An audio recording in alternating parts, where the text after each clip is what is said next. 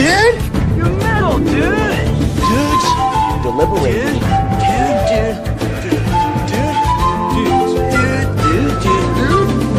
Delivering. Delivering. Dogface. Delivering. Dogface. I'm the dude.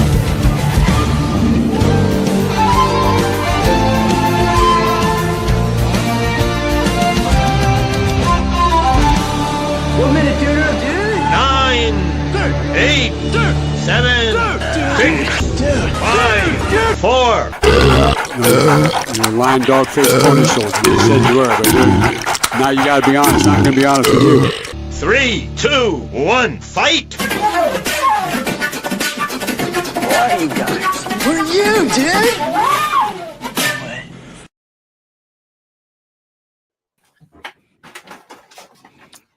What's up, guys? There we are. How's it going, everybody? Hello.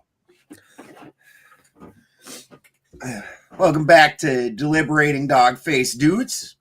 And tonight we have a special guest, Alan Crawford. We'll let Alan come in and pimp anything that he wants pimped. Looking forward to give him a round of applause. Looking forward to a good conversation here. How's it going, Alan?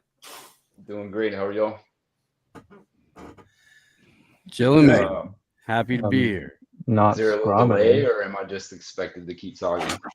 No, go ahead and just introduce yourself and tell anybody anything pertinent that you want known. Like, okay. My name's Alan Crawford. I don't really have a lot going on right now.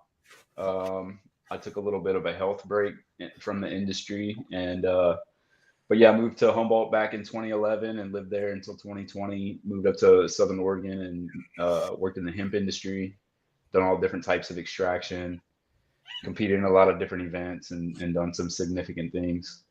So I have a side project called the Unwinding Project. You can find it on YouTube. wait, And my Instagram is also the Unwinding Project. You can see it's really just the Instagram is cannabis focused. The YouTube is kind of health focused. So the Instagram is definitely the way to go to see my cannabis experience. And lately, the most recent cannabis stuff I've been doing is lab design and build out. Some pretty big labs, butane extraction.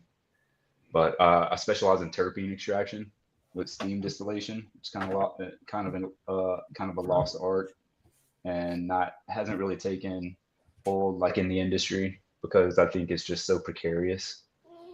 It's hard to and there's just so many people out there that the terpenes that they're going after is, oh look, this is blue raspberry nut tickle. People are like, oh yeah, and it's there's nothing related to cannabis in that terpene. Right. So I come from a purely medicinal perspective on cannabis, and that's been my approach from the beginning. I watched Run from the Cure, the Rick Simpson story, and I was born and raised here.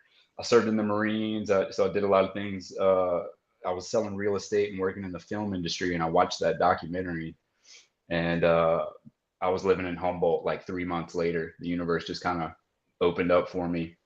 Once I decided I had to go figure out whether or not that documentary was true, So that's kind of how my journey started, and it's just been a process of trying to learn everything about the plant from seed to sap, and in an effort to find the best medicine, And as far as I'm concerned, I found it. So now I felt okay taking a break, right? I'm just kind of watching the industry, and it's not a whole lot of new stuff, just kind of improvements on the stuff that we were doing back then, and actually right at the base of the mountain you're living on, So yeah, it's been a pretty wild journey. I don't know exactly which way y'all want to go with the conversation, but there's literally nobody here to really talk to about this kind of stuff, and it's been a minute, so I'm excited to actually talk about it.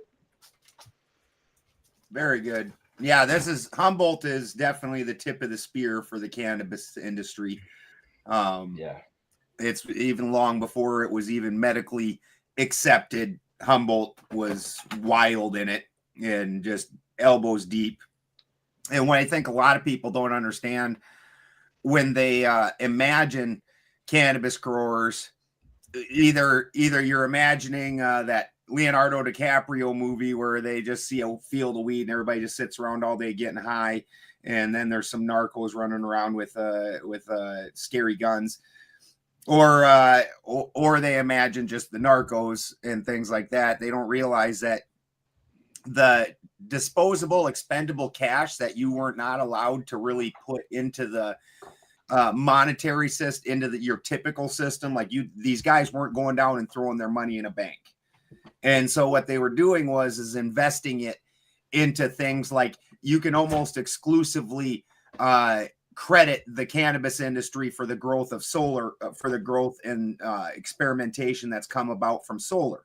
And so the same thing applies in the medicinal portion of the industry, where a lot of people would think that this is just a bunch of punks sitting around getting high. No, a lot of these people were really putting in effort and money in order to try and make these products straight and right.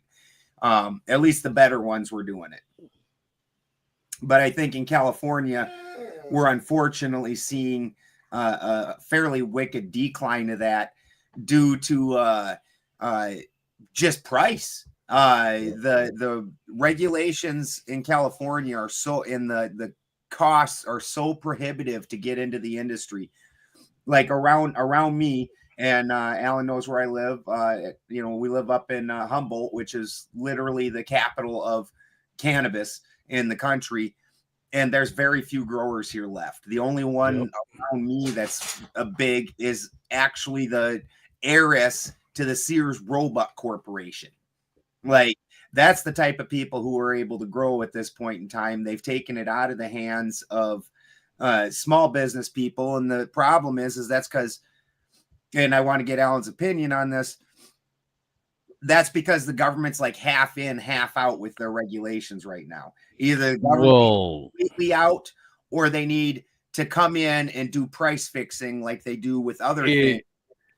It happened in a bunch of different ways, man. And in 2016, when it went full wreck here in California, I was in Santa Cruz County and I was writing for a local newspaper. So I was covering this shit at the legislative level and the producer level and the cannabis lawyer level and all that kind of shit.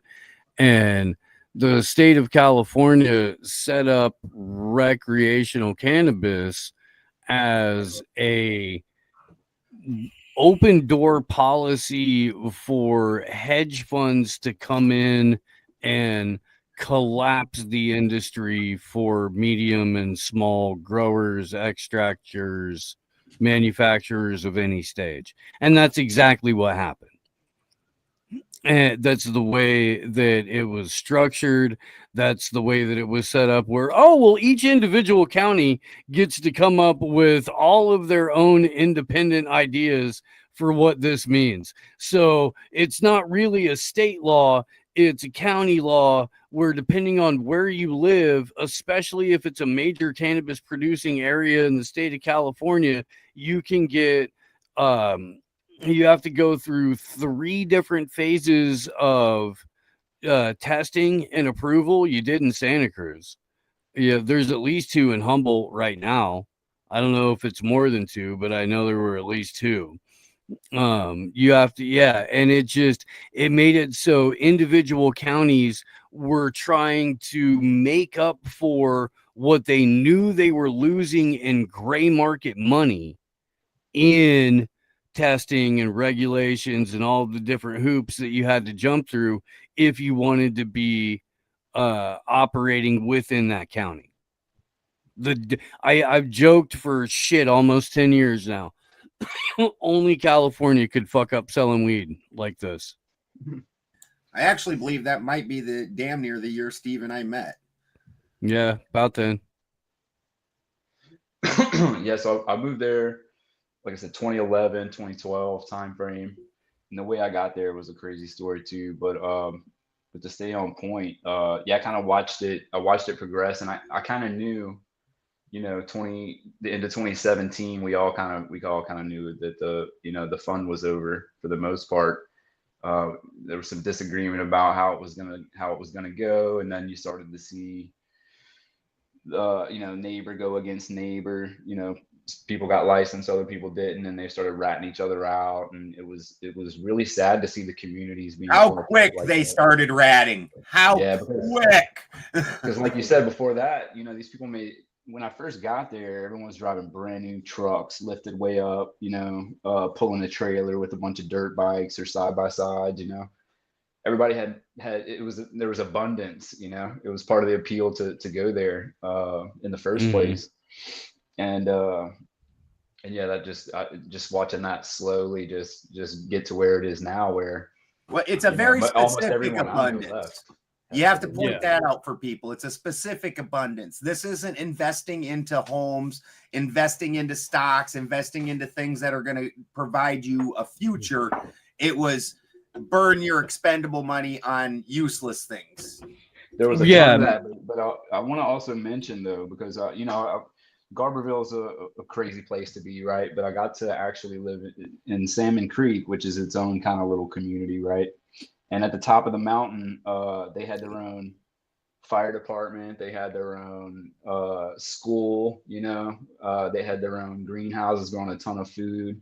They had all kinds of stuff going on. And it was all self-funded from the community. And that was, I don't know where else you can see that in the country. Spy Rock Road in Mendo was like that too. Right. Yeah. Mendo, yeah, and then McKinleyville was like that in a couple of different ways. It was kind of its own little pocket. I was up there for a little bit. Trinity County has to have that shit going on because there's only fucking so many places where people live in TC. You know what I mean? There's a lot of land, there's a lot of forest, there's a lot of national forest. There's just not a lot of people, man. I got a buddy that was part of the fire department there, and there's only so many engines they have. There's only so many people. There's only so many sheriffs they have, So if shit goes down, it takes a minute for people to get there, and then it really takes a minute for a formulated mass response to anything. Right. Yeah. I love it out there too, man. It has 4 legitimate seasons. It's one of the rare places in California where you can get winter, spring, summer, fall. Right on.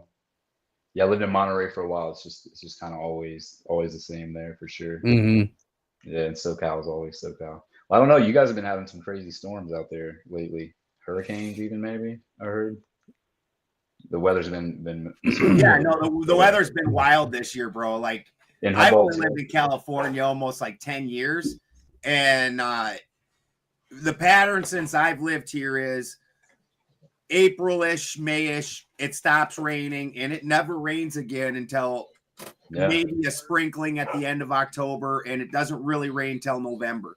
It's been dead hard raining up here since September, like hard raining. That's wild. Because early rain was rare, and everybody would freak out. I'm in Marin County, in the southern part of the county, and it's been, I guess, the coldest winter that they've recorded in a very, very, very long time, and it doesn't really get above 55. It hovers at or below 40 at night currently, but we haven't had all the rain they're getting up north. We haven't got at all. We've got that, whatever that like doom fog, radiation fog over the Central Valley is. That's all over the place here too. I mean, I don't know how much that really affects the markets. I mean, I guess it does. When I first got there, it was the fires that were the big problem. Right? Yeah. Everything tasted like smoke, No, So I remember. And then Oregon, I got chased out of Oregon. We had to like evacuate to Grants Pass a couple times from the fires in down south. So I so had that's always been to an I had interesting to look. evacuate from Boulder Creek in the Santa Cruz Mountains, and I went to his place in Humboldt to evacuate. And then all of a sudden there was another fire like 3 ridges over from his place. And we were like, and then we got evacuated. damn it. Yeah, it was wild days back then when legalization happened, man. It was wild because, you know, I had I went out there out of necessity, right? Like I wasn't into I didn't know anything about the culture. I just knew I had to learn about this plant, and that's where I ended up. So I was there, and I participated in it, but I was still kind of just watching it from the outside the whole time, you know. But you know, I had some success that with a couple, you know, under the Prop 215 in 2017. Competed pretty heavy on the West Coast. Won a couple High Times Cups and stuff for my vape pens. And then 2018, all the investors came in, and what I found amazing was most of the people I worked with, you know, pre-legalization, most of them had records and had done time even, you know, a lot of them were deadheads, and, you know, it was almost entirely, you know, cannabis related offenses that they were locked up for. But, you know, when the investors came in, those were the real crooks as far as I could tell, you know, making like Always 100% loans. And, you know, the company that I was repping, that I was basically managing the entire company, got taken over in kind of a hostile takeover like that. And then I tried to work with them, but it just, man, I never imagined the greed that could exist in the world until I'll tell you the what, investors Alan, took that's over a the repeat company. business model with veterans who are recently turned on to cannabis, especially through PTSD treatment, and then availability of opportunity to put useful skills that you learned through whatever your job or jobs were while you were in service. You can usually apply a lot of that to the cannabis industry. And there's so many people who got ate up and spit out like that. And it's not just California, it's Colorado, it's anywhere where there is like recreational cannabis. And it's quit jumping on the back of my fucking chair. wild, like how much of a predatory pipeline there is like that for hedge fund and, you know, super money back investor growers and veterans. And they're like, oh, well, I guess you're used to being fucking used for cannon fodder. You can get used to being used to fucking, you know what? You were just standing around guarding a poppy field 15 years ago. You stand around and guard this, fuck it. And like, that's just how they view the whole thing. And it's sick, dude. It's gross. Yeah, that was the part of the cannabis lifestyle, cannabis culture, just the Humboldt kind of lifestyle. No one there was really from there. Everybody's from a different place. There were a ton of vets, you know, psychedelics were prevalent, like healing was definitely the underlying theme. Even the people I think that were there recreationally, you know, were also looking for healing in different ways. So it was kind of this kind of a special place in time. And I don't know if it'll ever exist like that again, you know, because of the greed, you know. There was this spirit of like freeing the plant back in the day, you know, and that entire concept is completely destroyed by the inherent contradiction of it being federally illegal and the states being allowed to make all the money on it and profit and make it unaffordable for the people who need it the most, you know. So I it's pretty first tragic. started coming to Humboldt in the like early 90s and mid 90s, and it was I mean, it was very militant once you got up onto somebody's property. You know, it was pretty locked down and there was no fucking around, and everybody, you know, it wasn't like everybody was there for happy harvest party / orgy or we a bender, you know, kind of thing. Like it was still kind of the camp days, and it was very, very illegal. And it, you kind of had to be vetted a little bit before you got up there, and you definitely weren't allowed to see where you were going if you were just kid at a coffee shop in Garberville that got picked up during harvest season to go trim or whatever. But if you kept your mouth shut and you did a good job and proved yourself useful, you made some good friends and you got to hang out and you got to come back next year. I think you need to explain what camp days are. Your average person doesn't know exactly what that means. And okay, it's not as fun as it sounds.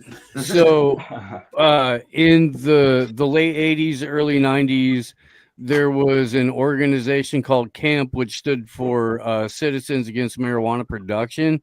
And they were private. They were basically a privately funded anti-cannabis militia that coordinated with local, state, and federal law enforcement to raid cannabis growers in what's called the Emerald Triangle, which is Mendocino, Humboldt, and Trinity County in Northern California.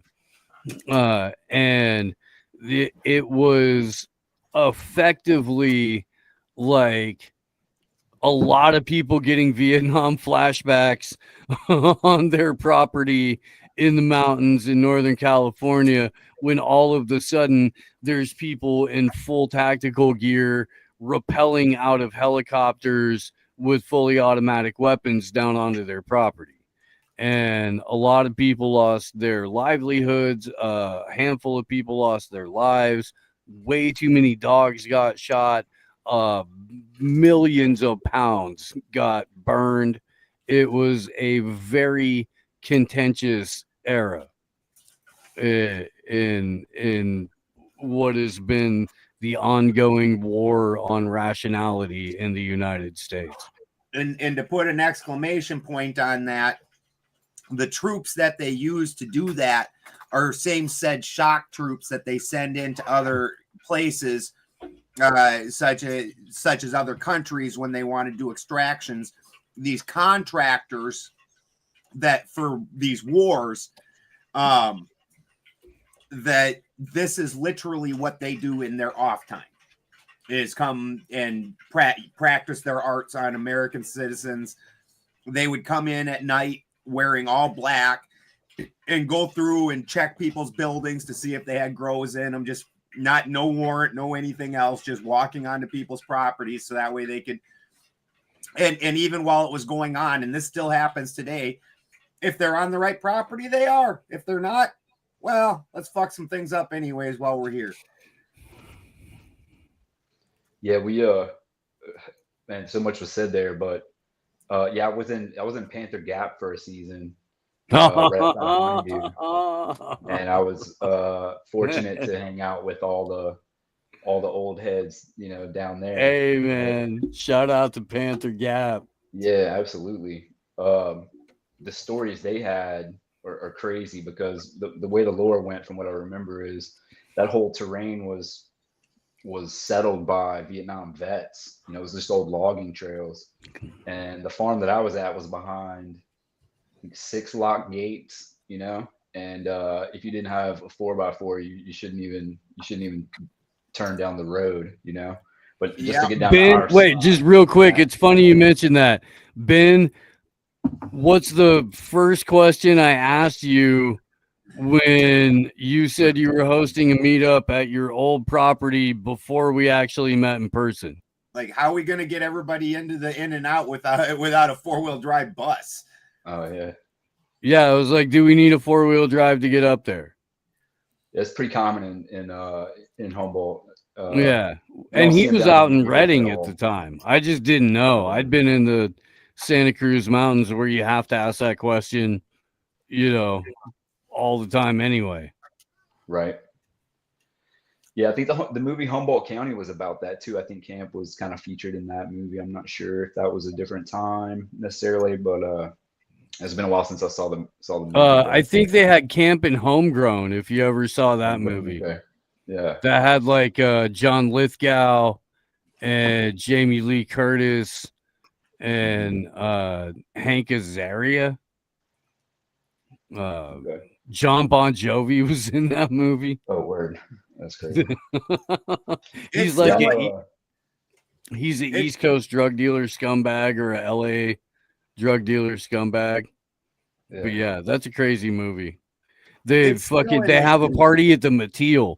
That's how I think it opens, or so I think somebody gets shot or something like that, and then the next scene is they're having a harvest party at the Mateel. What was the name of the movie? If you lived in Garberville, you know. I think you said.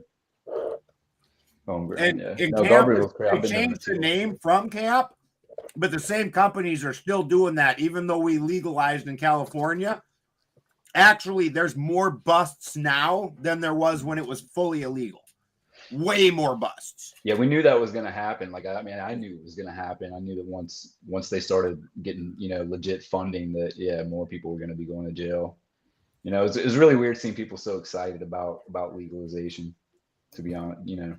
But It was everybody that was sick of going to the fucking park or going downtown to go maybe buy a short eighth from freaking Spider, the punk rock, gutter punk, homeless fentanyl kid. Right. And that's what did it, because most of the growers, there was a huge coalition up in Humboldt. I remember that. Mendocino too, Santa Cruz definitely, Sonoma County. There were a bunch of growers that were like, no, what do you no? And their whole livelihoods went from, hey man, we're doing pretty good, and as a result of us doing pretty good, there's every grocery store is popping, every bar is popping, every restaurant is popping, the lumber yard is doing great, and it really, that gray market, green economy is what kept the entirety of the Pacific Northwest up till you got around to Portland or Seattle flowing for almost 50 years. And then they fucked it all up. Yeah, they did. Big time. Yeah. Yeah, I'm pissed, dude. I'm like you, Alan. Like, a lot of what brought me out west in the first place was a draw to the industry when it was still like, outlaw fucking. We're not really. This is extra legal days, But that's what brought me out west, and to watch what happened over the course of 20 years. Since I've really been out here for good, going on 30 years since I've really been out here for good. But those first 20 years, holy shit, from Prop 215 to recreational, they destroyed a multi-generational industry that kept everybody, including the fucking sheriffs that were growing on the side too, happy and fucking fed and focused on actual crime and fucking keeping out the exact kind of investor element that's taken over the area over the last 10 years. Yeah, it sucks, man. Yeah, I mean, Humboldt it was all mom and pop when I got there. The Walmart was like pushed back in the corner, but and I tell you, being from where I'm from, there's just nothing like it. I've been all from coast to coast, and I haven't seen anything like it, man. It's such a magical place, and I hope it gets back there, And I heard that there are some young guys there. There's people who are really dedicated and still doing it, but there's like a new younger guys, I think, moving there that are trying to bring it back a little bit. Well, they're basically gentrifying it at this point, man. It's all shot out. It's blown. Eureka's a fucking hellhole, dude. Like, literally, there's no money left in the industry because that's what I was talking about with the half in, half out. Because the federal government's not involved, there's no pricing regulations. And so, old girl down the road that's punching out 400,000 pounds a year, she got no problem dropping them for $250 a pound. And even if she's only making $50 a pound, times 400,000, where your local mom and pop that grew 30 pounds when he only makes $50 a pound. Well, that don't work out near as well. You're now needing to have a job, and this is like your side hobby type thing. And because you already burned through logging, you already burned through fishing, you already burned. There's no rail, there's no. What are you gonna do? Be the most remote tech hub on the planet, where nobody's got a fucking high school diploma? I don't know how to deal with that, Jim. I think that's because this vertical stream thing. I see him, Jim.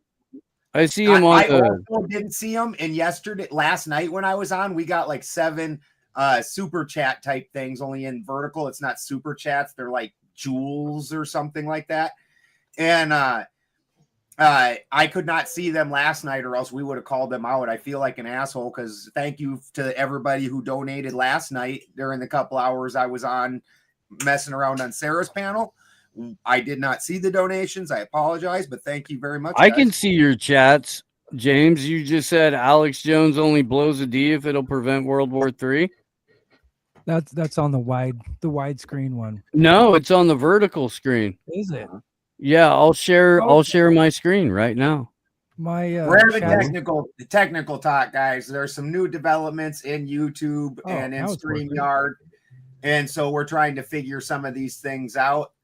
And one of the developments is that we're now doing 2 streams simultaneously. One of them is in a vertical format. One of them is in a horizontal format. Right. And we're doing both. Yeah, if we go back here, this is the horizontal format. Right? And that's that chat. Maybe it's a localized filtering because some of my comments don't show up on the big screen. It was an issue last night where I didn't see any of we had like a whole bunch of people donate jewels to us of some form. This is episode 420, sir. Of Duck Dynasty. The boys run a train on your mom. It's it's a holiday classic. A very special episode of Duck Dynasty. Yeah, it's also 710. Yeah, that's actually my neighborhood. Oh shoot, we lost him. He's back. There we go. All right. So, with all this said, what differences in? So I want to bring this to something more relevant in today's what's going on. So we're currently seeing a heavy push against cannabis. We lost the chat in the corner too, Steve. What? No, I didn't. It says I'm backstage. No, you're on stage. We can see you, bro. We got you. Oh, weird. Okay. It could be running delayed. I don't know. But there's a heavy anti-cannabis push, and obviously, and when we were talking about a little bit before the show, these guys threw out the alcohol industry, which absolutely makes sense because they're losing, handfuls, just hands and fists of money, hundreds of millions of dollars. Gen Z don't drink at all. Yeah. They can't afford the streaming services they're hooked on for dopamine. They're not going out to buy a $17 fucking cocktail. Yeah. That shit ain't happening. So the push is the anti-cannabis push right now is they have this thing that they're calling scromiting. And this is part of why I wanted to talk to Alan about the different products that have been used as herbicides and pesticides and fertilizers historically, because this scromiting thing, smoking weed is not new. And the propaganda out right now is basically trying to make it seem like it's new. Like, oh, look, now everybody's, and what scromiting is scream vomiting. And this is, by the way, I remember covering this on AM Wake Up 4 years ago. 2, maybe 3 years ago, maybe 4 years ago. But I they've remember when already they tried this before. they've already tried to push this once or twice. The scrum it. It's already been thrown out there a little bit. Yeah. Yeah, and this one's the heaviest push I've seen so far. Like on social media, I'm seeing it probably every couple scrollings. You're getting some type of a health emergency. Emergency rooms are full of people scrummeting, blah blah. So I kind of wanted to get your take on that and what you think, whether this has any validity at all, or and if so, what's causing it. And I'm not sure what we got pulled up here. I'm assuming it's something related. This is the lady who's going to tell us about this new phenomenon. You're on the wrong mic, Marcus. Let's watch.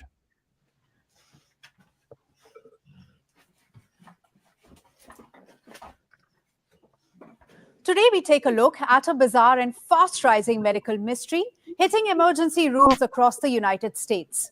Something social media has dramatically named scrometing. The term combines screaming and violent vomiting, and doctors say it's the hallmark of a condition called cannabis hyperemesis syndrome, or CHS. It's showing up most often in regular marijuana users, including teenagers. And ER doctors describe patients arriving doubled over, clutching their stomachs and vomiting repeatedly, sometimes 4 or 5 times an hour. The episodes can last for hours, even days. To make matters worse, the symptoms usually hit within 24 hours of cannabis use, sending patients into cycles of dehydration and agony, sometimes 3 or 4 times a year. The immediate fix is usually IV fluids and anti-nausea meds. But experts say the real cure is quitting cannabis altogether. Until then, the strange and unsettling trend of scrometing is likely to keep rising. At least the propaganda about it is likely to keep rising. Alan had to step out. He was having some technical issues. We have decided to poison the cannabis supply in the country after everyone is getting sick from the weed we have made you smoke. We are going to take it away from everyone else and punish the people who are growing on their own in their home garden. It's a good Hank Azaria impression. Do you remember, Steve, the thank you, scrum it again. They were spraying, the government was spraying something on the Mexican cannabis crops in order to make people get sick when they smoke. It was paraquat. Yeah, paraquat. That's what it was. I have to wonder if this isn't a similar situation that we have here to the paraquat days. Could it be a genetically modified, like glyphosate genetic weed plant, perhaps?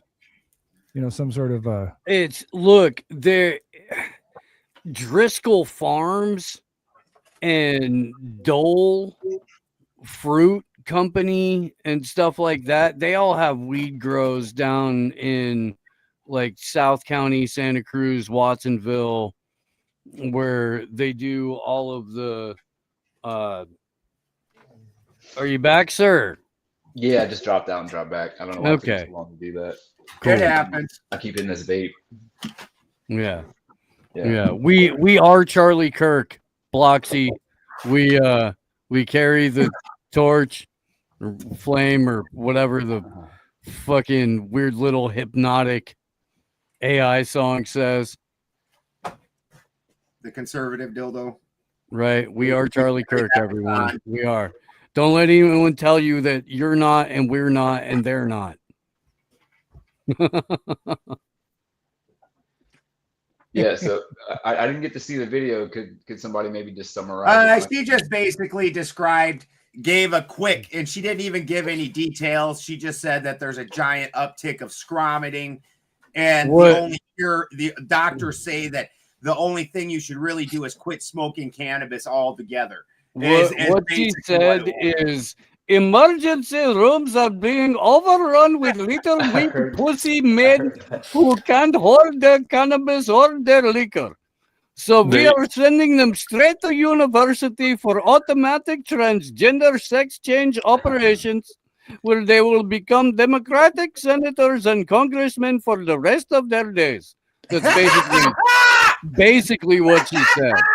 I'm not 100% sure I'm doing that verbatim, but it's close. It's close. Timestamp that shit. Yeah. I've definitely screamed and vomited at the same time, but I don't know. I don't think it's related. There was usually whiskey and a fucking 5'1" Latina involved. Yeah, this is only kind of gay, Silas. We are fucking around. We gotta jack it up then, right? Jack it up. Kind of half-ass bullshit is this? Jesus. Pedals to the metal. Pedals to the metal. She had reported that it was this new phrase, this new condition, cannabis hyperemesis syndrome. So they were calling it CES so that they could charge you for the CES visit. And then the solution is to just stop cannabis altogether. I do have one friend that this happened to.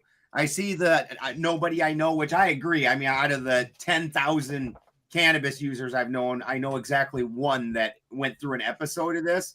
Same here. And as soon as he smoked somebody else's cannabis, it wasn't a problem. So this would lead, and obviously back then it was fully illegal. So we didn't have the ability to do studies on what was going on. But one would believe that either something that they were using as a herbicide, pesticide, nutrient drench on as a foliar feed, something along that lines. Like even when you look at things like organic pesticides, like when I first moved here, sulfur was a big one to use. That's an organic thing.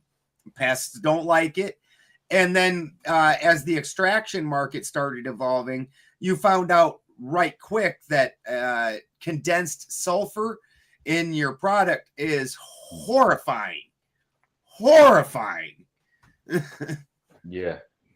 No, absolutely. There's a million different pesticides. I mean, the way that I see the whole the whole situation is you can't really grow commercially at scale without using those options. I mean, if you study like especially indoor. So what do you consider even outdoor? What do you consider? I was going to ask, what do you consider at scale outdoors?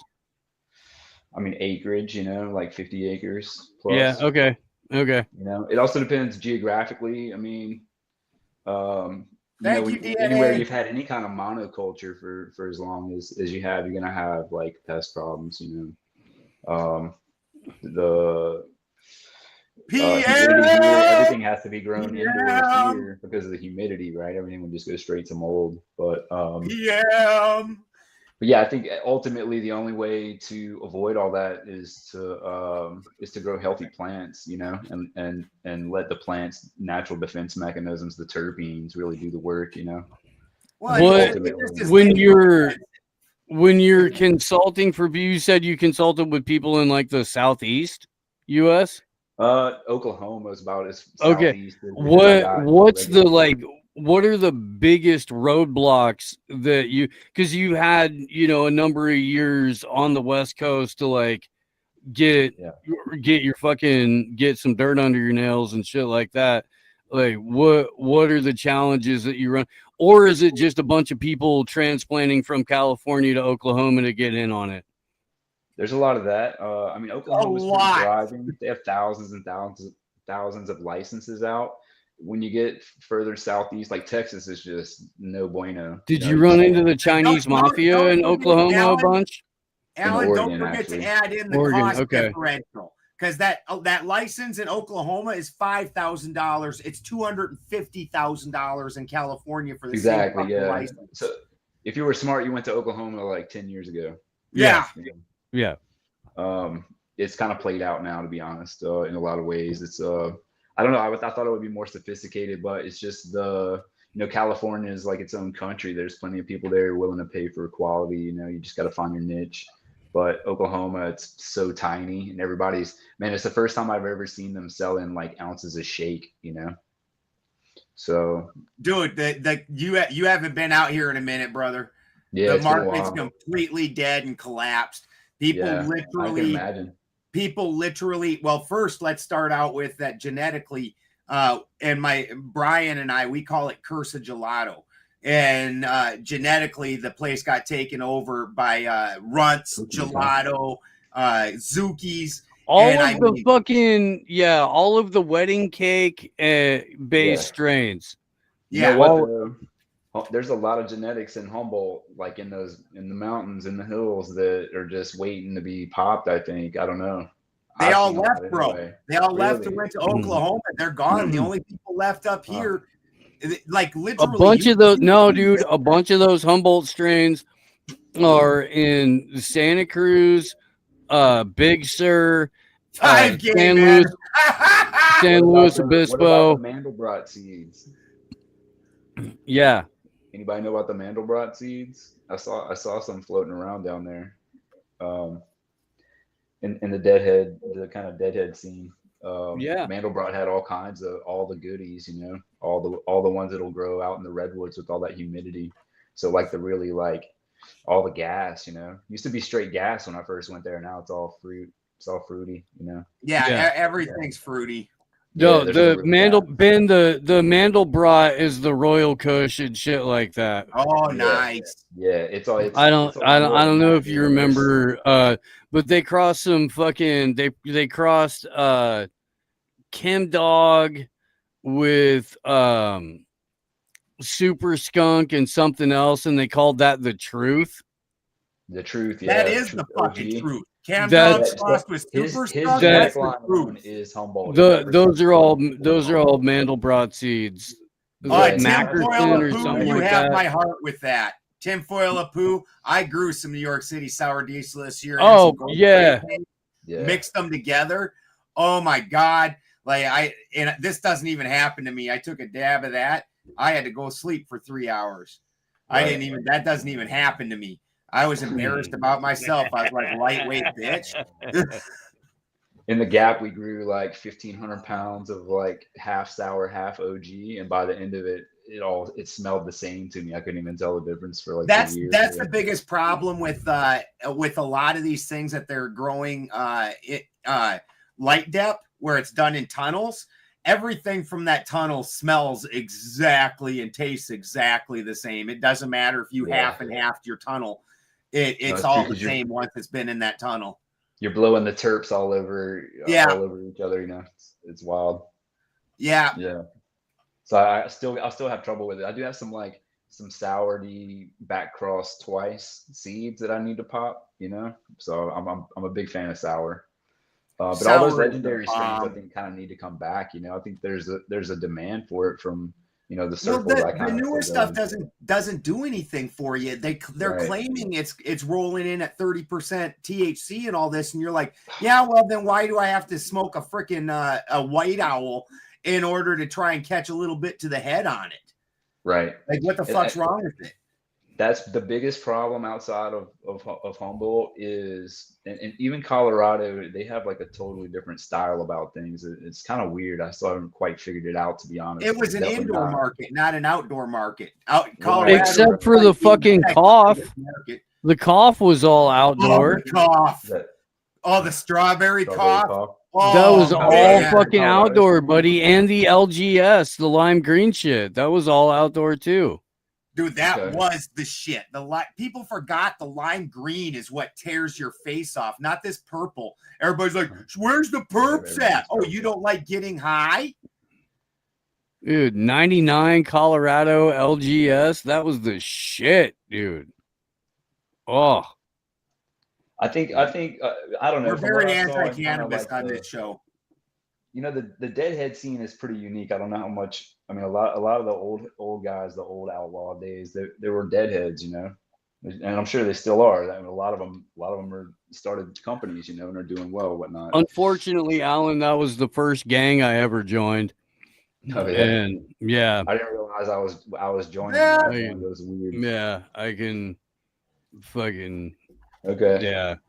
I was initiated many times in many different ways, man. But the guy that brought me out there, if y'all want to hear a quick story about how I got brought up there in the first place, I was in Louisiana, and somebody met you down in the Ray's parking lot, thought you were cute, and brought you up to trim. no, Oh, that wasn't it. no, I was working in the film industry, and there were a lot of people from California here from the film scene, and I had my own source, and I was reselling or whatever, small quantities, and I met this guy who was like, this is bullshit. If you want some real shit, whatever.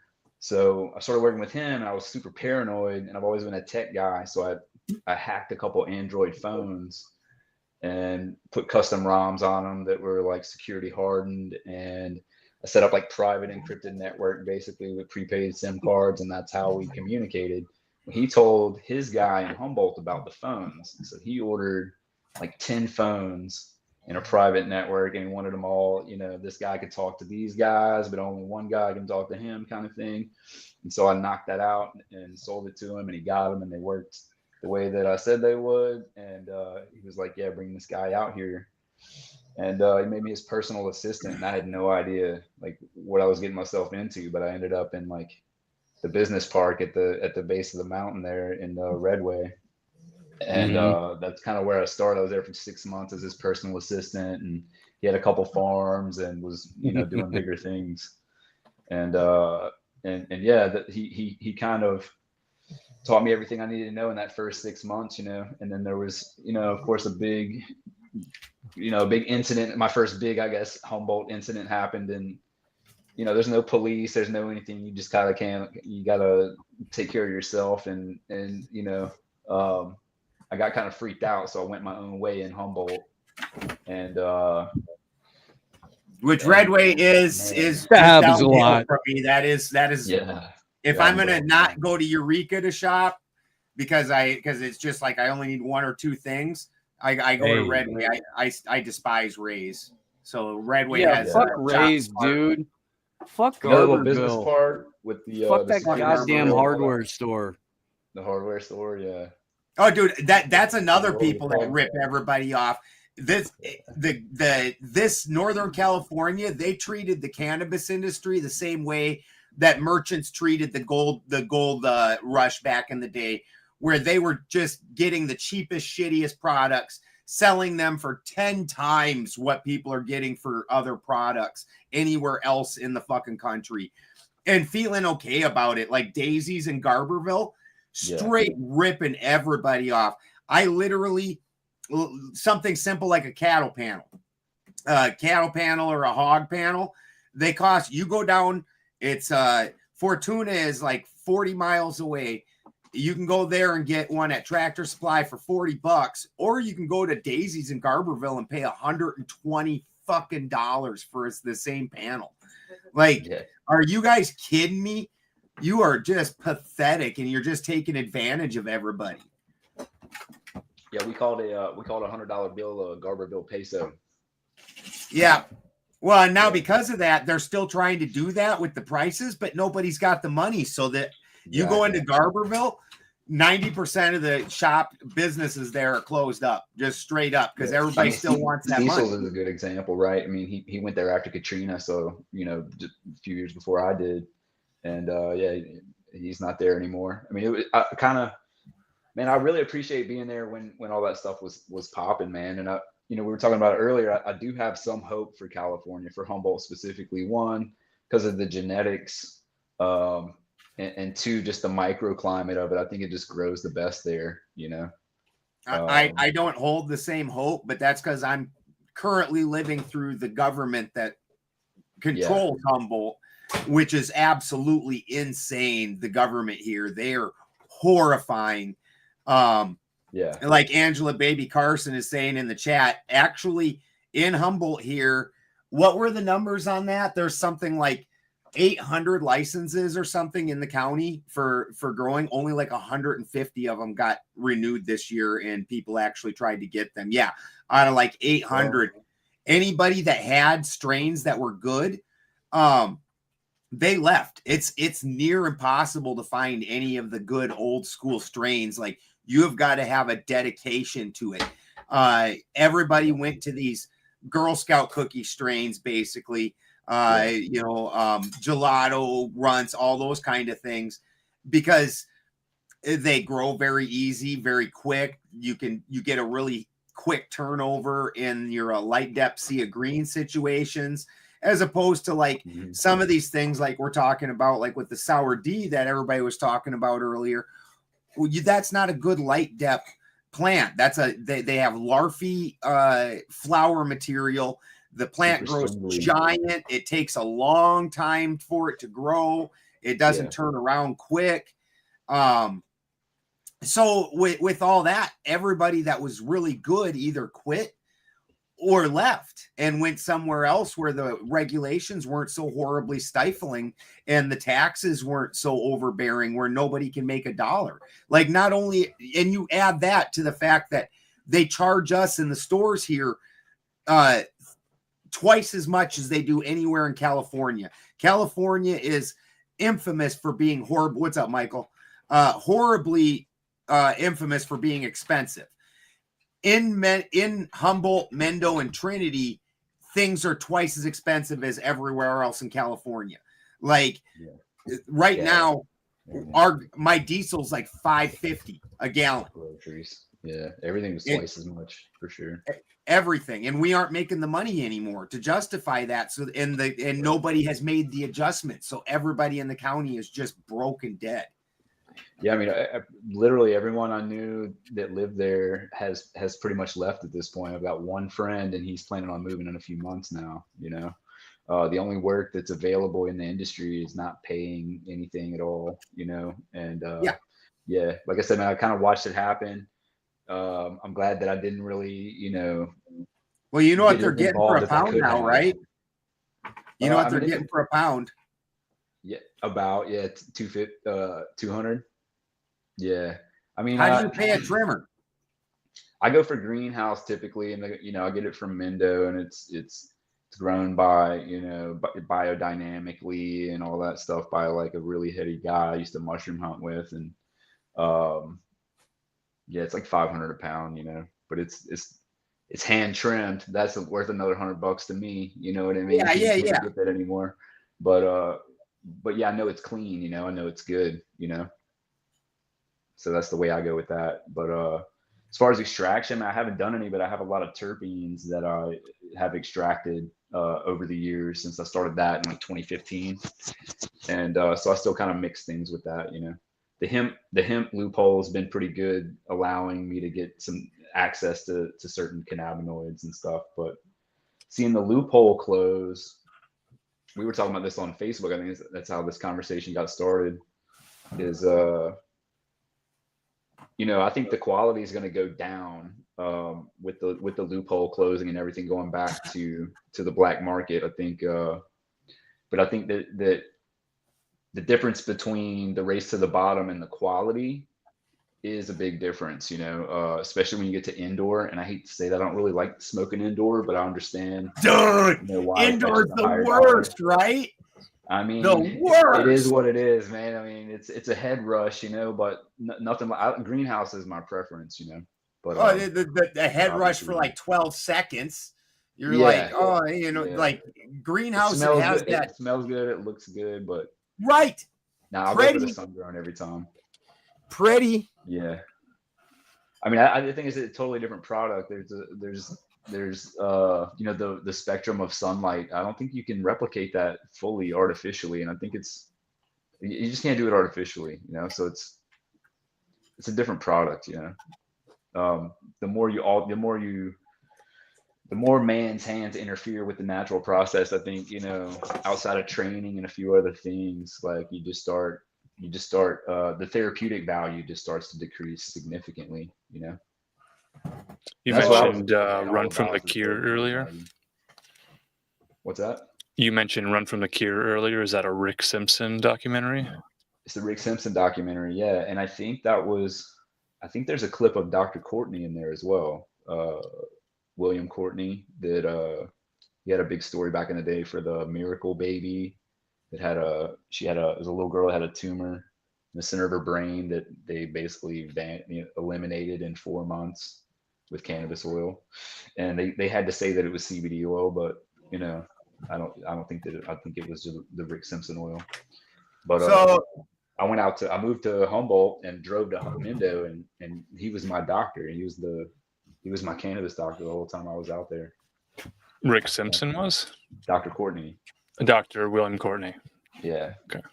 So I did some cool stuff with him too. Like one of the big things I helped him with was the different growers I was working with. I would ask them which strains specifically the deer were going for, because he was interested in their ability to find the most medicinal strains, intuitively.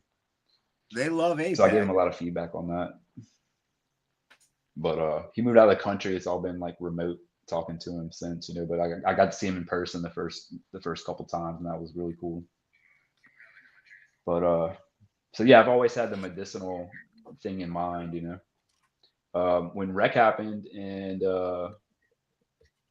I was really big in Weed for Warriors, and we would give away like a lot of the oil that we were making to the vets. And I mean, we did the monthly one in Humboldt, but I went down to LA quite a bit to the headquarters there and did a lot of events.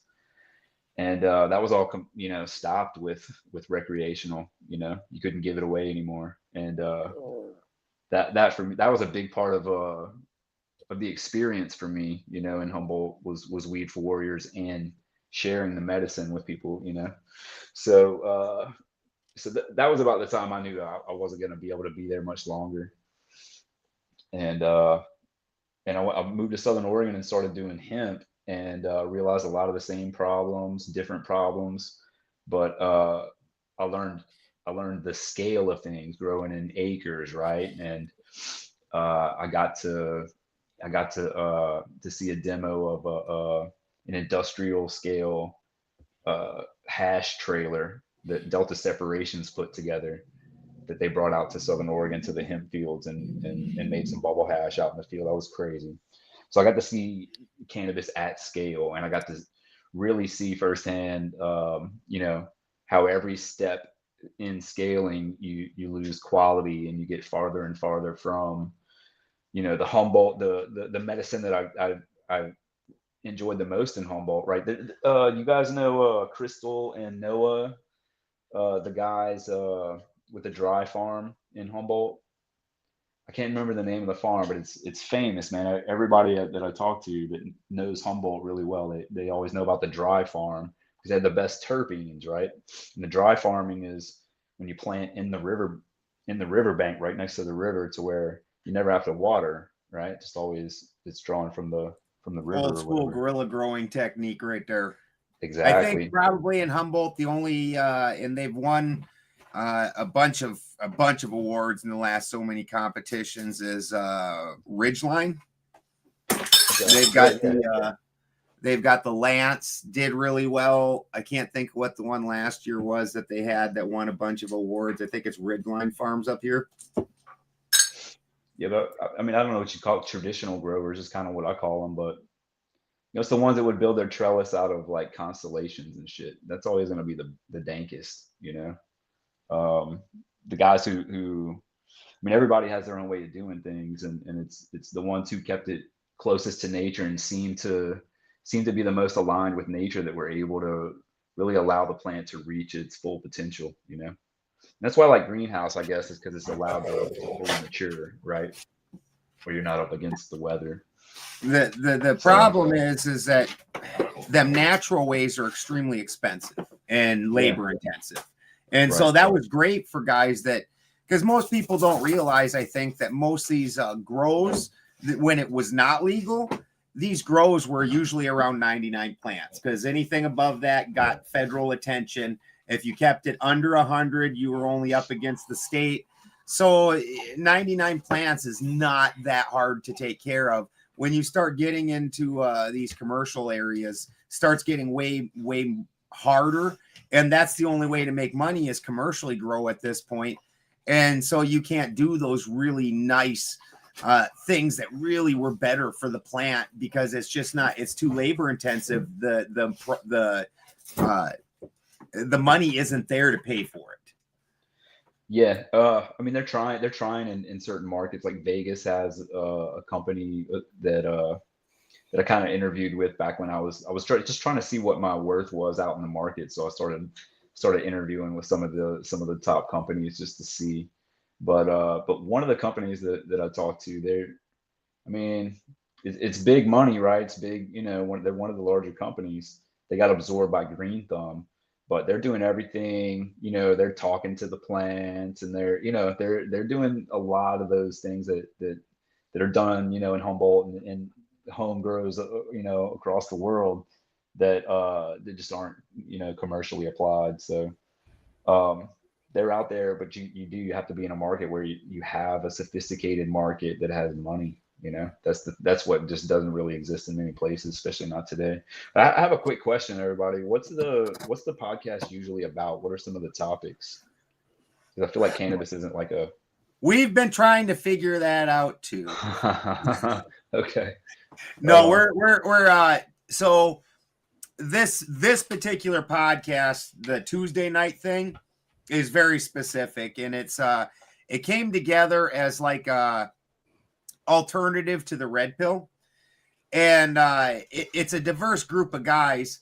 So you got Steve up here. He's normally his show is typically about geopolitics and things like that, and he's spoken to just about every whistleblower you could possibly name, no matter how big and famous they are, including the Epstein story. The very first time the world heard the Epstein story break was on Steve's show.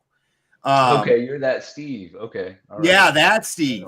And then Jim here is an artistic master. He has, not only does he make bronze art, but now he has become the metal smith of such, and he's now making his own metals and things like that. And he speaks on occult very heavily. And Jim has the privilege of being one of the last people that when Tracy Twyman was at the end of her cut short life, Jim was able to spend a substantial amount of time with her, and she came on the show Jim was on consistently. Marcus is our computer wizard, and Marcus is also, I'm fairly sure, if we go back to the time of magic and gods, Marcus will be the new Argus, as he has taken in all the information. You must wheedle it out of him in bits or pieces. Talking to him is definitely going to be more confusing than climbing a mountain in Tibet and talking to a monk who does not speak English.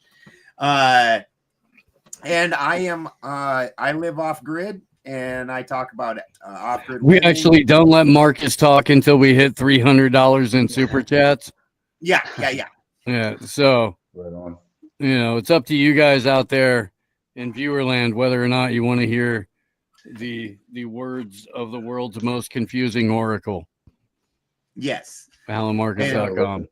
Yeah. And I speak about alchemy and occult and electricity and off-grid living. And so between us on this show, we talk about just about anything and everything that catches our attention.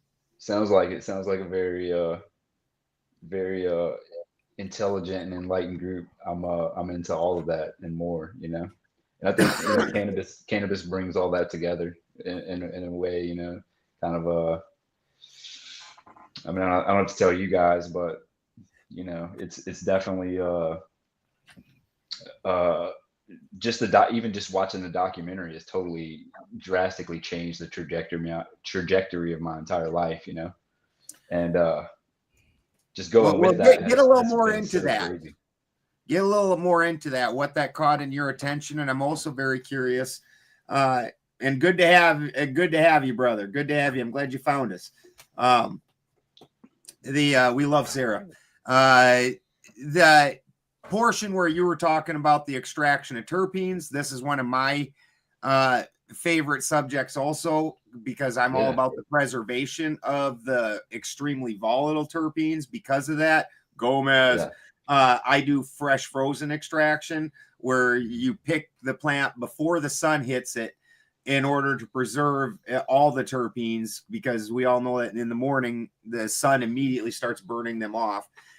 In order to Yeah. And so in order to preserve all of that, and then immediately putting the plant into frozen temperatures, so that way the terpenes are locked in.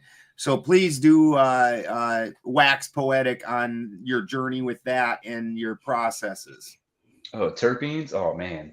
Okay, so I started with butane in 2013, and we were making shatter like everybody else back then, but the trim was so dank and Humboldt that like all our patties were so sticky, nobody wanted them. It was the wildest thing ever, dude. So we just started putting it in jars, and then it would crystallize and started doing all this crazy shit. And then we started, scraping the top of the patties with forks to make it nucleate. And then we started,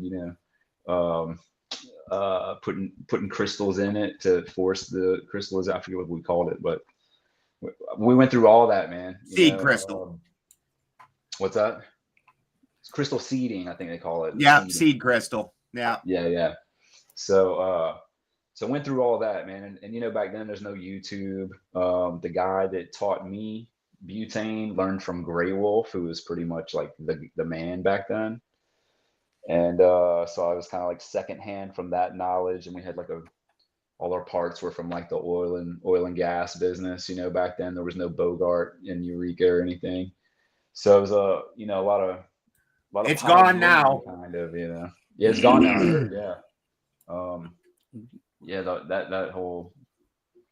Anyway, like I said, the industry hasn't changed much. It's just kind of improved. Like the tech has kind of improved, but we learned we were doing passive back then. We weren't even using pumps in the beginning, and we kind of grew into, by the end of it, we had 2 6-foot columns like stacked on top of each other, and we had ladders, and then we put cameras in everything basically. And so that was all fun, but the basics are all still there. I still have the glass tube, that I first started with. It's like small on one end, and you pack it with material, and you have the can of butane into a Pyrex and all that. So I found that the other day in storage. I was really excited that I held on to that. But so I knew about terpenes, and I kind of understood what was going on back then. But then the guy that I started with that brought me out to California, who I kind of ran away from because the lifestyle was just too crazy for me.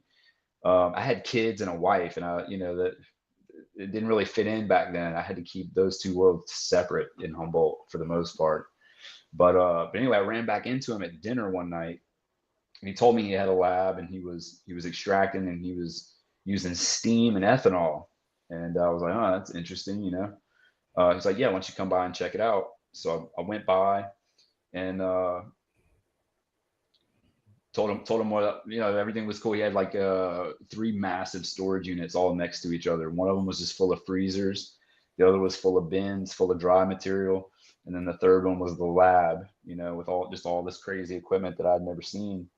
And there was like 20 people in there, and none of them seemed to know what they were doing at all. And it was a mess, and the manager was trying to launch his own like vape hardware company while he's managing the lab. He just wanted the oil to put in his pen, and he was like using the lab to process his material on the side, like all the typical Humboldt shit. And so the guy that brought me out, we'll just call him Ace, right? I'll just come up with a nickname for him. So Ace was just like, money was just bleeding money all over the place. And I was there for like a couple days, and I told him, I was like, hey man, this, you really need to fire everybody, keep 2 guys, and I can turn this whole thing around for you, and we can make some good medicine. And so that's what we did, man. He listened to me, and with all that money he was saving, pretty much anything that I told him that we needed, he would go buy it, and then he would drop it on me and say, here, figure it out, never pay for the training, with the equipment. But one thing he did do is we brought in several consultants on various things, various aspects, different industry leaders who offered that service back in the day. So I got to learn a lot of different things that, very much proprietary. A lot of the secrets, right? The Ace was really good on understanding that it's all about the knowledge, really, you know. So and the data. So it was real heavy on R&D back then. But the one thing he was doing differently was he was using steam distillation to capture the terpenes, right? And the guy who designed the stills, it's a guy named the Wizard, who was like a Burning Man legend who worked for Boeing back in the day, and he lives at the top of like uh, Santa, whatever, some like one of the most baller neighborhoods in San Diego. There's like $1 billion homes all around him, and he's got this like tweaker built 3-story shack with like a big huge like aluminum metal building with like all the like stainless and equipment and shit in it. And he just bangs out these steam distilled rigs, you know, steam distillation rigs. And the way he comes up with his designs is he injects ketamine, and then he says he talks to God, becomes a molecule of steam, and all this kind of stuff, right? I've known a few people who have injected ketochloride that have claimed to have talked to God, or, you know, there was a dude who was standing in the courtyard of a Motel 6 in Bloomington, Indiana, waiting for the mothership. That was weird. This guy said he says you got to get the ketamine from Mexico, because in America they take the God particle out, is what he would say. Okay. He was like 80 something years old, you know, so he's a legend. But fucking Clive DeCarl, who's extraordinarily well-known doctor in alternative medicine. On my show, he told me that if you want to talk to God and you want the best time in your life, you got to go into the K-hole and be naked and hold a woman who's also naked while you're both going into the K-hole. I was like, the fuck is this guy? I'll tell you what, man, that is fun. He's like librarian in like 70, and you're like, is this 70-year-old librarian telling me to go into the K-hole? Yeah. I've been in some situations where ketamine was going around. I've never done it personally, but because I heard of the K-hole, and it just scared me out of ever trying it. But I've done a lot of other psychedelics, but not that one. But I was at a party one time where things got out of control on ketamine, and I was really glad that I wasn't on it, you know. So anyway, I forgot what I was even talking about, man. I got off on a tangent. Now you're stuck in the K-hole. I'm in a K-hole. Right. Your legend of the Wizard. Wait 3 minutes and then just communicate telepathically with everyone. Definitely what happens in the fucking K-hole. Right. Yeah. So the psychedelic, the whole psychedelic world with the deadheads, and then the company I was working for, the logo was actually an Alex Gray painting. And so Alex Gray did events with us, I think it was every 3 months. He would do events. We'd set up all of his artwork around. He would do autograph sessions and stuff. And so psychedelics were everywhere. I mean, it was just out of control, to be honest. But so the Wizard he had, the way he designed his machine was with sacred geometry based on this painting by Alex Gray called Higher Vision, which was the name of the company that I worked for. And so that the whole thing was kind of, you know, intermingled and twisted together in some crazy LSD trip. But at the end of the day, the guy made these machines, and it was kind of like nobody knew where we were getting this equipment from or how we were able to produce these super high quality terpenes. But it was because we were using live material, really, you know, pretty far, you know, ahead of everybody else. And it was just so good. It was so fresh, and it was straight from the hill. And I was just really careful about not having any degradation whatsoever. So I would do things like you were saying. I would prep the plant, de-leaf the plants basically the day before, and then harvest like before the sun comes up, you know. And everything would go into freezers.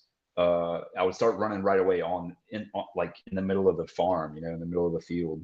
I'd set up the machines with propane, and a cold water source was all I needed, man. And I would just pump out, you know, mason jars full of crystal clear, super loud terps, you know, all day. And yeah, that it was nobody else was really doing it back then, you know. And then the ethanol side, watching that that whole thing progress, and starting with short path, and then for distillation, and then going to different rigs, white film, and spinning band, different things, different methods of more and more high precision rigs to get a more pure and actually a more full spectrum distillate at the end of the day. My hoodie says Carhartt. It's a rain defender. I live in Humboldt. It's constantly drizzling, so I gotta have. So it's one of them partially, at least. It's not waterproof, but it water resistant. Yeah. And I wanted to ask then, what is your thoughts on the comparison between ethanol and butane? Because myself, I prefer your hydrocarbon gases because of the oxygen molecule. And that's always my problem with your alcohol extractions is when you look at it chemically, the difference between a hydrocarbon and alcohol is literally just having an oxygen molecule in there, where your hydrocarbon, it's just butane and or just hydrogen and carbon, where your alcohol molecule, you have to add in an oxygen in there. Right. I don't really have a strong chemistry background, and I'm like a fan of alchemy, and I understand basics of alchemy, but I'm definitely no expert. But when you're looking at it chemically, oxygen's the thing that starts the breakdown process for everything. So when it's getting oxidized. And so especially with cannabis, like when you're trying to preserve like a THCA, part of the thing that's going to create that degradation is the removal of the carbon from the molecules, so the molecule is able to start breaking down and converting into different forms, and oxygen is going to be the means of that. So I've always been real resistant. I do use alcohol in some extractions, like if I'm like somebody specifically wants an alcohol extraction, but for the most part, because of that, I tend to steer away from alcohols. Yeah, I mean, well, I started with alcohol making Rick Simpson oil back in the day, so it's like I was familiar with it already. Now I jumped directly from my first batches of RSO. I jumped right into butane, and I did that for about 4 years before I even entertained ethanol extraction. The equipment was a lot more expensive. It was like lab grade equipment. You had to have rotary evaporators and all that kind of shit. So, and again, it's very precarious. It's like a glass system that you have to build yourself, that's very fragile compared to like basically just a bunch of steel, and Pyrex really in butane. So it's a different skill level, and I'm not gonna say higher level. It's different skill sets involved, I think. But I would say chemically, we always used, and we paid way more for it, organic ethanol from sugarcane that was 200 proof. And we would just use it once, and then we would use it for cleaning and other things, but we would only extract with it once. And again, I was always, so the first distillation head that was manufactured in the US, I'm told, was by Summit Research out of Santa Cruz. And Elliot actually showed it to me, the very first one that he had manufactured and sent to him. He actually was like a friend of mine. And he showed it to me in his garage, and he gave me some clear, right? Because back then the distillate was just called clear, and it was just clear, flavorless oil.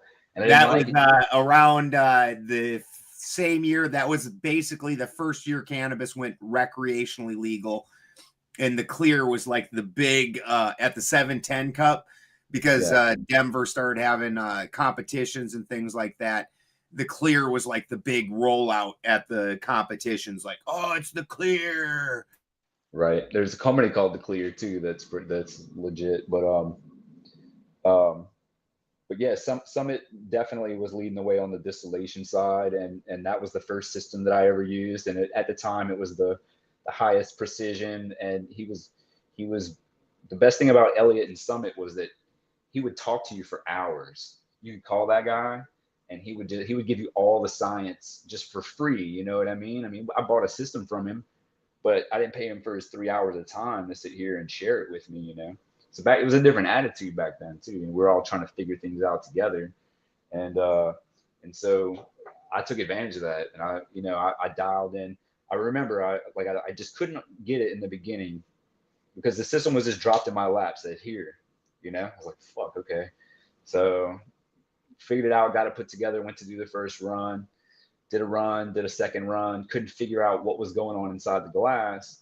So I sat there for like 3 days without sleeping, just glued to it because the process takes forever anyway, but I was dedicated to not leaving this machine until I understood exactly what was going on.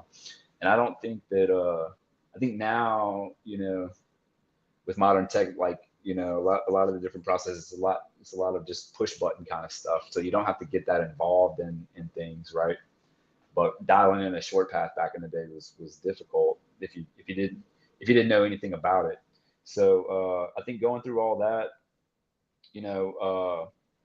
getting and working with the labs in the beginning, that was another thing we did a lot, was we worked directly with the labs on testing everything. Lab tests were relatively cheap back then compared to what they are now. We buy them by the thousand, and we were just testing everything. If you got a question about it, test it, So again, R&D heavy. So, big on, absorbing all that data and all that knowledge as quick as we could back then. But terpene specific, the terpenes we were creating, we needed, the distillate, we needed cannabinoids to go with it. So we had to figure out the ethanol because it was kind of, it was really the only option after you get the material wet, because then you have to dry it, right? And in the beginning, people would run. Well, that is the advantage of the hydrocarbon gases, is then instead of drying it, you can freeze it, and the hydrocarbon gas won't dissolve with the. What are you doing, dipshit? Stop. The hydrocarbon gas won't dissolve the water, but it will dissolve the oil. And so it'll pass through, as long as you stop. As long as you crush it up nice, you can just pull the oil out and leave that frozen water behind. So that's another one of your real advantages with the hydrocarbon gases. Well, I mean, we would run at negative 90 C, doing the ethanol extractions, and we'd run fresh frozen, and you get water. But it's what it'll dissolve with. That hydrocarbon doesn't want to mix with the water. Right. Honestly, the ethanol extraction that we were doing in a big batch reactor with an overhead stir and a paddle, and it was jacketed, and we just kept the chiller on it. It's all agitation and time, at the end of the day. And then the other big factor in ethanol is the filtration, So I would say at the end of the day, right, like the vape carts that we were making with that setup were just a really refined vape pen, right? Whereas the live resin cart is just a lot more going on, which I actually prefer on a personal level, of course. 100%, bro. Yeah, dude, absolutely. Dude, as unrefined as possible, and it lights your world up. Yeah, I do like to crystallize and then decarb partially on the live resin carts, as far, I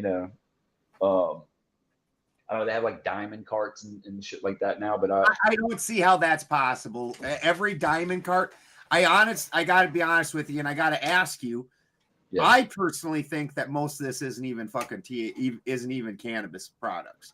Like the shit that we're seeing on the market now that's coming in from China. Like I've got one around here somewhere. I get them just to check it out, but I would never. I think I know where you're going with this, and I know where it's coming from. I mean, it may be a different source, but I know that from my experience in hemp, there's a lot of converting going on. There's a lot of conversions, right? The up jumping into Delta 8, the chemical up jumping. But you got to go to Delta 9 before you can go to Delta 8. But these look super fancy, super nice. This got 2 grams in it. It says on it that it's liquid or that it's live resin and everything. Horse shit, dude. Like diamonds do not. They're hard to break down. Yeah. Once you crystallize something, that does not want to break down easily. Like, No, I mean, I try to do it, you know, here on a very small scale, and it's crazy. You know, I can't imagine that scale. But yeah, so I mean, most of the live resin that I see here, black market, and the dispensary doesn't even.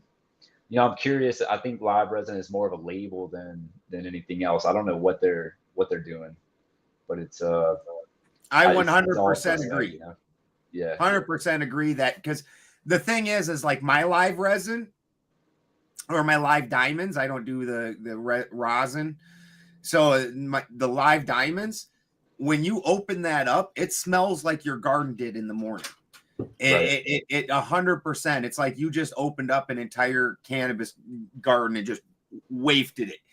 And like literally, I went to a Sam Tripoli and Eddie Bravo show and met Sam Tripoli and Eddie Bravo and XG, and standing in a comedy club full of people, and it was noisy as hell. Those guys wanted to check my shit out, and I fucking popped it open and handed it over to them, and the whole club went silent. And fucking all of a sudden somebody's like, "I'll get a pipe." Like they immediately, and that shit is so crazy loud. You can't even compare it. Then really, I mean, the live flower contains so many terpenes that once you dry it out, they're just not there. So overwhelmingly, the masses have no idea what those profiles are really like in reality. Once it's right. You know, so when you hand me a pen that has almost no smell, or it smells like raspberry gummy bear cum or something, then I'm aware of what live should be like. It should smell like I have my head buried in the middle of a plant. I think I know what's going wrong in the processing in these.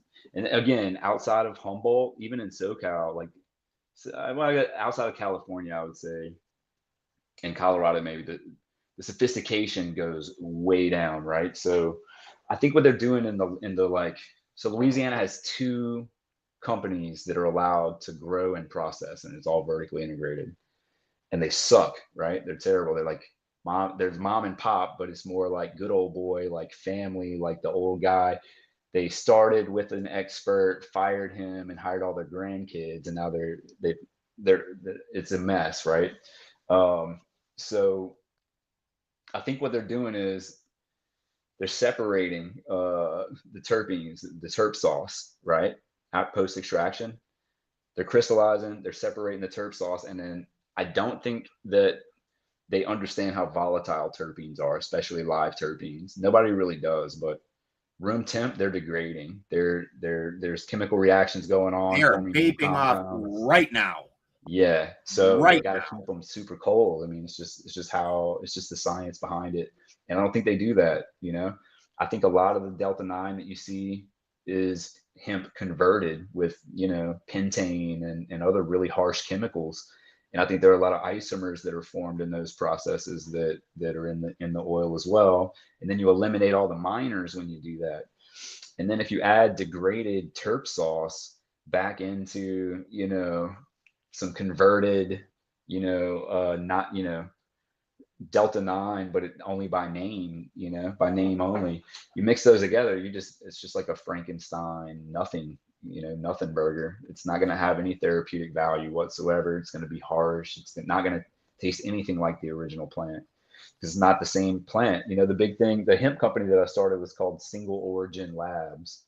And the whole idea was, you know, we get the terps off the plant, then we make the oil from that material, and then we recombine the terps with the cannabinoids of the same plant, you know.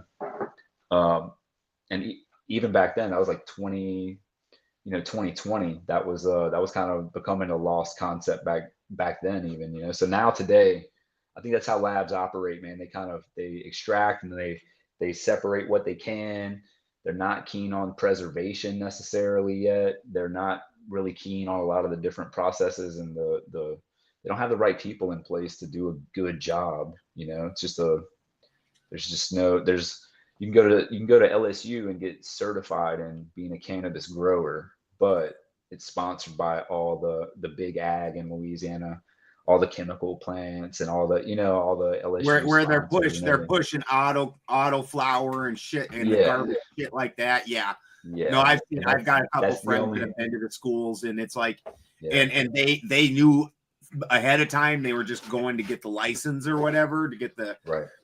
paperwork, and they're like, my God, the things that they're trying to teach us in there are horrifying.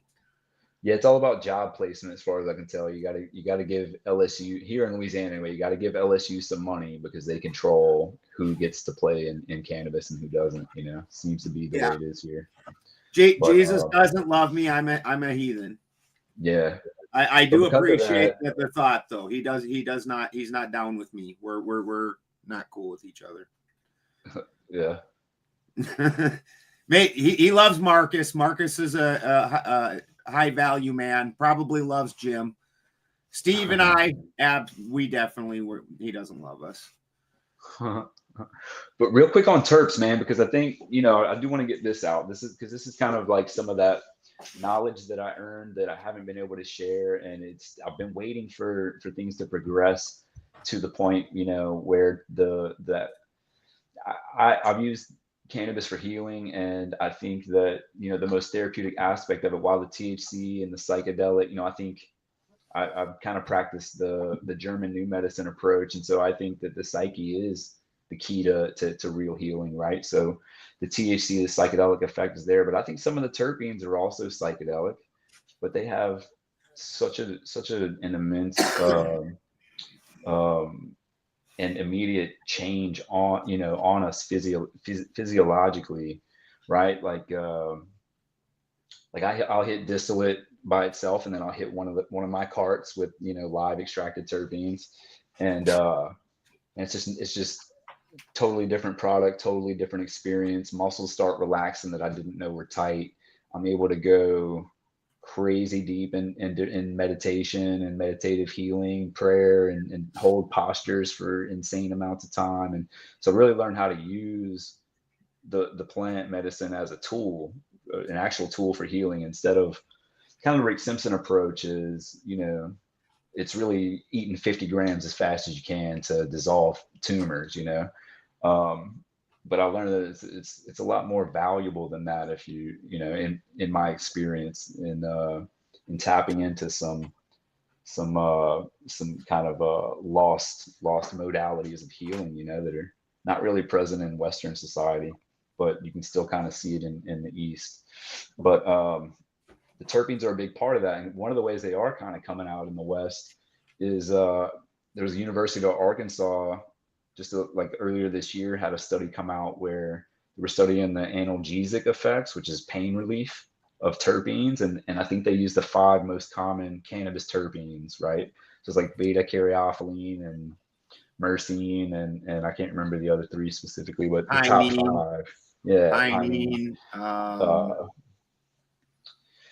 I can't remember. Anyways, but they studied them all for their pain relief properties, and they found them to be more potent than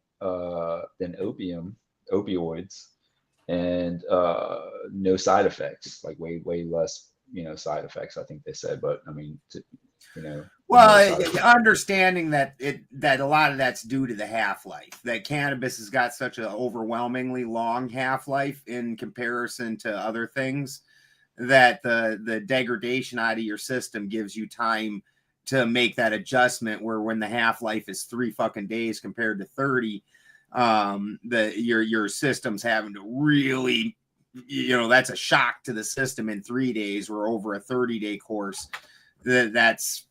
That's quite a bit of time for your body to make adjustments to the altering substance to leave. Right. Yeah, that makes sense. I think of terpenes as a solvent, right? I mean, you can extract with limonene. I've done it, right? So, well, sure. They're like a solvent, right? They go Carrier straight oil. they go straight into like every cell in your body, like instantaneously. They want to escape from the amber bottles, you know what I mean, and seep through the cracks. They're crazy thin, crazy volatile. Stop with the up and down. it's the most magical substance I've come across in nature, to be honest with you. It's like essential oils, but in such complex and specific blends that the beautiful part is the way that the nose knows, right? So like what your body needs, I think, are going to be the strains that aromatically smell the best to you, that you're most drawn to when you smell it. If you smell it, and if you lean into it. You haven't mentioned what this is doing is that cannabis very much is something you can study with the entourage effect. And the entourage effect, what that means is in the terpenes are the first piece in the entourage effect. And the way that you can tell this, and I can even take this over to something like food, if you walk over and Ma's cooking up your favorite meal, the terpenes of those plants and whatnot in there are burning off, are evaporating off, and that's what's hitting your nose. And immediately when that happens, your mouth starts watering, your stomach starts gurgling. So what that's doing is opening up very specific pathways. And now that those pathways are open, the things coming behind it can follow those pathways. So when you're talking about with cannabis, the terpenes are opening up specific pathways. So when you have different terpenes, they're opening up different paths. And now this is allowing the THC and the CBD to make its way down those pathways because they've been wide open. This is what the entourage effect is. Yeah, they go together. I think that's why the single origin aspect that we were talking about is so important too, that the molecules match, here's how I think of it after, 8 years, I guess, of working with terpenes, 8 or 9 years now, is the plant produces terpenes for two reasons, right? It's to attract pollinators, and those are going to be your sweeter, more volatile notes, right? The ones that escape with the sun that we try to catch and trap in a bottle or, a jar.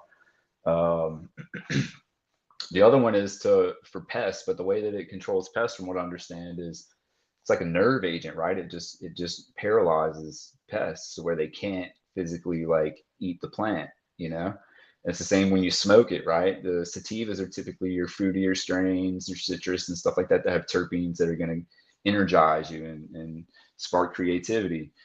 The gas, and the reason everybody loved the gas, and I think the reason why it's really sad that it's you can't find it anymore, is it kills stress like dead in its tracks, And I think stress is is the main weapon that's used against us, and being able to eliminate that instantaneously with a plant is just dangerous. So for a lot of different reasons, the markets have been driven the way that they are, but that's the real medicine. And I think a lot of the strains that I've kept for my personal use are heavy in myrcene. So myrcene specifically has a way of relaxing the nervous system, right? And that seems to be like the key to life, is mastering your nervous system, right? So I think the same thing that paralyzes the bugs, when we ingest it, it's calming our nervous systems down, and it's calming our minds down, and it's creating this synergistic effect inside of us that allows things to just flow through and not get trapped up, right? And I think on a very physical level, as far as elimination of toxins and stuff, I think the terpenes are loosening things up, and then the heavier oils, the cannabinoids, are kind of carrying things out safely, is kind of how I imagine it. This is all speculation and personal experience, but I have no science to back any of that up. But that's what makes sense to me after working with it and after using the plant. I mean, I dab and smoke more than anybody I know here in Louisiana, for sure. Definitely not in Humboldt, but people think I'm just out of control here, It's one of those things. It's you can't really compare to Humboldt. It's like comparing fucking eating chocolate to the guy that's swimming in the Willy Wonka chocolate pool. The cannabis in Humboldt is 100% just an absolute culture. I have an absolutely crazy neighbor who calls the cops on my animals fairly regularly. And they actually came out one time, and I'm sitting there, and I roll my own cigarettes. So, when they're standing there, I assume they don't want me smoking a joint. I didn't think, they're going to arrest me, obviously, or anything, but I didn't assume they also didn't want me smoking a joint while they're interacting with me. And I was like, it's just a cigarette. And he's like, it's Humboldt. Nobody cares. Like, they're like, yeah, if you were smoking it, if that was a joint, we still wouldn't care. Like, and my first weekend in Humboldt, I went to the Arcata Farmers Market. You're being such a douche, dude. And it was right around harvest time, and it was I'm sure you've been to Arcata Farmers Market. It's one of the most, at least back in the day, it was one of the most magical places I'd seen. Coming from Louisiana, all the food was organic, and here everything's sprayed with pesticides and grown with fertilizers. And if you ask if it's organic, they get offended and won't sell you anything. But out there, it was we like, literally we don't have put chemicals in our food. Why would we do that? It's like, where have you guys been? Why aren't you sharing this knowledge with everyone else? Dude, we literally have a giant one of them hard like Yeti coolers that's basically fridge sized, and we pack that up when we're going to travel, and because we can't handle food that's not from here. Like after you've eaten the food here, where these people are like sacrificing unicorns and putting like baby tears in their fucking stuff, and like you don't even know the food. The produce here is magical, just magical. There's so many heirloom varieties that you don't see anywhere else. I mean, the whole like which of the 6 types of cauliflower here at the store that have all been hand loved do I want to eat? The Romanesco. Oh, the Romanesco, so good. The yellow, the golden cauliflower is actually my favorite. The Romanesco is my second favorite. I don't really like the purple cauliflower. Yeah, no, the food there was magical, and at that first market that I went to, the food was overwhelmingly amazing. And because I came from Louisiana, I was doing all this research. We'd had a couple daughters. We weren't vaccinating, and we'd go to family get-togethers, and I'd be like, they're not eating that shit, And so we were kind of run out of Louisiana at the end of the day. I was afraid that my own parents were going to call Child Protective Services on me, and I was going to lose my family living here. So my last family reunion, I brought some, fantastic bread, like some nice grain, like 9-grain bread, and it was so good. And I left the family reunion with both loaves of that bread, and me and my kids ate them and then they all went around. There was a rumor in the family that I was on meth, even though I have grand mal seizures. And if I even like looked at a bag of an upper for more than like 2 seconds, I would fall down and have a seizure. Like, you guys know I have grand mal seizures. I can't even drink coffee. Like, why would you say something? It's because they're like, he doesn't eat. Well, that's because you guys weren't eating food. And I brought food, but you guys didn't eat that. I eat food. Right. So, yeah, I mean, getting to Humboldt, seeing the amazing food, talking to people about they seem to be hip to all the same stuff that I was learning about, And I didn't realize it back then because I was apolitical, but it was more of a like leftist type of ideology that was anti-pharma and, home births and all that stuff. It was like a leftist, kind of liberal movement from what I understand, which is strange now because they're not that way really. They were the ones pushing for vaccines and COVID and stuff. Oh yeah, dude, you should have lived here. I was here in 2020. It was bad.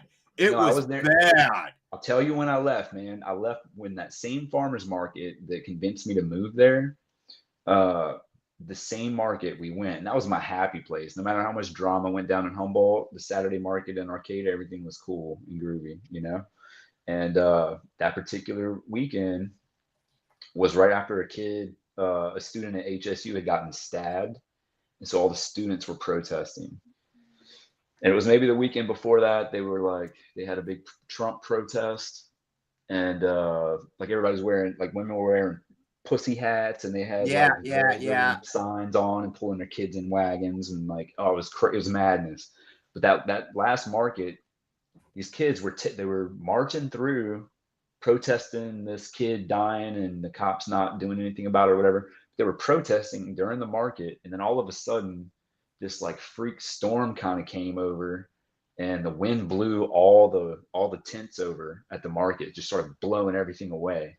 And that was kind of like, for me, the very moment that everything, I was like, yeah, it's time to go. You know, it kind of all happened together. But in the beginning, man, the food was amazing. That first market, food was amazing, and I'll never forget, there was a guy walking around with like a bud as big as my arm, my forearm, covered, dipped in wax, you know, and he's just giving them away. He's just giving them away to people. And man, I just couldn't believe it, man. I just couldn't believe it. No, it's one of the most, at the same time, it's like a heaven and hell type situation at the same place. Like, it's the most gorgeous land I've ever seen. It's the place, like, I see somebody named Luddite in the chat. It is the best place to be a fucking Luddite that I've ever been. I live fully off grid.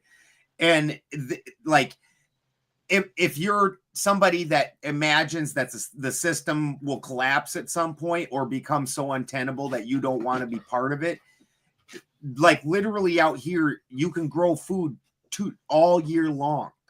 All year long. It's green here all year. It's, well, where I live, there are dry parts of Humboldt, but where I live, it's green. I have ferns growing on my property 365 days a year, a very delicate plant. So there is water, there is, you know, it's a moderate temperature, you know, all the components that you need to survive are right here at your fingertips, and you just have to go get them.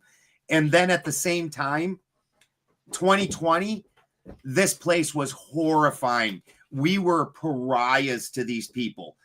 They were the most crazed authoritarian people you've ever seen. Like, we were hated around town, hated. And this is a very small area. So the guy with the big ass beard and looks like he's like from Hitler's dream or something, you know, like gonna come in riding with a fucking, you know, on Odin's fucking Sleipnir with a fucking big old Swazi or something. Like, these people are acting like I'm just horrifying. And I'm like, what the fuck? I went from being like, I want to live with the land, and, you know, I'm basically one of you. And now, because I won't mask up or get jabbed, all of a sudden I'm like, you guys are going to make me into every evil thing you can concoct. Yeah. And they did. Yeah, they did. I was in Southern Oregon for it, so it was very similar. Very similar. And I actually went down to Humboldt to build a fungi, couple fungi rooms for a guy, and I had to leave. I couldn't stay there for more than like a couple days. So I couldn't go anywhere because I would refuse to wear a mask, right? So I couldn't buy cigarettes. I couldn't do anything. I couldn't buy food. You know, there was like one I actually place was that would able serve to me bully the outdoors. people around here. I was able to bully them. And there was only one place around here I was not able to get away with what I wanted. And that was the animal feed store, which was the only place at the time I knew of where to get hay. And so they would not let me ring up. I could get the hay, I could do all that because I was outside, but they would not let me pay and ring out unless I put on a mask. I got to feed my animals. Eureka is 2 hours from where I live. Like, where 2 you live is hours. even more impossible. Yeah. Yeah. Medford was pretty terrible. I mean, my wife got kicked out of the grocery store eventually. Like, they let us get by and push our way through for quite a while, you know, but eventually it just didn't work anymore. But I'm not at Whitebeard stage yet. What's that? California contrarian. Talking shit to the chat. Sorry. Didn't mean to interrupt you. Is there there's a separate chat? No, if you look, it's because you're doing it on a tablet. I don't know how big your screen is, but on the bottom right corner, the chats from at least 3 of the chats, because this gets streamed to Marcus's channel, my channel. Jim's doing it also. Are you doing it, Jim? Jim is not. Jim's embarrassed by us, so he doesn't stream us. But it's, and then I have a vertical and a horizontal going because StreamYard just recently added vertical in. And what's up, vertical guys? so there's numerous chats. Well, almost all of them is down in this right corner. And so I can't tell which chats they're in. Actually, last night, funny story, I was on Sarah Tomato's panel, and there was some real rough comments coming in. And I could see them also scrolling up on the screen. And Sarah's like, whose chat is this? And I'm like, not mine. You know, I don't know any of those names. And then it turns out that was my vertical stream. It got like 1,400 views. And it was an absolute dumpster fire in that chat. Holy shit. I have never been to Twitch, actually. The other day, something was going on, and somebody had the little Twitch symbol. I was on somebody's chat, and something came up. And I was like, what does that symbol mean? And somebody said Twitch. I'm very technologically horrible. Marcus is my dude. Anything that's Mark, cool technologically that happens on my channel, Marcus did it. Don't blame me. Man, I have a terrible habit of going off on tangents, and you know, a lot of the dude on this show. That is the show. Yeah. Okay. Yeah. Ben has a horrible habit of trying to, you know, wander near a topic, but then we all just sort of derail each other. Yeah, right on. Whichever one of us, only one of us at a time tries to stay on topic, and then the other two try to derail it. That is the show. Right on. And then Jim just gives us fucked up visuals of trying to figure out what's going on over there. Like earlier, he had like an alligator crawling across him, or maybe it was a caiman. We need Cheney in here to really suss these things out, because we're not the rest of us are not lizard people. We're not swamp people. Yeah, we're not from the swamp. So I'm wondering what you guys think about this, man. I just found out today that I'm 2.5% Jewish, right? I don't know how to feel about it, just because I never entertained the All right. Well, it was nice having Alan on the show, and we'll. No, dude, trust me, I feel the same way about it. I'm like, yo, you know. He's like ready to do on Fight Club. He's like, where's the Jewish portion? Yeah, I mean, honestly, I thought it was the perfect time to bring it up. To see you guys are such a stellar crew of truthers, man. Like, I don't think it's a significant amount enough to, like, you know, really alter anything. But yeah, I don't know. It's kind of caught me off guard. Well, right? it's a very complex subject, so it gets very interesting when you look at it. The original meaning of it was the religion primarily followed by the Hebrew people. So in this equation, Judaism is a religion, and the genetic people is Hebrews. So your genetics would come from that. And the other portion of it is just a religion. Well, you fast forward a couple thousand years, or a couple millennia, and they've morphed this whole system. So now there's the Ashkenazi, which, as far as I can tell, is not Hebrew in any way, shape, or form, but they're also then a certain line of people that they're able to follow their genetic markers. That is most likely what you're getting pinned under, which is not a Hebrew. Now, if you look at the way that their religion functions, they always need a sacrifice that they need to pawn their sins off on, and that sacrifice then takes the fall. It's just a function of the way their things work.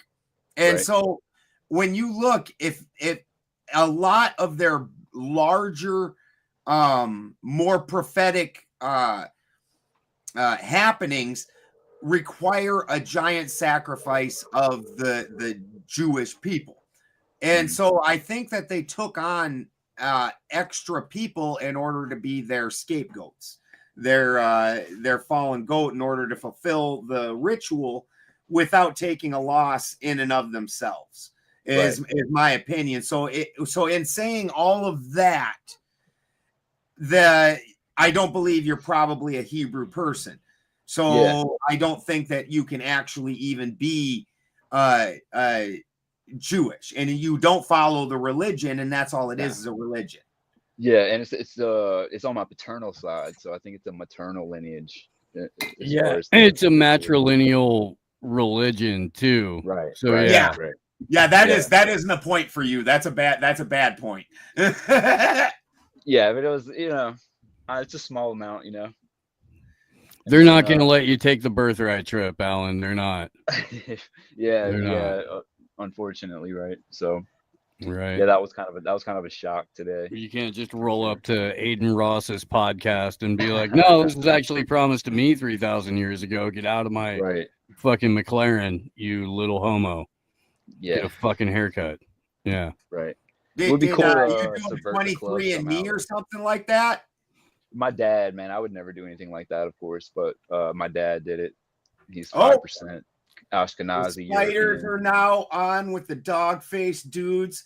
This is what it's like when worlds collide. Yo, but I'm like the rest is like 50% English, 25% Scottish, Irish, and then some Nordic in there, and some other some other stranglers, which I don't even know how accurate any of that is, but English, Scottish, Irish makes sense and makes me feel better, Right.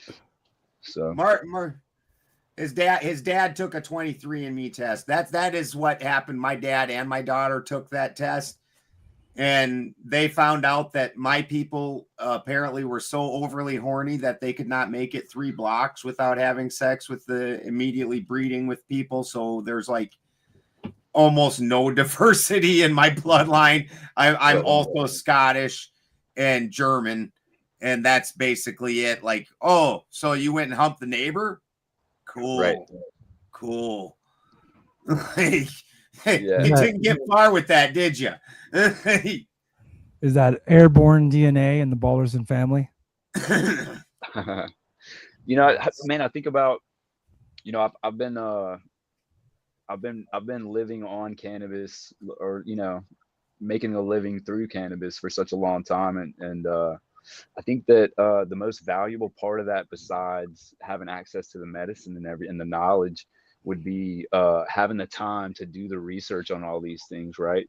So it's not just the state of mind that the cannabis puts you in, but it's just having the time to do the research. That being in a place like Louisiana is literally the polar opposite in every way. They work to live here, or I'm sorry, they live to work here instead of working to live, and they drink like we smoke in Humboldt, Yeah.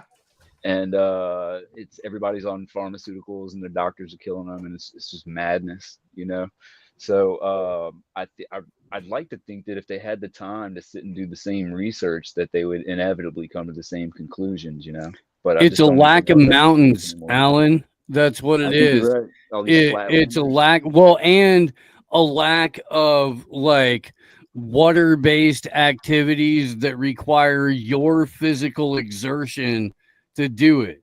It's really hard to be a drunk surfer. It's really hard to be like just drunk as fuck and being like, okay, we're gonna go climb 3,000 feet up this mountain and go. Like, that's usually, but very good activities. I'm going to smoke a joint. I'm going to smoke a blunt. We're going to go for a hike. We're going to smoke another joint. We're going to smoke another blunt when we get to the top. And we're going to smoke another one when we get back down to the bottom. And then we're going to go to fucking breakfast or lunch or whatever. It's like, so when you don't have those particular activities in the state that you're living in, you're much more likely to drink. And then if you're where alanmarcus.com is, and it's shit weather in the winter, and you're snowed the fuck in and there's no mountains, you're like, well, all we're going to do is play freaking board games and get shit housed. Yeah. Card games.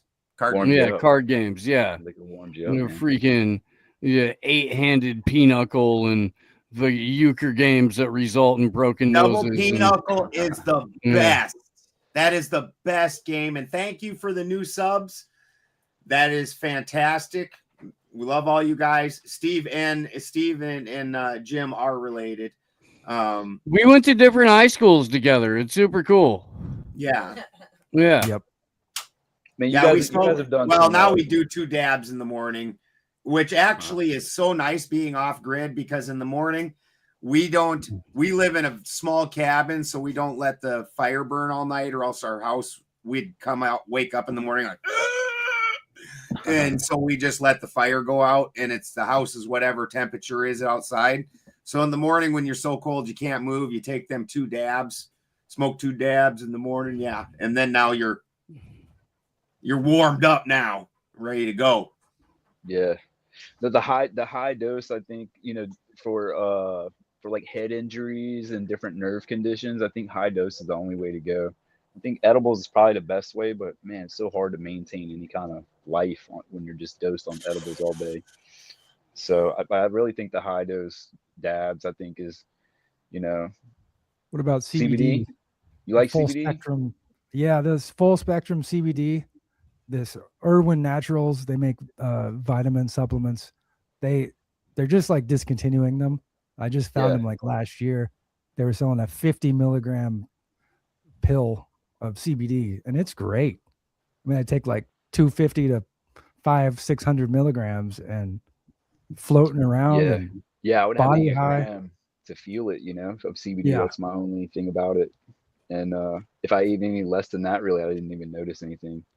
But I had a weird experience on the high dose CBD where I was driving and all of a sudden I just didn't give a fuck about anything at all. Like I didn't care about anything, and it scared me so bad I had to pull over for a couple hours, until I started to care about shit again. Where'd you get that stuff? I got it from a company in Colorado. Yeah. So how do you make it? The full spectrum CBD.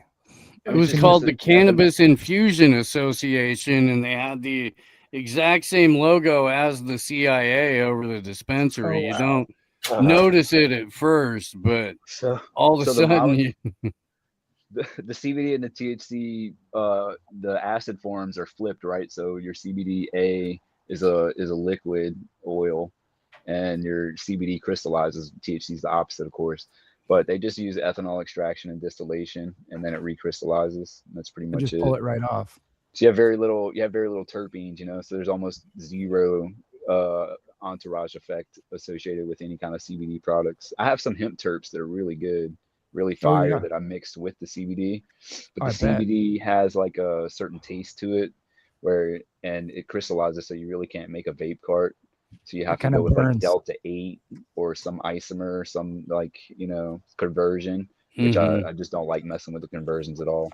I could have made a lot of money consulting on conversions. I know how to do it and everything, but it's just, I don't like it. People were using microwaves and shit to make Delta 8, and it's crazy, man. But yeah, CBD for pets, I think, is like a huge, massive industry. I wish I would have gotten on, For but 4th of July. Yeah, for pets, it seems to be amazing. Yeah, I don't believe anybody's boofing any cannabis items, nor taking it intravenously. Those are just not forms for cannabis. I've heard of it. Though, I would sell my oil because it was decarbs, distillate with terps added. I'd sell it in syringes, and it was almost impossible in the beginning because of all the stigmas with opioids and everything. Yeah, or intravenous drug use. So man, with dabbing at first too, when you bust out, everybody thought you were doing methamphetamine. You're like, I still call it freebasing weed. Yeah, they do. Because it is, but it's fantastic. I'm about to do it right now. Yeah, y'all are making. No, it's the best. I honestly switched over. I used to basically roll up. It took about an ounce a day, a little bit more, to control my seizures of fairly high quality flower. And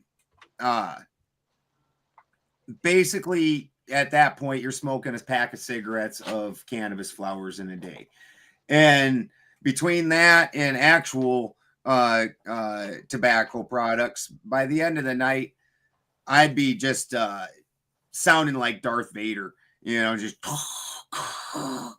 And so when cannabis first became legal and oil at the same time was on the rise, because the first 710 Cup coincided with the legalization the same year. And my friend and I, because we were at the Cup that day, we didn't smoke any flower. We only smoked oil. And so retardedly messed up. And at the same time, that night when we went to the hotel, we did not sound like Darth Vader and Darth Vader competing with each other while we were sleeping. And the fact is that's because the thing that you're not getting with the concentrates is the carbon.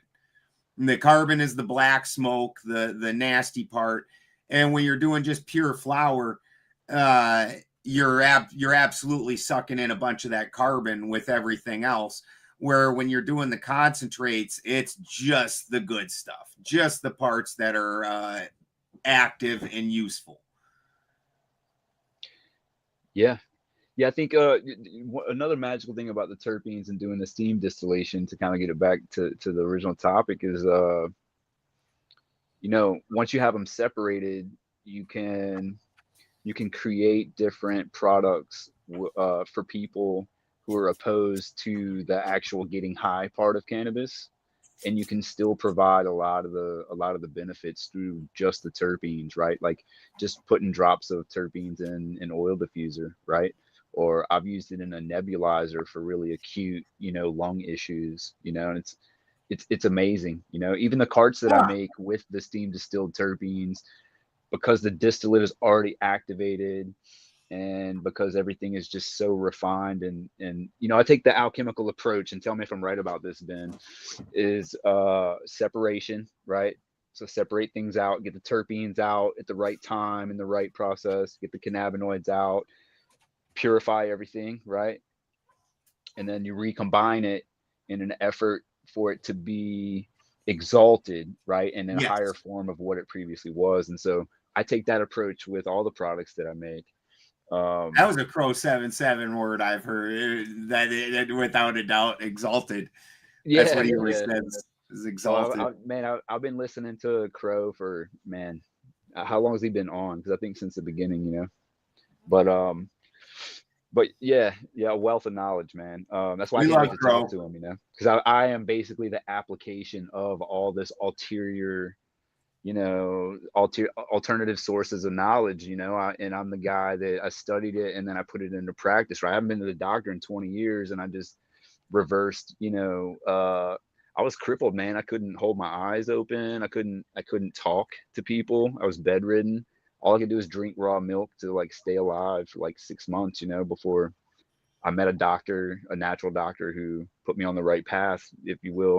And then I learned how to incorporate all the things I learned from Humboldt. I practiced Tai Chi out there with like a bunch of Shaolin monks in the redwoods, like just had these crazy experiences that it all allowed me to really live all of these things in a way that is the right time and the right place, being in Humboldt, where I could do it freely, and my kids are homeschooled. Like we did everything, man. We make all our own medicines now. And it's just been invaluable, just completely invaluable. And I think probably the crux of all that knowledge, one of the most valuable aspects is the therapeutic use of terpenes, honestly, of cannabis terpenes, extracted the right way, full spectrum, get all those crazy like in my rig, when I'm steam distilling the terps, it's very low heat, very low pressure, right?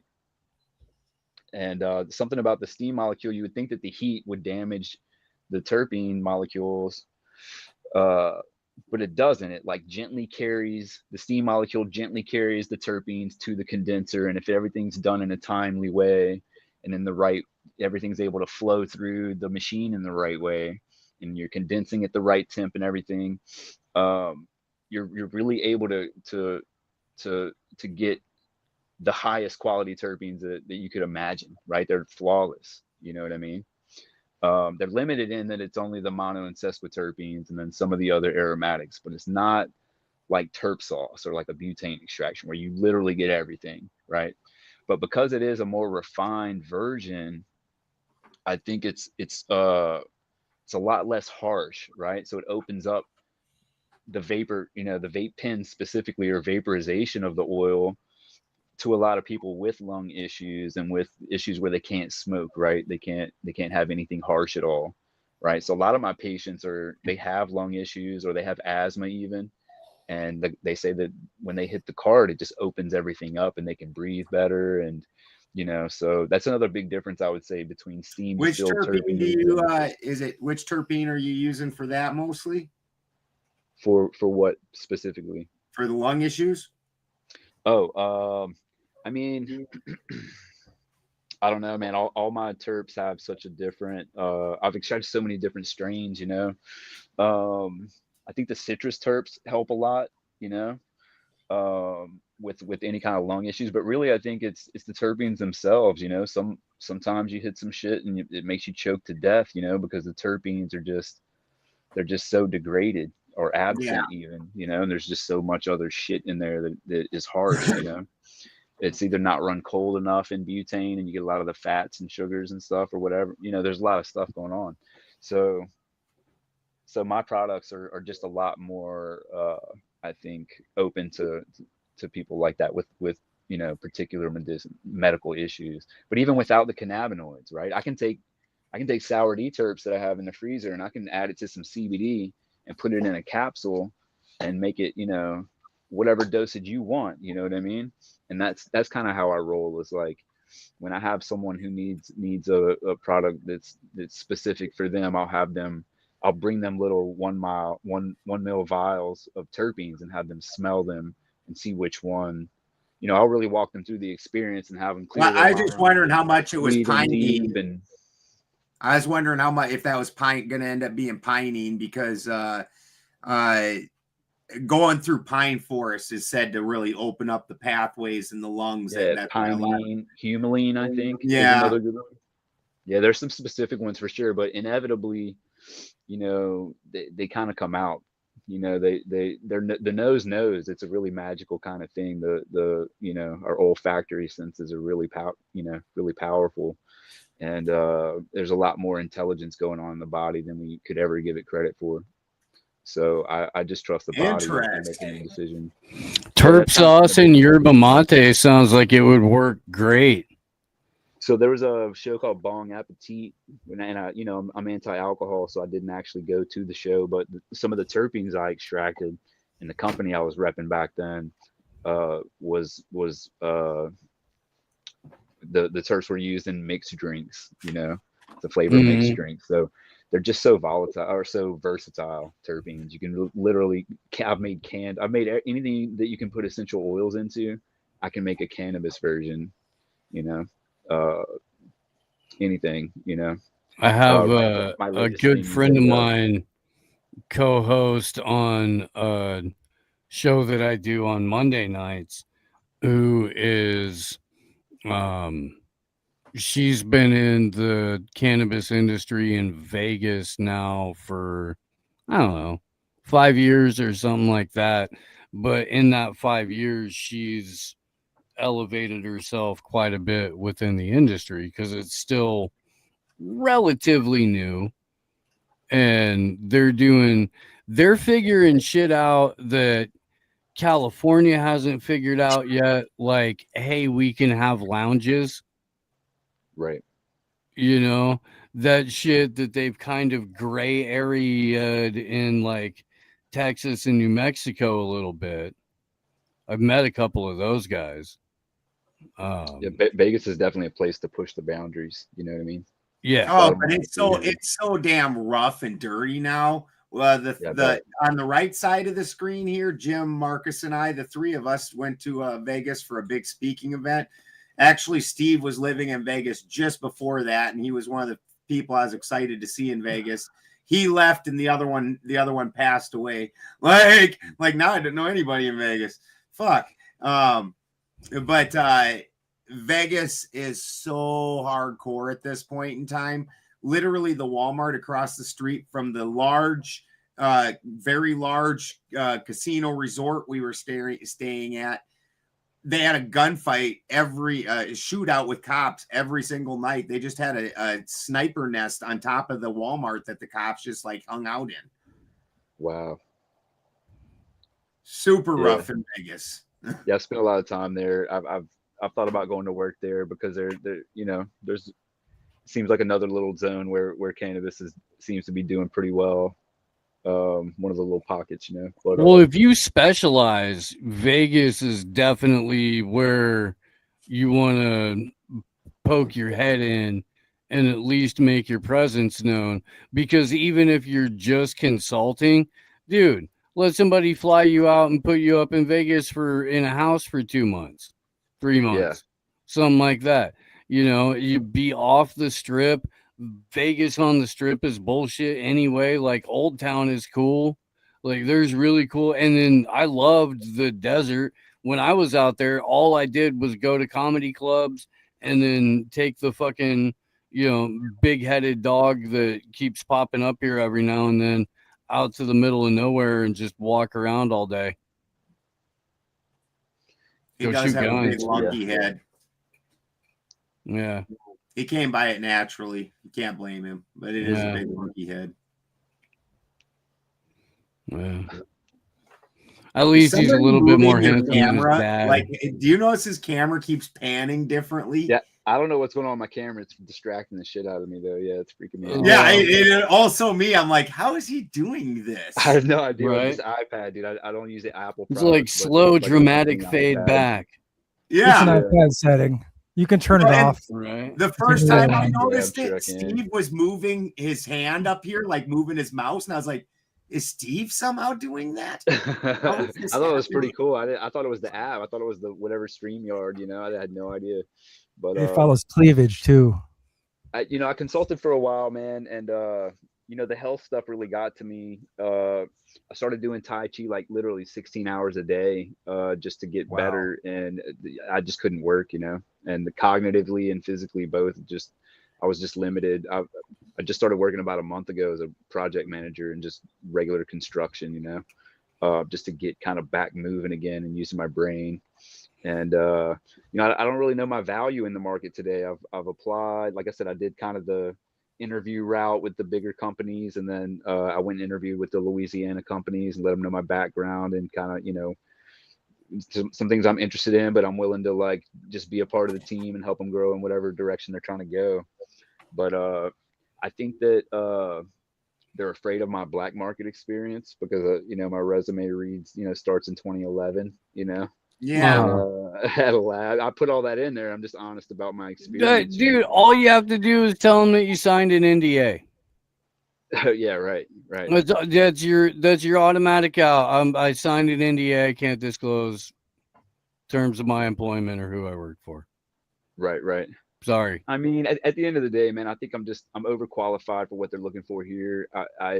When I left here and moved to California to learn about cannabis, the idea was if Run from the Cure is true and it does have these medicinal qualities, that I need to bring it back to Louisiana, which is my people, and they just make it so impossible, so really realistically, it's out of state work is the only available work. I don't really know my value, being as I've just been absent from the industry for so long. I have a High Times World Cup trophy, but I don't even know how valuable that is, at the end of the day for different companies. I don't know if they're looking for that level of expertise or, I don't know. It doesn't take too long to see where the industry's at in any given state. You know what I mean? And there's a lot of states that are just now coming into where California or Colorado was 5, 6, 7 years ago because they're just new to the process.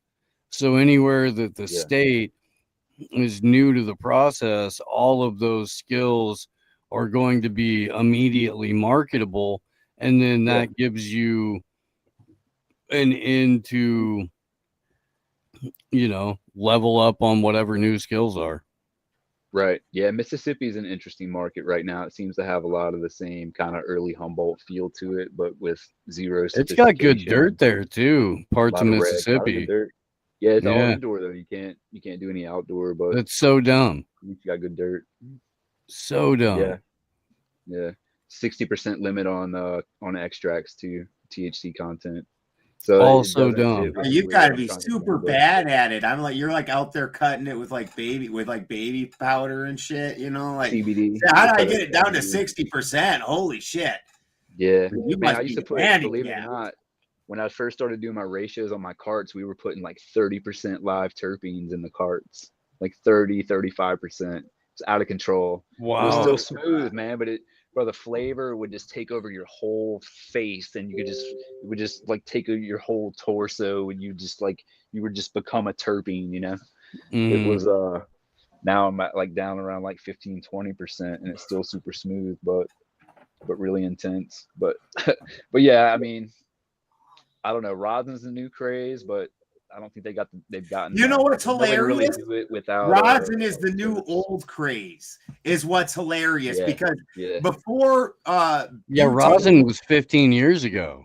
Dude, Yeah, it's the first or even extraction I more. learned. Like before butane hash oil, before any of that, before even Rick Simpson oil, we used to take and make bubble hash, and then we get a 2-inch, a little 1/2-inch nipple, and about 2 inches long, and you'd take and you'd put a cap on one side and drill a hole in it, and you'd wrap nickels in aluminum foil on the other side, and you'd put a C-clamp over it and stick it on a Pyrex dish and just stick it in your kitchen oven and turn it on super low. And then every now and then clamp down on that C-clamp, and your rosin would come pouring out of that little hole on the other end. We didn't have dabbers or anything to do it with. So what we'd do is it took two people. One guy would hold it on the head of a pin and hit it with a torch, and the other guy would stand above it with a funnel. And quick, as soon as he there was the glass capture method. That's how we did it. Yeah. You could also be a fucking savage and hot knife it. If you wanted to. Well, the problem with oil in hot knifing is it rolls off it. It's a little bit, yeah, but you gotta be quick. You gotta be quick. Have that and nice you gotta breathing. line it. You gotta line it a little bit. You can't just dab it on there. You draw it back a little bit, and it's an art form. Can you imagine trying to explain hot knives to a 17-year-old kid who's only known like the current most last year and a half's worth of cannabis is what they know about cannabis? Dude, they're like, what the hell are you even talking about? You just put You it in my fucking little puff crackhead. and Get I hit out the of my button house. 3 times. I put it in my puff go and I hit the button 3 times, and when it turns from red to green, it's ready. Sir, we don't do drugs here. You need to leave. You know? Yeah, everything Dude, here is you remember when dabbers first became a thing and they didn't have domeless nails yet? They don't even say the word domeless nail anymore. They're just nails. But back then, the original dabbers, it was just like a little pin of either metal or glass that you would heat up, and then you had to put a dome over it, and that pin was not in there solid. So that thing would be flicking around while you were holding it, trying to heat it. And if you didn't have a scar distinctly in the shape of a nail from a fucking dome nail, you were not really a dabber. Like one time I was driving. I wasn't driving. My buddy was driving. I was taking a dab in the passenger seat, but I was in a car, and we were rolling, and the nail jumped out of the dabber and into my lap right as it got red hot. I'm like, oh God, oh God, oh God. I burned through a lot of furniture with hot glass for sure. Ben Mayers here is saying, what about the gravity bong? Dude, okay. I went to Purdue University in West Lafayette, Indiana for 1 semester in 1996. The chick that I was dating there, I went up to her parents' house for something. It wasn't Christmas and it wasn't Thanksgiving, but it was like, hey, fuck it, we're gonna get together in between the holidays because everybody's doing other shit. Yeah. Her dad was trying so hard to be like Johnny Badass and like cooler and more hardcore than everybody. This dude, we got it into our heads that we were gonna make a gravity bong. Had a nice big fucking Midwest meal, you know. Well, let's go polish it off by destroying our fucking lungs. And we filled up the bathtub. We got a fucking milk jug, cut the bottom off of it. And her dad pushed his way into the bathroom. There's like 5 of us. And he's like, you fucking, kids, blah, blah, blah. I'll show you. You think you fucking blah, And so we filled this milk jug up. You know how, like, when you see shining gold represented in art form, like, it's not quite yellow, it's not quite white, it's somewhere in between, cloudy as fuck. We filled this thing. It looked like an old man's teeth. That's what it looked like. And her dad went down on this like Donald Trump was left alone with Bill Clinton. It was, and came back up like old Bill was popping off the back of his throat like it was fucking Kosovo. I've never seen a dude jump up that fast, bend back over, coughing himself to death that quick, and then he, like, coughing, hunched over, turning purple, backed himself out of the bathroom. Like, fucking, and so his ass was the first thing to leave the bathroom, and all you saw was his face getting, like, redder, coughing on the way out, getting gradually smaller. And that's my gravity bong story. Yeah. Man, when I first got to Humboldt, I was hanging out with these college kids for some reason, and they were taking bong rips of American Spirit tobacco out of the pouch.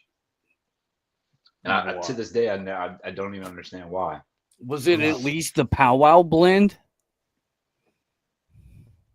Yeah, I guess. That had, like, the Colonel Sanders 17 herbs and spices in it?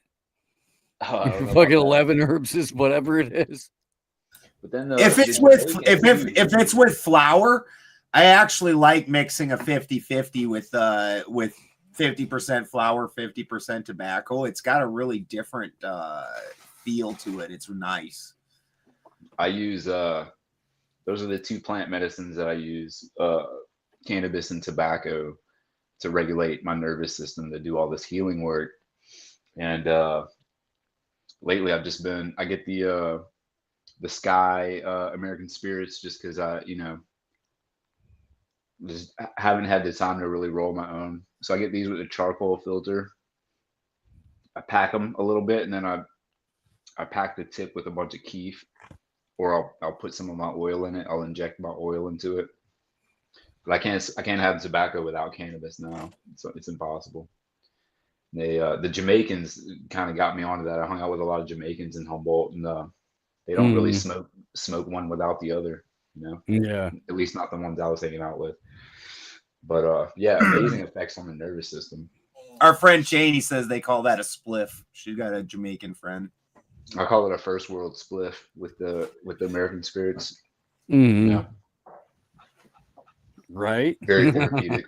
He's like, this is a spliff with democracy. Yeah, this is like it's like $14 a pack. Yeah, man, it's fucking crazy. Just the first world kind. What first world and second world and third world actually mean is first world's democracy, second world's communism, third world is any other political system. It really doesn't have anything to do with finance. Like when you look before we turned Libya into a parking lot. It had the highest.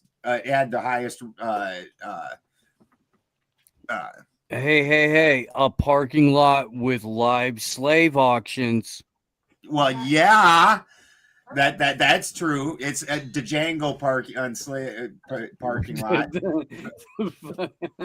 Before that, was they had one the of the most highest. terrible things I've ever seen. They had the highest standard of living in the world, and they weren't first. They weren't first or second world. It's actually a political affiliation. It has nothing to do with actual standard of living. Come on down to Massa Colonel's rubble lot and slave auction. If you need rubble or if you need slaves, we got you covered. Remember the gold dinar? Right? Nobody else does either. Because Pan-African currency gets you bayonets and a cackling Hillary Clinton. Yeah. Yeah. Yeah, man. I think you guys have met some interesting people along the way, man. I'm trying to think of some of the cool stuff that I've done while I was out west. Do you guys get into Vortex Math at all? Randy Powell and Marco Rodin. I got to hang out with Randy. I got to help him shoot a documentary actually in Vegas, and then we ended up at CE5 somehow in Borrega Springs. And did that for a couple weeks and met a billionaire who had merged with an alien, and we were all supposed to be the group that was going to save the world, and he was going to pay for it, and it was a trip, man. And then his family trust was like, no, you're not going to do that. No, you didn't merge with an alien. This guy, it was amazing, man. This guy was like a nanotech billionaire, and apparently the government had bought his company because humanity wasn't ready for what he had discovered. And he went to CE5 exactly a year prior to us being there. And the only reason I was there was because I was hanging out with Randy Powell. It had nothing to do with me, So again, I'm kind of like an outsider. But I'm at breakfast with this whole group, and he's like, tells us the Tesbar story, merging with the alien and everything. And he's a billionaire, and he's going to pay for us and fund us to save the world. Somehow I became part of the group. But then in the end, Tesbar, when it came time for him to cut a check, Tesbar told him not to do it. So it was kind of one of those situations where he's using the alien that he had merged with to like make excuses for why he wasn't keeping his word. Look, man, if the alien is saying don't cut the check, Alan, you can't. Here's the thing, cut the check. Yeah. Interestingly, man, because there's a group of about 20, 30 people there, and they were all different parts of the country, all well-to-do, obviously, because it was like 10 grand for the weekend or something. And so I was convinced by the end of it that Greer had dosed this billionaire a year prior and done some like weird voice to skull shit and convinced this guy that he had merged with an alien and was making him guiding his decisions using that. I'm 100% convinced of that. You'd be like Tesbar said, I have to fuck your wife. And dude, here's the thing, the Vortex Math, it brings all those fucking weirdos out, So there is no shortage of even Marco's out there, bro. When I met with him was in Vegas, and he was sleeping in a ditch in the desert, like behind the Walmart. And he would go to the Starbucks and constantly harass them to turn the music down and drink water all day and use their internet. He's a fucking madman, bro. This guy is out of control. He smelled horrible, bro. This guy, he would bathe with rubbing alcohol only. He's out there, bro. Greer? No, this is Marco Rodin. Oh. Yeah. Stephen Greer, he wasn't there while I was at CE5. He couldn't be there. But his minions just or whatever. Pay your 10 grand. I won't be there. It was super gay, man. Just go ahead and drop me that 10 grand each. Yeah, dude, the rituals were so cheesy. It was like festival, like handheld lights that you spin and shit. It was so corny, dude. It was all like group chants and stuff. Here's the elephant walk, but with glow sticks. Yeah, and I'm sure they were dosing these people, the ones that had significant cash, to actually create an experience for them, I But think that I don't necessarily know that those people need to be dosed. So I think that those people are so fucking bored with reality that they're ready to do stupid shit and just bite into it. It's like, so one of the ways that I would use this is to back up what I'm saying. And when I was 18, young man, kid and a kid coming, so I worked at a sex toy store in Minneapolis, and as a security guard, if you were there when somebody tried to steal something and you caught them, they had two choices. They either paid 3 times what the item's worth and their picture got taken and put on the wall of shame, or you called the cops on them. Oddly enough, and some of these items were horribly expensive, especially back in the early 90s when sex toys type stuff was like more taboo, as compared to now where you got like strip malls with like 12-inch double dildos hanging out in the freaking end caps.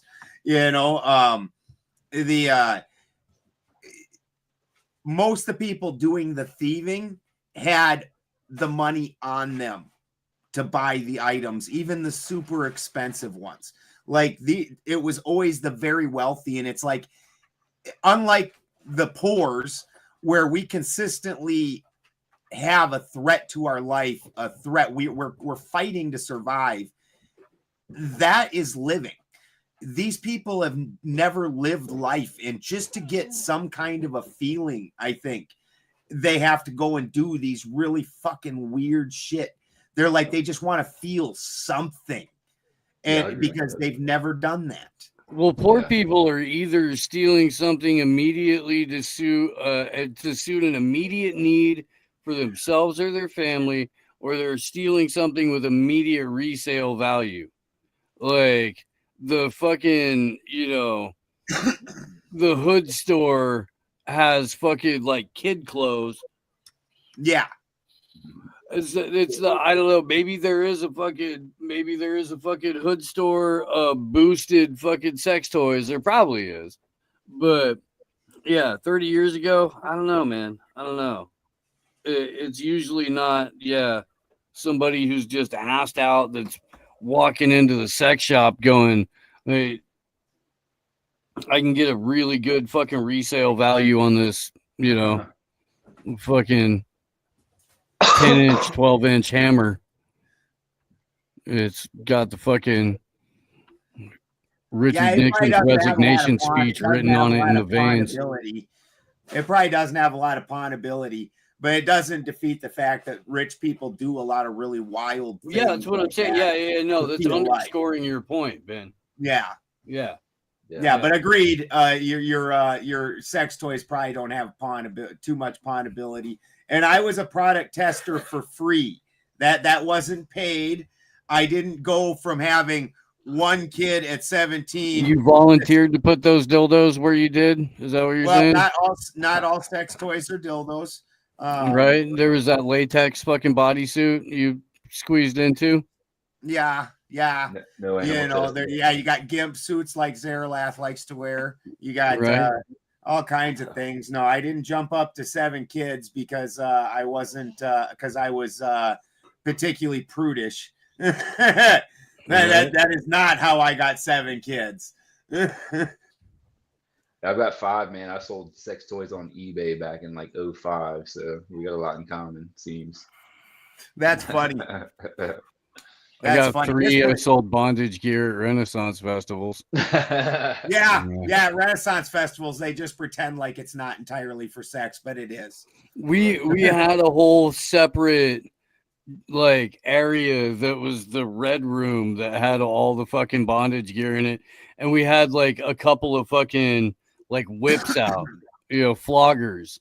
We had those out, and if people walked up to them and were like, "Oh, bye," I'm like, well, hey, there's more over here, and it got weird.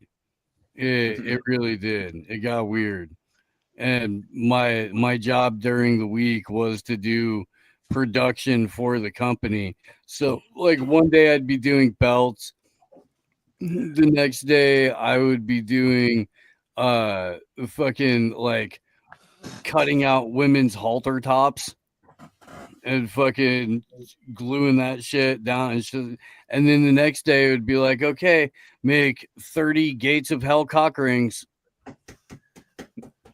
with a ball separator. Yeah.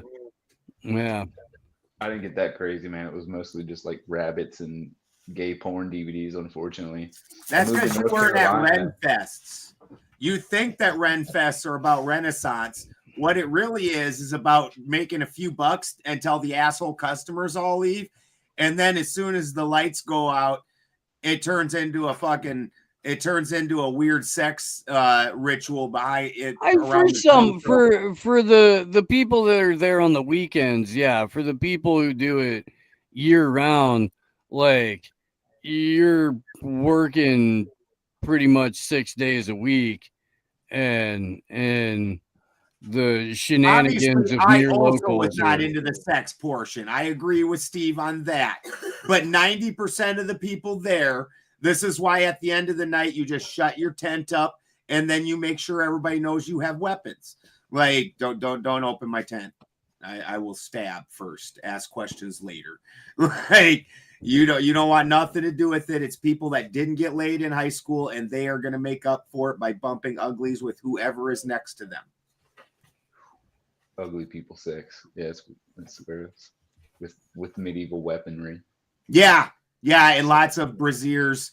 So it makes like the fat girls look less fat, and it brings their boobs. All their boobs are like yeah. He's describing the locals that work there for the camping pass and the people that travel around year round and do it for a living. Doesn't really apply. But that's where you find like the one when I was doing Renaissance festivals, like 1 out of every probably 12 dudes there was former EOD. Huh. A lot of ex-military out there that were working, doing like a lot of people that just like it doing regular society shit just didn't work out. But you wanted to work your ass off, you wanted to make good money, you just didn't want, you like to travel, you just didn't want a fucking desk job, day job, shit like that. And so it was somewhere where you really you could work 2 days a week and sustain yourself on what you made if you had like a decent gig, or you could work 6 days a week and then do what a lot of us did, which is go spend the winter in fucking Bali or Senegal or fucking Hawaii or, just somewhere warm and fucking really nice. And then go back and do it all over again for 10 months out of the year. It did where I'm from. They only last like 6 months. I didn't come. Well, I did it when I moved out here, but I used to do them up north all the time. But in the winter, that's when you make all your stuff that you sell during the Renfest season.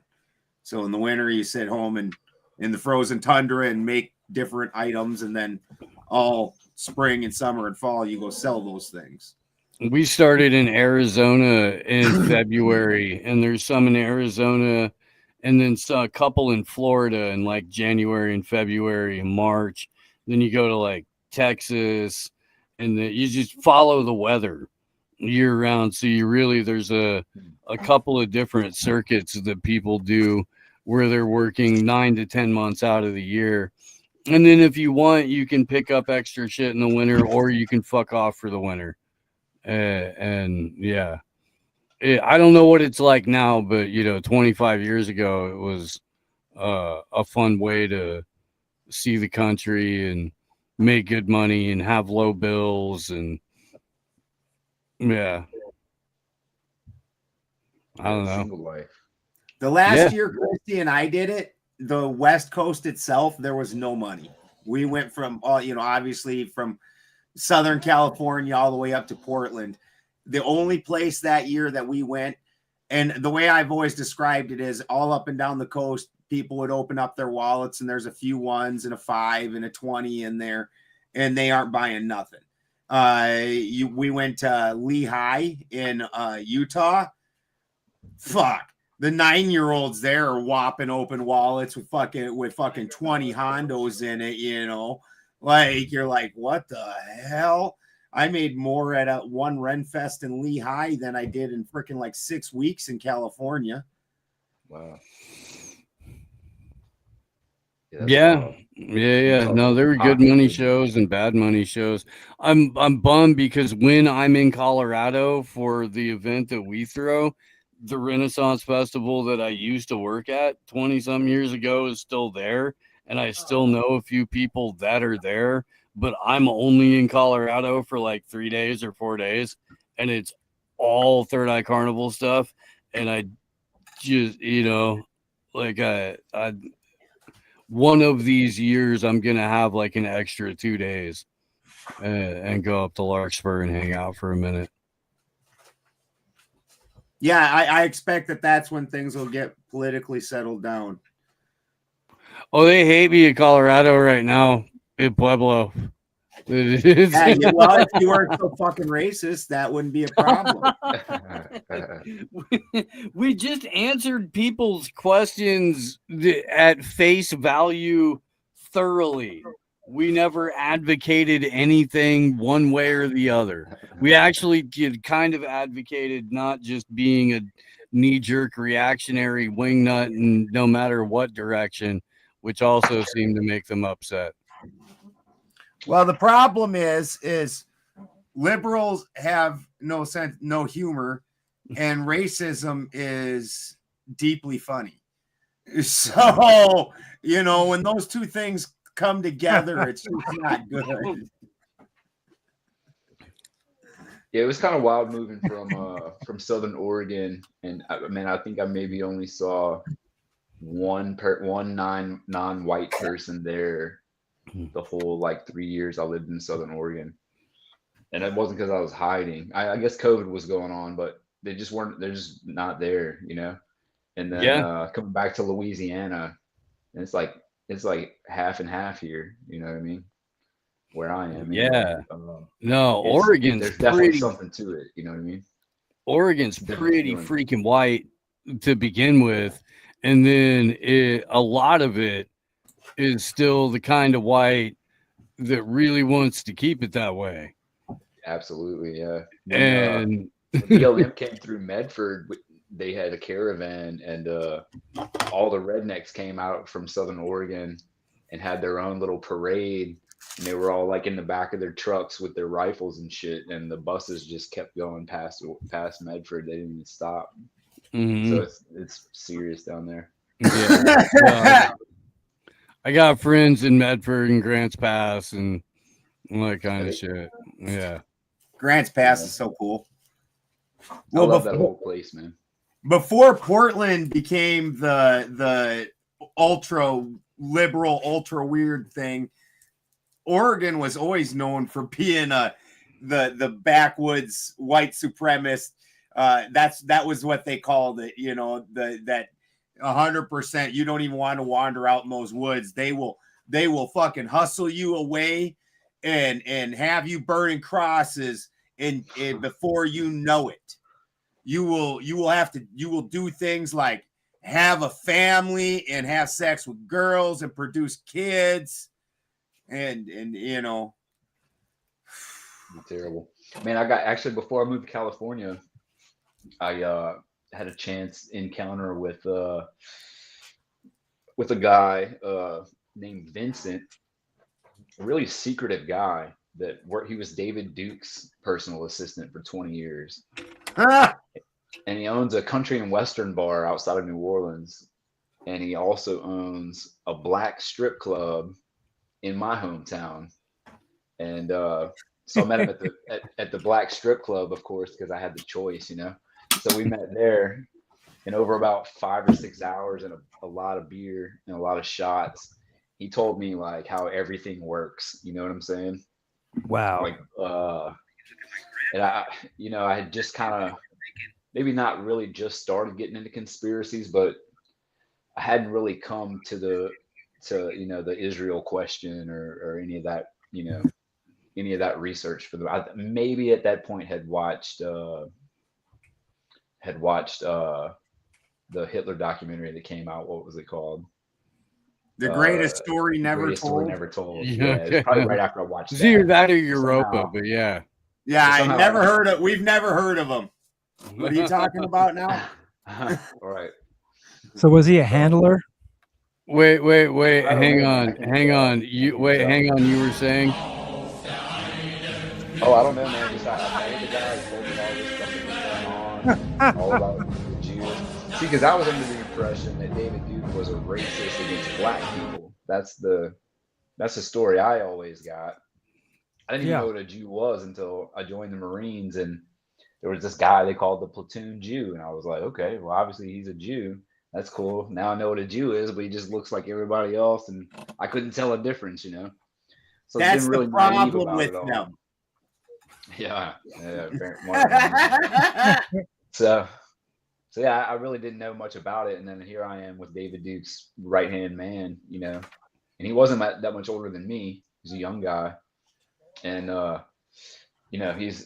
he owns this black strip club that we're in, and we're the only white dudes, and we're talking about all this crazy shit, and like nobody's giving us a hard time. So surreal, you know what I mean?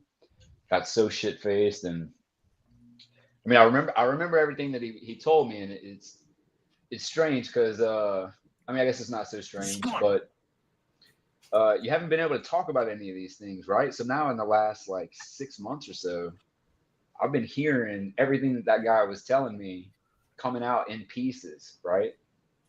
Wow. And becoming mainstream, and it's just blowing my mind, man. I don't even know what to do about it. The whole reason I started podcasting back in like 2018 was because I was looking around and watching everything from Bill Cooper's book play out in real life, and had been for had been on some levels for a while, but it really started to get crazy 2016, 2017, 2018, and yeah, it been running ever since.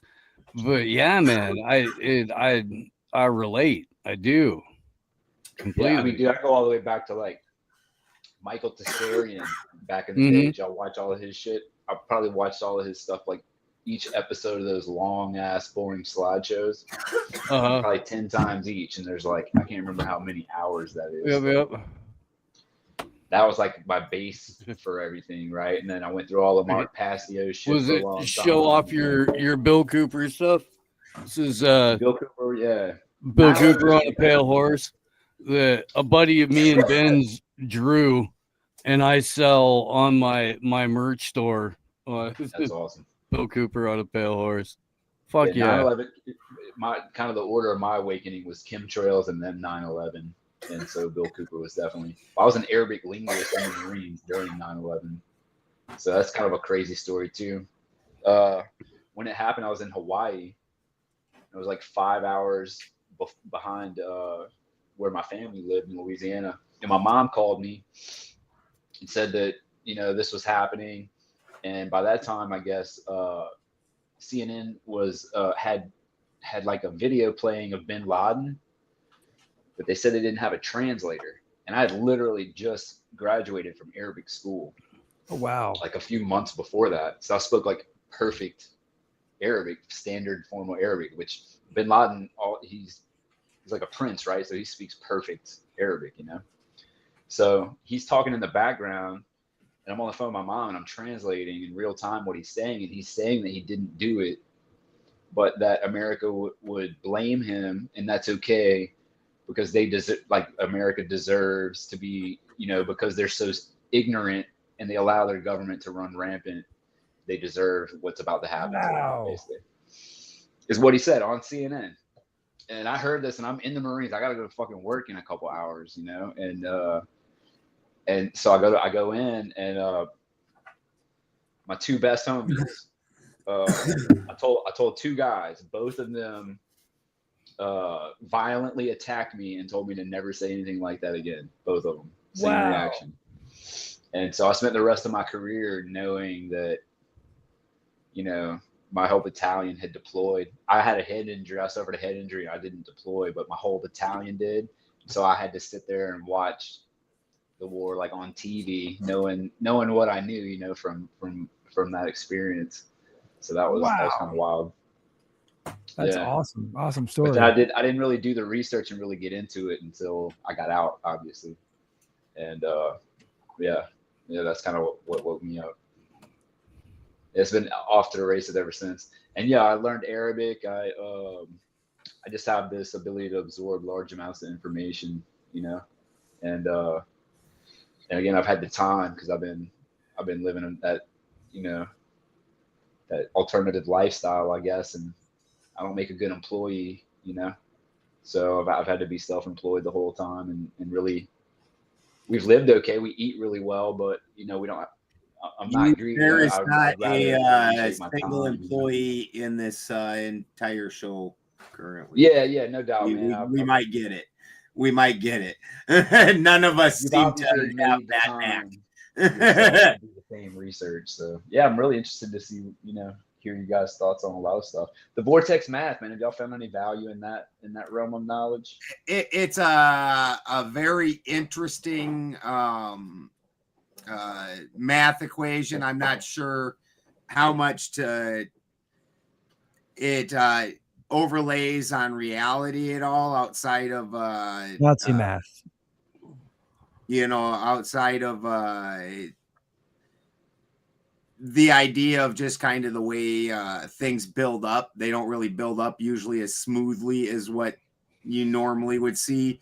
Where with vortex math, it's what 1, 1, 2, 3, 5, 8, 13. Yeah. Oh, you're talking about the doubling? Yeah, well, that's where you 1, 2, 4, rather 8, than go into a linear fashion, it forms an infinity symbol. Yeah. Or a Mobius strip, right?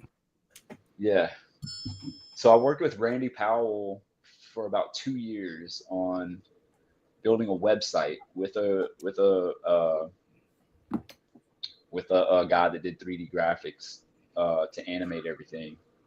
And I worked on this for 2 years. So the first thing I had to do was learn. Like Randy and I sat down and we made an outline of the math from like beginner, you know, medium to advanced, and went through the whole thing. So I got like, I don't know how many hours of like direct, you know, learning from Randy on this and working with this 3D engineer. So I was able to visualize it at the same time. And there's something there, man. It has to do with like the fundamental pattern of everything and how everything grows. And there's definitely something to it, you know. It gets definitely taken, you know, into outer space and building rocket ships to escape the planet, and there's a lot of places it goes. But you know, if you go the other direction with it and just pull the patterns out of it, you know, I learned Arabic, I learned cryptography, so my mind's always just pulling patterns and trying to decrypt everything all the time. And there's absolutely something going on with that math, man. It's like qualitative math, not. So instead of counting with things, it's just recognizing that ultimately, you know, numbers are not man-made. It's a concept. It's a divine concept. It's the Rubik's Cube sequence played out onto everything else. Yeah, pretty much, man. There's a fundamental mathematical pattern to just about, and it's not that things aren't unique. It's that there are fundamental patternistic building blocks to all things, so you can recognize commonalities in things easier, understanding the way that sequence plays out over a larger field of vision rather than like hyper focusing on one or two things. It's kind of the way I feel that way about DNA. This is part of why, like, they can't seem to figure that out, that there's only so many building blocks for life and that can get used in life. So when they're like, oh, we're 98% the same as a pig, we're also 97% the same as a fucking banana, doesn't mean a pig and a banana fucked. Yeah, you know, like there's only so many components that can go into this. I mean, not without help. Yeah. You would need opposable thumbs for that. Somebody else is sitting in on that process. For sure. That's where the monkeys came in. if you're a plus or a negative. Just saying. How many of you guys are negative? Just curious. No, I'm positive. Anybody know? Positive. Positive? Be Any positive. negatives? Yeah. Me and my wife are both negative. It's kind of weird. I assume my kids are, but I don't know if that follows. For sure your kids are. That's one of the reasons that they used to do blood tests is before the Rogam shot, is that that mixing of the positive and negative blood is a problem. You know, Saint Pinar, you have to poop. What do y'all think that is? Any idea? I guess if you're not negative, it doesn't interest you as much. But I always heard it as being alien, but now I don't really believe in the outer space type of alien, so I don't really know what to think of it. You want to time that out, Marcus?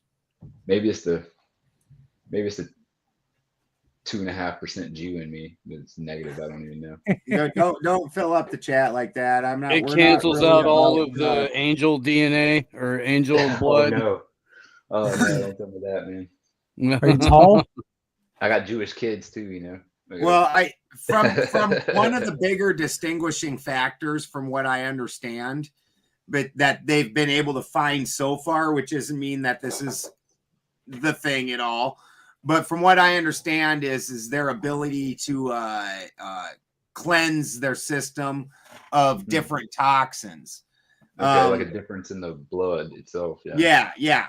Like I believe it's that the positive. I can't remember if it's the positive or the negative, but one of them has a much tougher time detoxing things. And it's especially like versus iron or something base, heavy metals, things like that. Yeah, it really causes a problem for them.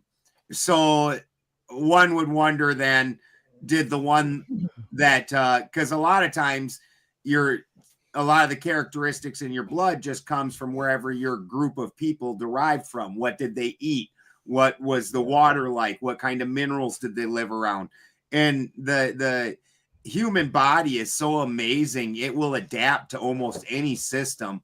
So one of those systems were those people uptaking a more toxic amount of metals. And so they adapted the ability to cleanse them out easier, or, you know, something along that nature. It would be what I would guess. They're allegedly comes from the Basque people, right? That's what I've heard. I've heard a number of theories on it. You know, the Anunnaki, the Basque, you know. Yeah, that's why I asked, man. I don't know if any new discoveries had come up since I've been meditating for 16 hours a day for 5 years. I kind of saturated all the conspiracy knowledge I could, and I really felt like I had nothing else to do but start applying it, because I was just getting nothing new out there. Well, the problem with that community overall is where do you apply a lot of those things to life? And so, like, even like one of the biggest, most famous one is the Earth shape. You know, flat Earth versus round Earth versus whatever. At the end of the day, the mechanics, the physics of the Earth is still basically the same. And for most of us, this will never have an effect on us one way or the other. Like, life is just going to operate the way it does. Right. Night, Steve. Thanks for being. Love you, brother. I think the most important thing about that whole argument is just, you know, whether or not we're being lied to about that. And then I also see, you know, I study the art of deception for the most part, right?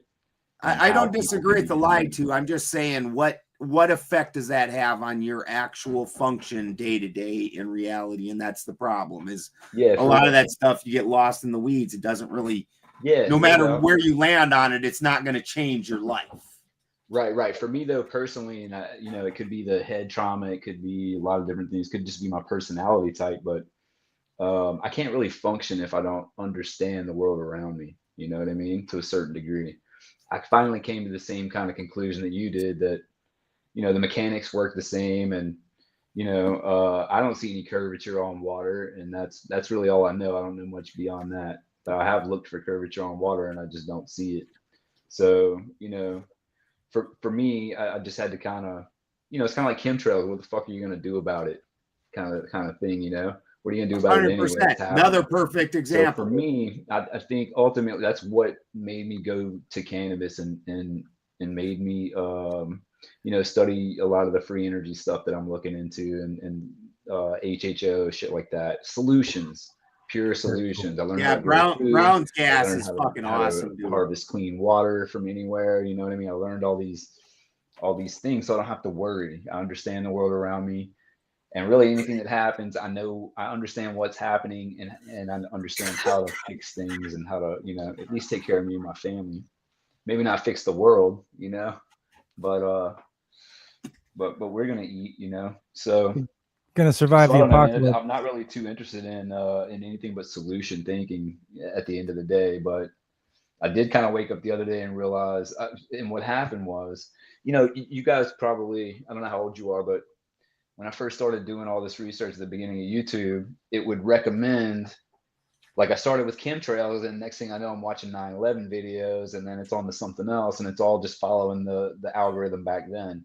It seems like that algorithm. That my first occult conspiracy thing was the fucking Time Life books, and there was no such thing as there's no such thing as computers at home or anything like that, and it was a series of Time Life books.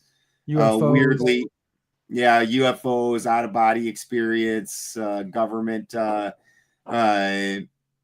spying through, time manipulation, all kinds of weird shit like that. And there was this is back in the mid 80s.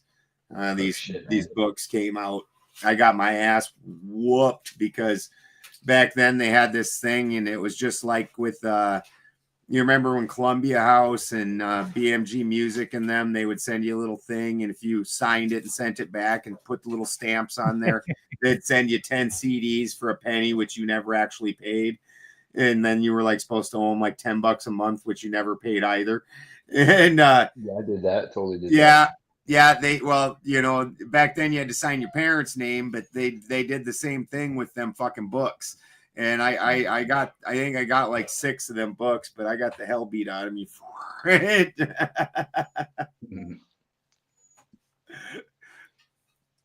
Man, I guess I ultimately started. My grandpa used to listen to Coast to Coast, so I think that used to it scared the shit out of me. And I stayed up all night listening to it. Oh yeah. So I think that's probably what got me in the end. Then there was this old man that used to come visit my grandma, and everybody knew he was crazy. They took his driver's license away, and so he started driving his tractor around town. So they gave him his license back. You know what I mean? He's that guy. He wrapped a silver spoon in copper wire and kept it in his car. And the radar guns back in the day, it would just jam them all up. He was a savage. But he told me one time, like, if you cut your finger, just hold it like this, and the electricity from your hand will heal it faster, and all this stuff. And everybody thought he was insane. And now, like, I'm that guy. You know what I mean? Yeah. So I guess that's kind of where we all end up. It's kind of weird. Well, it's okay. I live out in the mountains in Humboldt. Most people out here are pretty crazy. So I'm just different brand of it. At least I'm not trying to steal your copper. I miss Humboldt every day, man. There's not a day that goes by that I don't think about it and remember just the natural beauty of it all. Mostly, the most gorgeous place I've ever been in my life, and simultaneously governmentally the worst place I've ever been in my life. The I am fairly convinced that the Eureka or the Humboldt County Council might be the biggest, most retarded people that have ever functionally worked in government. And I mean, the bar is set pretty fucking high. And these guys are just like above and beyond. Like they are the shining glory of the idiots that come out of San Francisco. Like and they come up here to get away from the Bay and get into the beauty of nature and rule our county with the absolute insanity that they run up there. Only we don't have the people and the tech bros and the money. Yeah, it's happening all the way up to Bend, man, and beyond. I'm sure the tech god, the tech bro takeover. Yeah, it's a little bubble, man. It's a little bubble. Well, the problem is where their sleeper houses are. Actually, Steve, if he was still in here where he lived, that was a giant problem.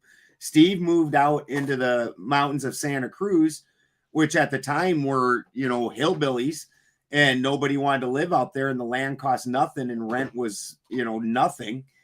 And by the time he left there, he was having to work 3 full-time jobs to try and afford rent a little bitty cabin. And it's because these tech bros decide they like an area. They did the same thing to Montana, and they go up. They put up billion-dollar homes, jack up the prices of the entire area, and it prices everybody out. All of a sudden, nobody can afford to live there. Humboldt, the area I live in, Humboldt, Southern Humboldt's avoided that. Eureka's fucked. But Southern Humboldt, nobody wants to live by Murder Mountain. I do. Yeah. Yeah, man. I'm gonna be back there, man. My sons were born there, My youngest son was born in Salmon Creek in the house, Nice. So I'm gonna try to buy that house eventually. I just gotta hustle a little bit. Well, they're cheap as hell. You don't gotta hustle too hard. True.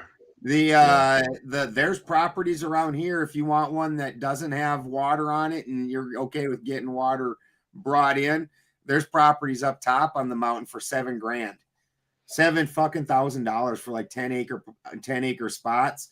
You can find places with water that are nice for 30 to 35 with a house. And one just sold the other day for 35,000, I think. With a house?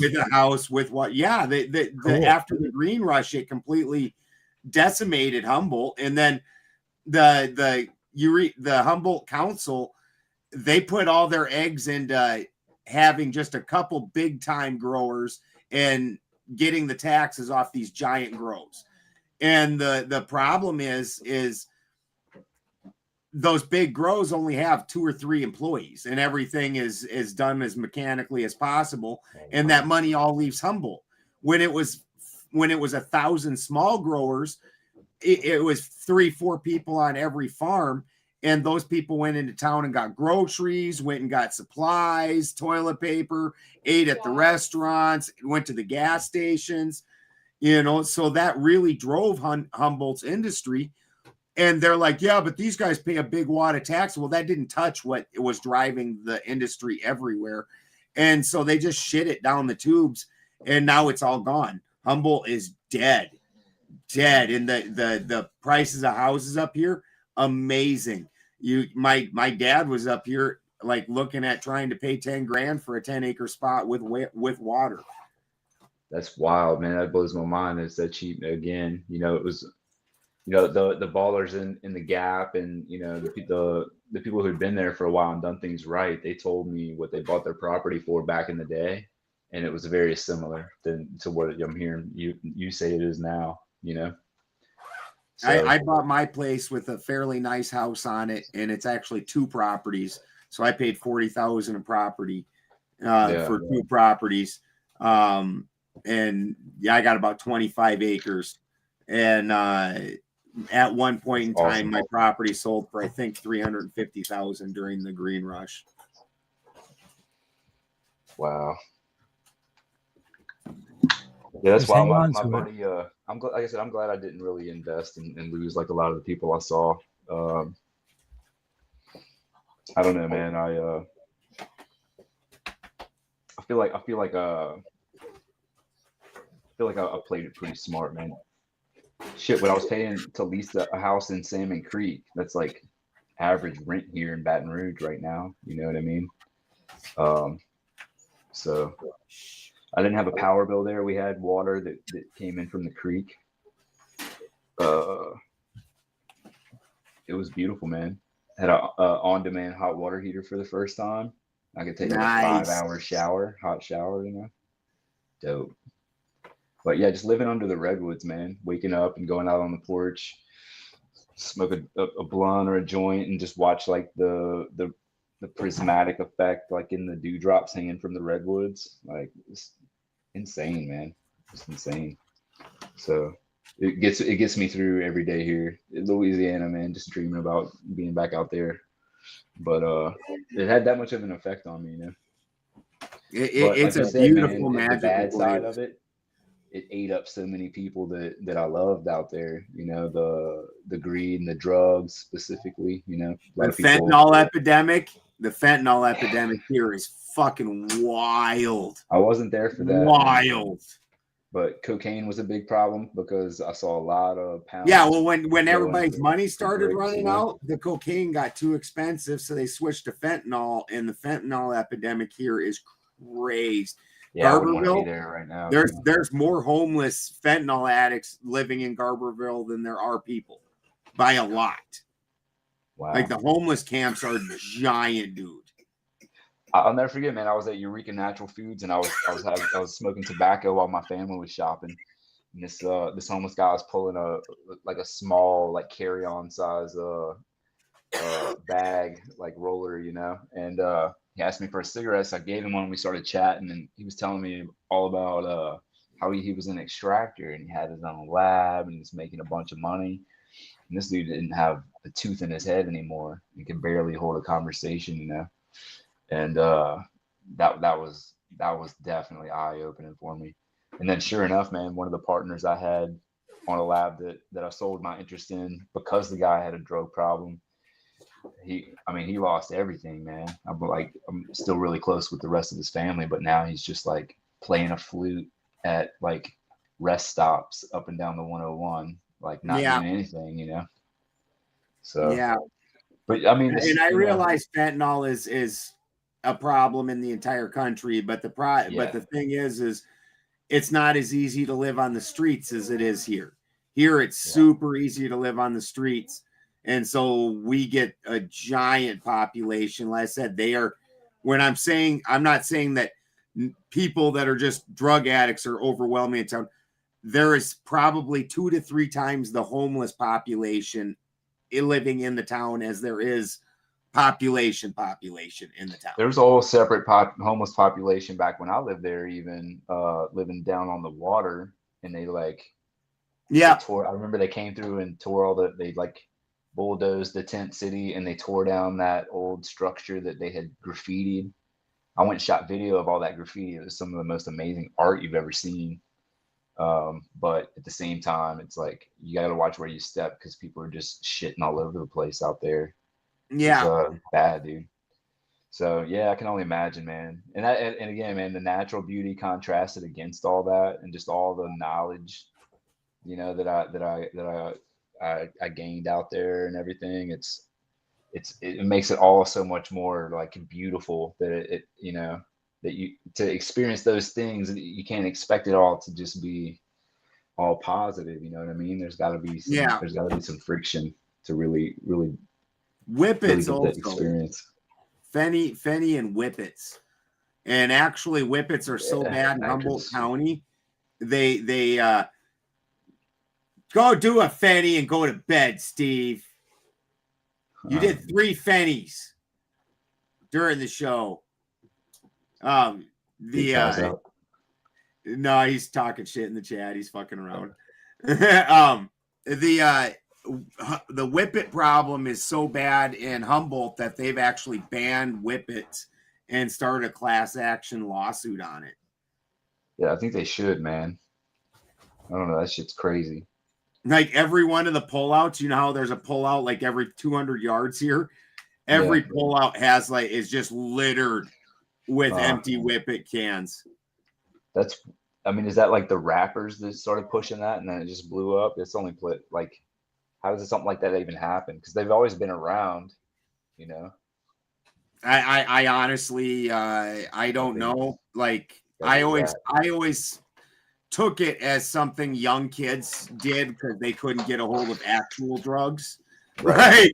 You know, I didn't ever assume that I would come to California and find more Whippets. I mean, Marcus does them. He prefers his to be Thin Mint flavored though. Have you ever tried it before? Marcus is a pure boy. That is a high value man. He does not do these things. Awesome, man. Awesome. No, I respect that. I was raised Mormon, so I was a virgin until I was 18. I was like, you know, no tobacco, none of that, no drinking, nothing. So I respect that a lot, actually. Thank you. I was a virgin once too. Then I turned 12. Well, that's the funny thing about me going. I missed it, man. I'm sorry. That's why what? I was just talking shit. Oh, okay. Damn, but I never did any drugs or anything, and then all of a sudden I moved to California and started growing and extracting and everything. Jeez, now I'm went back right here. to the deep end of the pool. People don't know. Yeah, they don't. That's like I'm a totally different person to people, I guess. Like the stigma is really strong here still, you know. So to everybody, I'm just a drug head loser. You know what I mean? For the most part. because I actually didn't. I was not a cannabis user. The job market out here is dead. There is job market. What job market? When the cannabis market went down, so did all the stores and all the other places. They all quit making money too. So that was the end of that.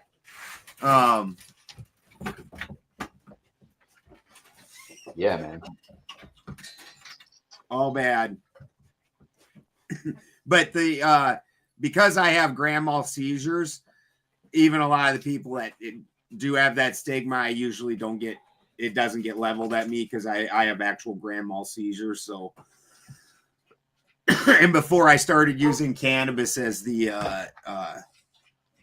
treatment for that, when I was taking the prescription drugs, they had me on. A lot of people don't realize that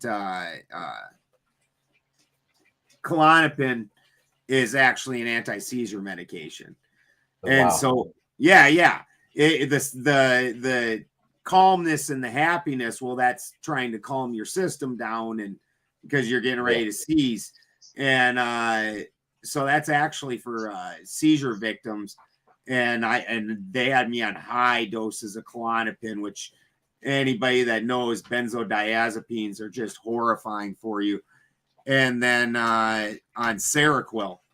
And I basically was a zombie, and I went up to 250 pounds, 265 actually, I think I topped out at. And and Klonopin withdrawal causes seizures, exactly, because it controls your seizure. It controls your they call it your seizure threshold.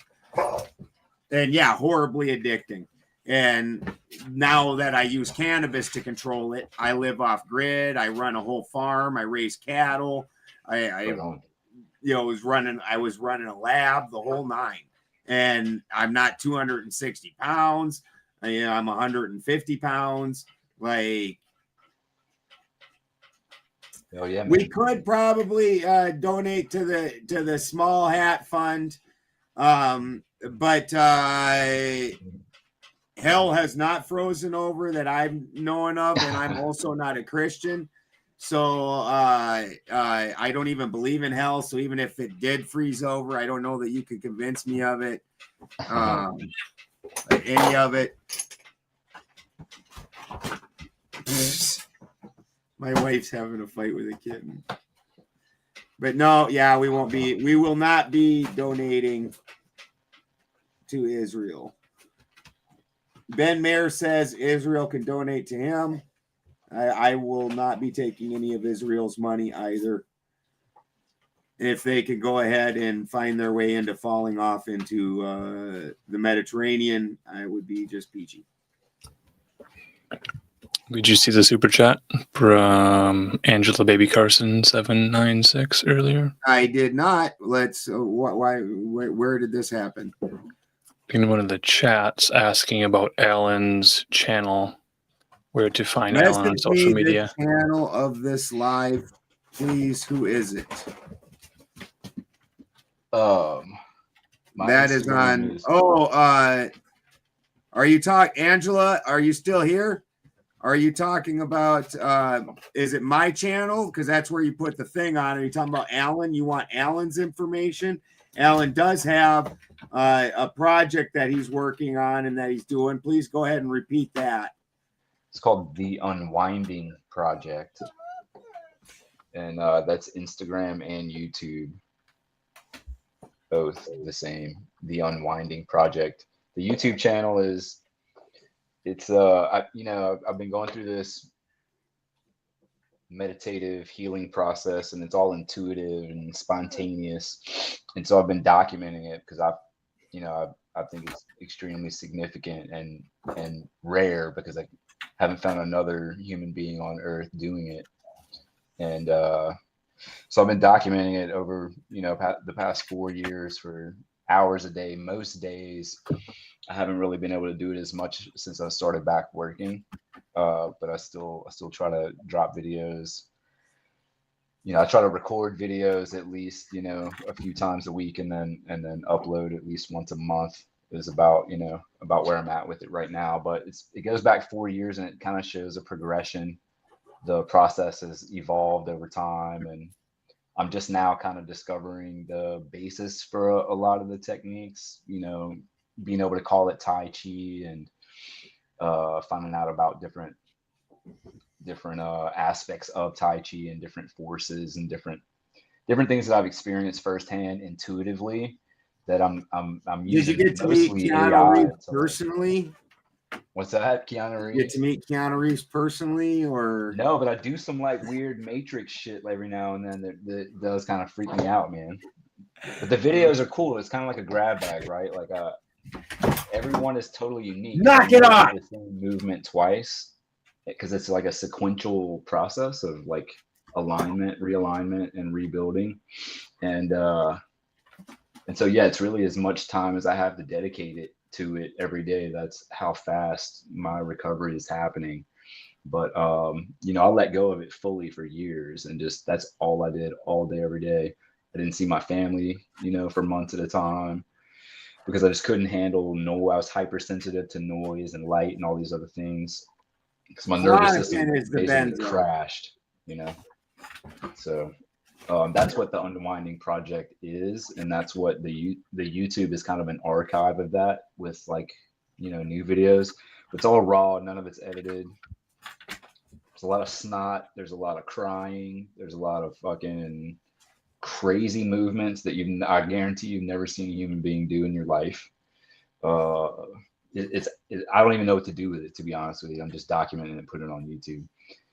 So that's where I'm at with that. I changed my Instagram to that, and I was going to change my content from cannabis to that and use the cannabis community and the followers and everything that I have on my existing Instagram. I was going to try to push, this, because this is a progression of my experience in, with cannabis. I wouldn't have been able to do any of this without cannabis and without the experiences that I was allowed to have in Humboldt, through living there and meeting like-minded people, having access to natural medicine and natural medicine clinics and Reiki and acupuncture. And I mean, I've got crazy stories, man, that I don't think anybody believes me when I talk about this shit. You know what I mean? That's how crazy this shit is. But I live in Humboldt. Yeah, my wife is a Reiki master. Is she really? Yeah, she's flying. She's actually floating right now. Nice.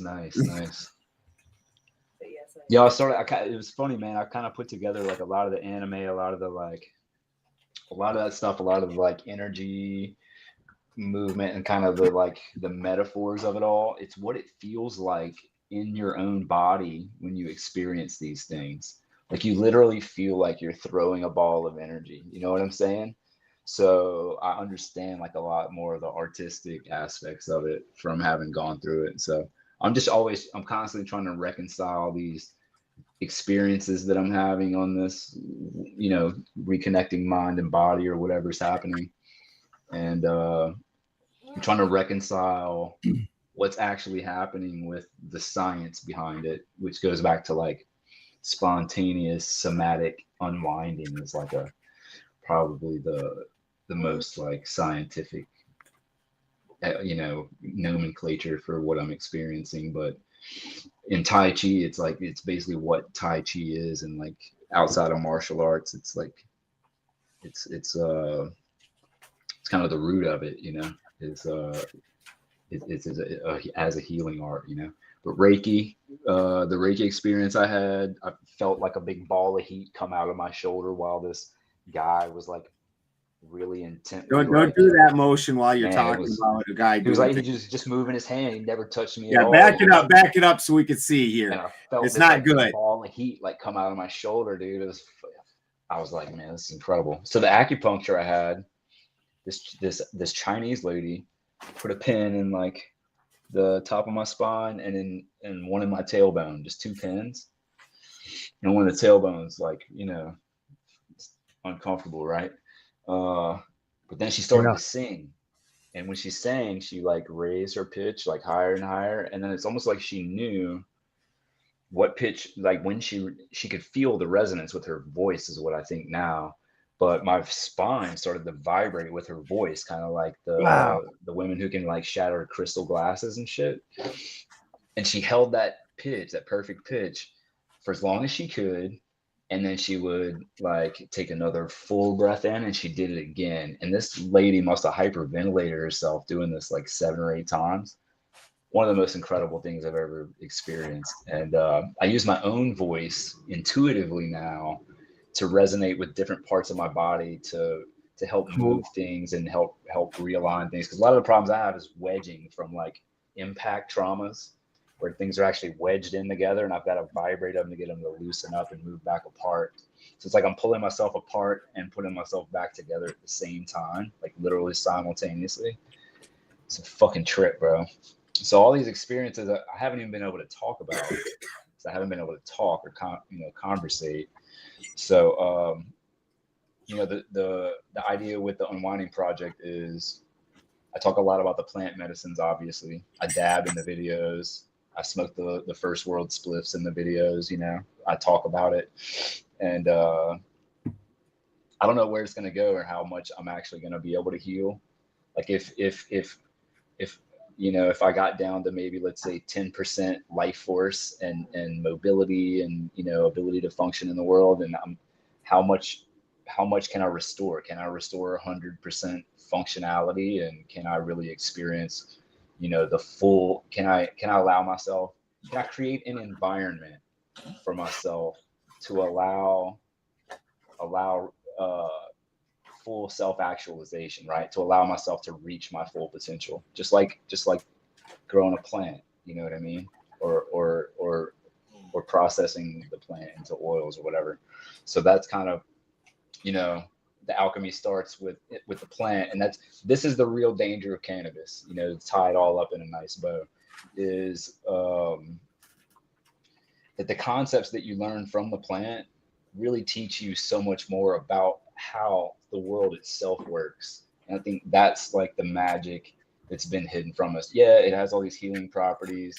Yeah, it makes you like, anti-authoritarian and whatnot. And those are reasons alone to keep it away from us. But I think the real aspect is it promotes, it reconnects you with nature in a way that allows people to like punch through that glass ceiling and really reach, their full potential. That's what I'm feeling. That's kind of what I'm experiencing so far. So until I'm proven otherwise, that's what I'm going with, So I don't know. I don't know how much of a responsibility I have to push that out. I think that I'm just posting the process and just being as open about it as I can, and as my cognition returns and my ability to speak and about the things and really understand what I've just been through over the past 5 to 20 years in this process. I'm still figuring it out. So the more people I think can it'll look at pay it and tell off. me what they see, man, I'm really interested to know, like, if people have seen this before. Do you know anyone else doing this? So I found one other guy that has commented on my YouTube channel on one video, and I must have like 500-600 hours of content, right? And this one guy chimes in and starts describing what he's experiencing. It's very similar. So we had a Zoom call, and yeah, man, it was so amazing just to connect with one other human being that had experienced even like a fraction of what I was experiencing, because he was still kind of in the beginning phases where he isn't able to fully empty himself in a way that he allows his body to move on its own, but he's experienced like other aspects of it. So it's wild, man. All my Christian friends think I'm doing some like evil yoga, like tantric, evil shit. All the natural healers and all the physical therapists and kind of that crowd out here, they say I'm having a Kundalini awakening and they don't want to touch me or treat me. You know what I mean? So it's so wild, man. It's been a really incredible place that cannabis has brought me to. And what's funny is, like I said, I originally started because Louisiana's Cancer Alley. It's alcohol, it's chemical plants, it's it's big oil, it's all these things. But you got fucking Bourbon Street. You guys got motherfucking Bourbon Street. It's a different world out here. It's crazy. It's kind of like Australia, right? Australia was all the criminals. Well, France sent all their criminals here. So that's what Louisiana is. It's a French colony. Well, Louisiana was a French colony of outlaws. Yeah. Yeah. The ones who wouldn't listen to the king. So yeah. We still have Napoleonic Code here. That's how different Louisiana is. Yeah. Well, yeah, there's France had a number of colonies in America and then they lost those basically in a battle with Britain. They ended up losing out. Well, then when the Americans wanted to go to war with Britain, I think it was, John Adams that went to France and basically talked the King of France into throwing down with the Americans. So the American Revolution was a success directly because of the money and the officers and things loaned from France. But then that was a direct cause for the French Revolution, because then that broke France. So then that led directly into the French Revolution. But at one point in time, there was a number of colonies. It wasn't just English colonies. France had a number of colonies here. What's that, honey? Yeah, Spain had colonies here. Russia had colonies here. Right on. Like the West Coast, instead of France and England fighting, it was Russia and Spain. So Russia has there's a bunch of Russian Orthodox monasteries and churches all up and down the West Coast here, and then also Spanish missionaries. And that was them attempting to take over the United States at one point in time. So it's the idea that there was only English colonies is just something from just bad schooling, where they just taught us about that, but they didn't teach us the rest of it. Yeah, for sure. It makes sense. Yeah, it was wild. In high school, we took a field trip to a school a little bit further south, across the river, where they speak French at the school. Like, they don't speak English there. It's a French school in Louisiana. I think it's still there, and they still speak French. which is kind of strange. But the idea was, these are my people, and in the beginning, I had this grand revelation that I was going to help people, and I was going to go get this magical plant that cures cancer and bring it back to Cancer Alley and all this. And I didn't really realize that like I was going to need it, that I needed any kind of healing, So that was kind of a big surprise as well. Propaganda is very effective. Very effective. And trying to get people to let go of propaganda, even when they know better, it's very interesting. It's super hard to get people to let go of propaganda, and the propaganda against cannabis. It started in the 60s, but I'd say the 80s is where it really hit its stride, where they had TV and everything else. And the kids that were being born into that, you had your after school specials and dare programs and all that kind of shit. And so the propaganda and then the Reagan administration period, shit was crazy. And it was what was her name, Kathy, the MK Ultra O'Brien. Sex kid Kathy O'Brien. Yeah, Kathy she said O'Brien. that cannabis breaks the programming. It's 100% true, man. That's why they won't let you smoke it in Scientology. Cannabis is forbidden. Yeah, in the military either, man. In the Marines, I had a 5-year enlistment, and I popped for a piss test like 3 months before I got out. Oh cannabis. shit! Like they do not tolerate that shit at all. Not even a little bit. Did they kick you out? Yeah. Oh, that sucks. No, it's all right, man. I Well, was meant checked to out be. anyway. I had done mushrooms a few months before that and realized it was all bullshit, so I was okay with it. I'll do it. Yeah. But it's been a crazy trip, man, for sure. It all goes back to cannabis, though, man. And for me to have been against it so much growing up to now, it's like I tell everybody about it. It's significant, One of the biggest problems is it does get lumped into all these other drugs, and it's called a recreational drug. Yeah, it should be a medicine. Yeah, but the Before hypocrisy it's a of the drug. state making money on it, even though and calling it a drug, putting people in jail, like I don't have any respect for any of that. I'm working with a veterans group here locally that's trying to push homegrown. But yeah, man, it's not looking very hopeful, anytime soon. So I don't know. I think when the loophole closes and the black market comes back, I'm hoping that people just start growing their own because they just don't have access, And I think a lot of seeds got out and a lot of people want to grow, they just don't know how. So I'm hoping AI will help them with that, show them how to set up a grow and all that shit. So I don't know, man. I got a lot of hope that the plant does actually like get out and find its way through the world.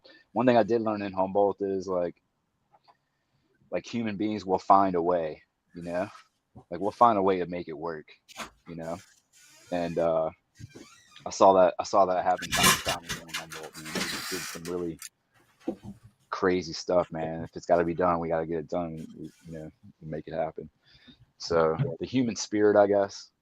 I think I got a lot of hope for things, It wasn't always the case, but I don't know, man. I understand the power of the truth now, and understand that a lot of the things that they're pushing are just not truth. They're just lies, and they're just fickle, and they can literally be like destroyed with like a whisper, What do you guys think about Nick Fuentes, by the way, man, and what's going on with that dude is like, bro, I can't tell if he's a Fed or if like they just don't know what the fuck to do with this guy. You know what I mean?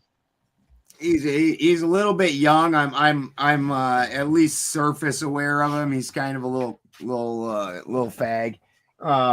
Yeah, for sure. He's definitely he's aesthetically, I think my first awareness of the dude was when he did that whole your body, my choice thing, which was obviously just trying to be as bombastic as possible with that and draw attention, which I understand. That's if you're gonna become a big sensation on the internet, you got to be a big sensation and say sensational shit. So I do get that aspect of it. But other than that, I don't think any of the three of us are that heavily into politics. Steve is more the political expert. More that guy. Yeah, he's kind of the political expert. Myself, like I said, I'm at least aware of him.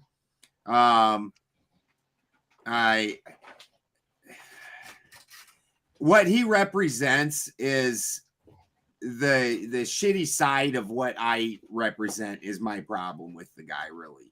Like when he says things like your body, my choice. I live in a traditional relationship. My wife is subservient to me. And it in no way is like that. Like they represent the worst ways that those scenarios can go. And the fact is there's a beauty to the traditional husbandry and the way that system works. And the fact is and I don't even necessarily, I don't like sticking up for Christianity, but even in their vows, there's a reason that the wife is commanded to obey the husband, but the husband's commanded to love the wife. She's not commanded to love him. And the thing about that is you would never, if you truly love something, you would never be shitty to it. You would never, you want to take care of it and take care of it the best you can and give it the best of everything you can and make sure that it's happy and able to succeed. That's what you do for things that you love. And so they're leaving that side out and they're doubling down on the wife's obey, but understand she obeys, but what your plan is supposed to be should be super beneficial to her. Yeah, well, I'm curious because like the Orthodox and the I don't know what the Catholic view is on it, honestly, but I know the Orthodox has the patriarchy and the father, the mother, the kids. How is it different for you in your system? Because in patriarchy, and here's the flat and simple of it, or in orthodoxy, Christian orthodoxy, the wife is property of the husband. In no way is my wife my property. I got you. Huh. And I've never heard it said like that. But they absolutely will tell you that. They will flat say the wife is that is one of their tenets. The wife is the property. And in no way is my wife my property. Yes, she's subservient to me. I'm the head of the farm, but I'm choosing the best path for the farm, period.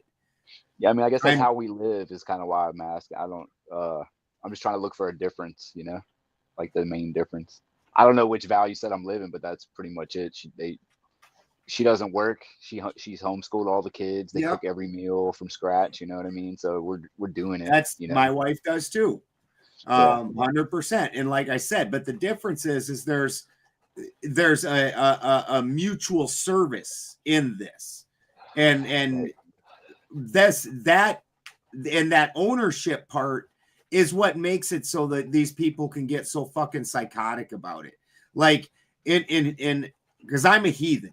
In our system, if the husband doesn't treat the wife right, she gets the right of divorce. Divorce is a women's tool. I got because men can overpower women. Women need a tool to equalize that, and divorce is a women's tool.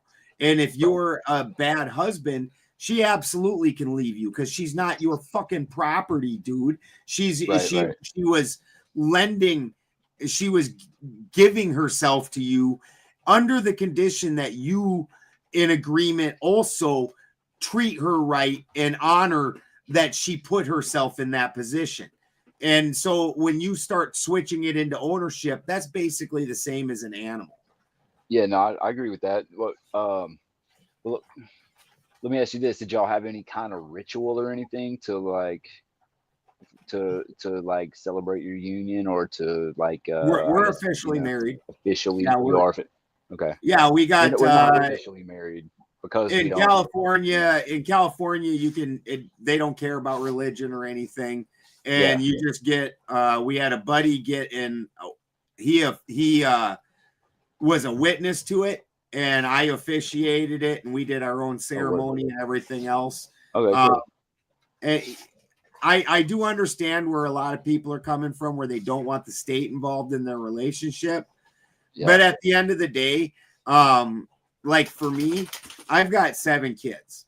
And like if I was at the time when I married Christy, the property when we started dating was my property. This is my home. And everything on it was mine. As far as that, Christy brought very little to the relationship. Well, by the time we got married, obviously for me, taking care of her for the rest of her life was something I committed to. So even if I'm not there, then my property is Christy's. And any one of my kids could have just taken that from her if she was my girlfriend. And on top of that, especially during the 2020 era, you needed my generator's glugging, but you needed a wife to be able to come in and help you with medical decisions so they don't fucking intubate me. Mm-hmm.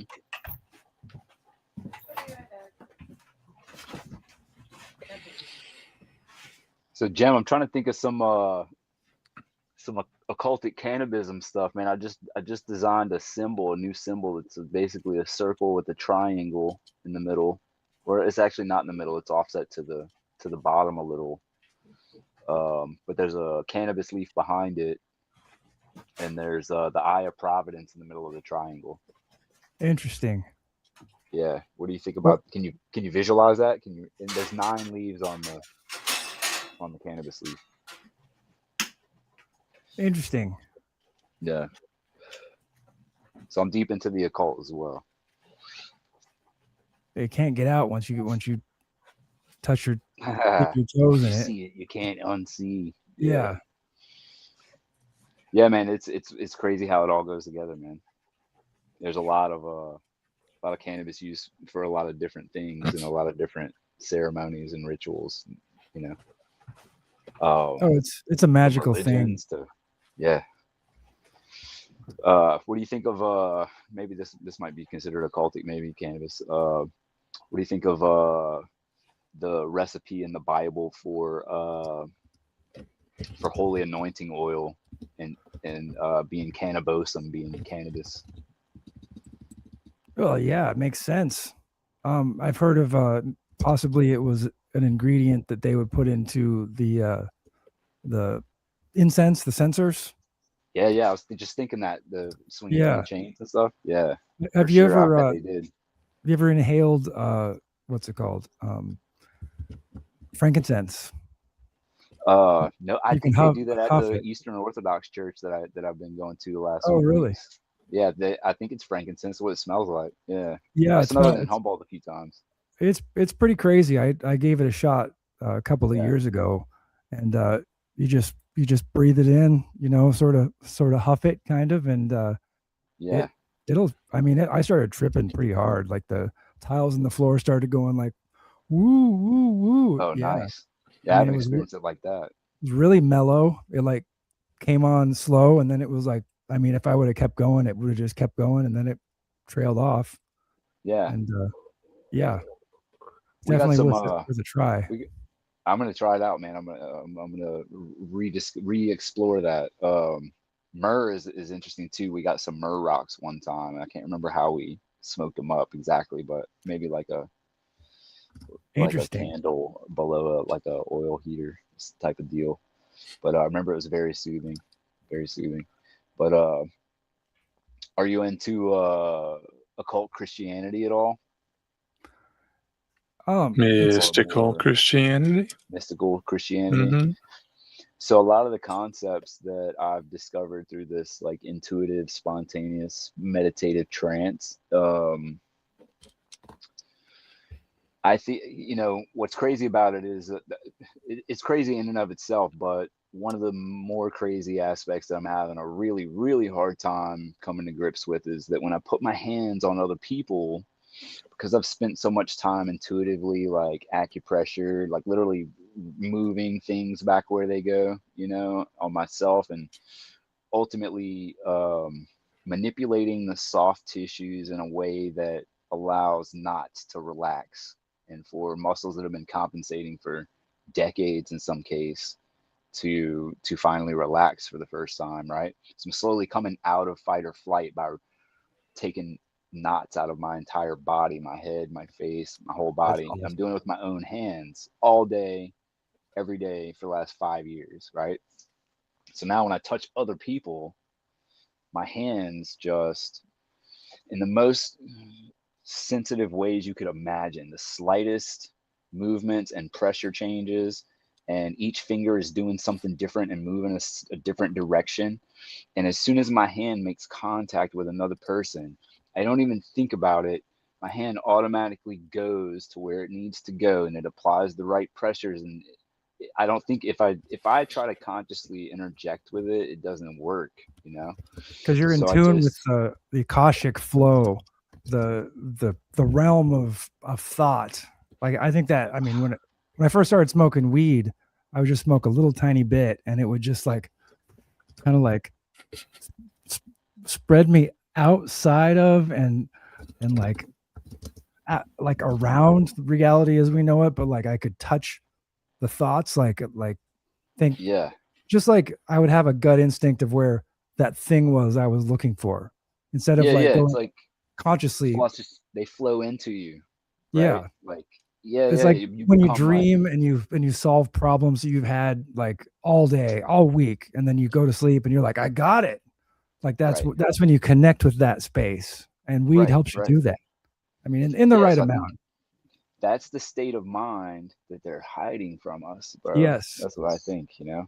I And it agree. takes going in the total opposite direction of where they're trying to bring us, like all day, every day, and every bit of media that they put in our faces. And, you know, you got to go the other way. And when you go the other way, I don't know where the bottom is or the top, whatever the case, you know what I mean? But the things I'm experiencing are so far out of like the human experience as we know it today. But it's a very natural, it's like the most natural thing that I can imagine having gone through this, you know? It's the realest real. It's not the Yeah, yeah, simulacrum that real world is. It's an overlay of the real reality with all this nonsense, yeah, yeah. digital The Matrix. nonsense, I think matrix. they have to create that superficial world on top because they're trying to, it's the Luciferian doctrine of being gods of their own world, right? So they Absolutely. are gods of that world, obviously, right? Oh That's yeah. not reality, man. But we don't live in that That's world. It's so like when you superficial. play the floor is hot lava and you go to your friend's house and he's like, the floor is hot lava, and you're like, My kids play that all the time. ouch, ouch. But like that's a pretend reality. But that's the Yeah, real reality that we live in now is the floor is hot lava. Like yeah, COVID. yeah, That was hot right. lava, you know? Yeah, It got yeah, people really sick. yeah, for You sure. know? The psychosomatic effect. Yeah, dude. Yeah. Yeah, my mom to this day, one of my kids sneezes, she'll swear she'll be sick for like 3 days, swearing my kid got her sick. It's like, dude, it's so terrible how much time you like lose with your grandkids over this stupid shit. Oh yeah, my cousin, he played hooky from school. He told us he said, Dad, I've got a cold. I feel it's like a sore throat, all this stuff. And then his dad is like, I'm catching that cold that he's got, and is sick the next day. And he's like, I faked that cold. I wasn't really sick. But his dad Right. really caught it, Yeah, that's wild, man. So I mean, it's got to work the other way too, right? Oh yeah. You know. You can create your own reality.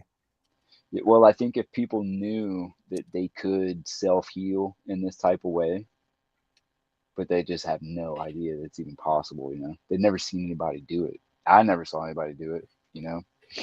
I've just been going to acupuncture the last like 6 months or 8 months or something, and I was seeing him every once in a while, and it was just amazing. Like it totally wiped me out, and I was like a wreck for 2 hours afterwards, just like days walking around.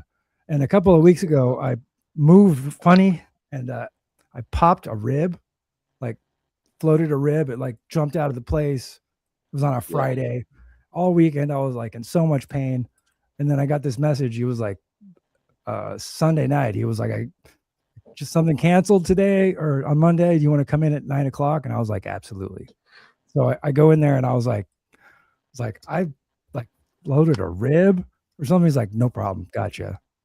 And acupuncture, he like focused on this one side, but I couldn't believe it. He worked that bone back into place just by pressure points. Pushing it back in place. Yeah. Yeah. It was insane. I mean, he barely even touched me other than, I mean, warming me up a little bit and then the needles. Right. I couldn't even believe it. I was so happy. Yeah. Like night and day difference.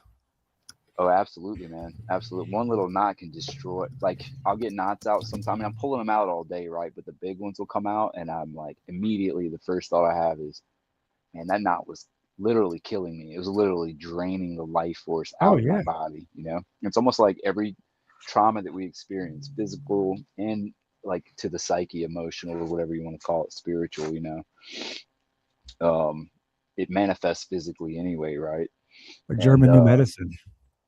Yeah. So it's all that's true. It's 100% true. Absolutely. That was a massive key to me, like really understanding that, you know, like I can do that. I can heal. You know, if this is what the body's doing and I'm not really sick in the first place, my body's actually, you know, the big turning point was when I started thanking my body for allowing me to at least go as far as I did and still, you know, I could still like at least like stand up when I absolutely needed to. And you know what I mean? So that's great. I started to look at the body totally different, and my relationship with it changed entirely from German new medicine specifically and from COVID. So it's another one of their, you know, deceptions that the blowback is actually considerable for a lot of people, you know. Well, they can't hide it forever. The truth is coming out. I mean, we're moving into the next age of humanity. So like the secrets aren't going to be keepable. I think that's why they're tanking society right now, because they're, you know, they just got to like burn it down, like use it up, grab as much as they can, because they're going to be out. Yeah. Once a majority of people understand the reality that they're in. Yeah, I mean, it's over for them, man. Yeah. That's what I was saying earlier, man. It's like it could be destroyed with a whisper, you know. It's really amazing. Yeah. So I'm more hopeful now than ever, man. Just over the last 6 months of the things that I'm seeing coming out in the mainstream, you know. The internet's probably the biggest source of blowback that they just haven't been able to control, you know, for whatever reason. Yeah. I think I'm curious about the censorship being like, you know, everything's opened back up all of a sudden, and I have a theory about it that I want to bounce off you real quick. What's that?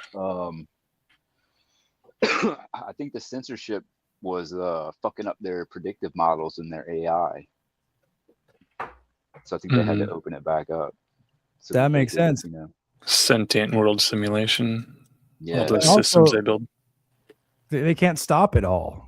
It's easier just to like find the people that you want to control and maybe change their internet specifically for them, make them you know, shadow ban them, or make their messages not show up, or, you know, show them, like, give them something special where you want to lead them, but they can't like, the bandwidth is too large of all the information that's coming out right now. Yeah. It's like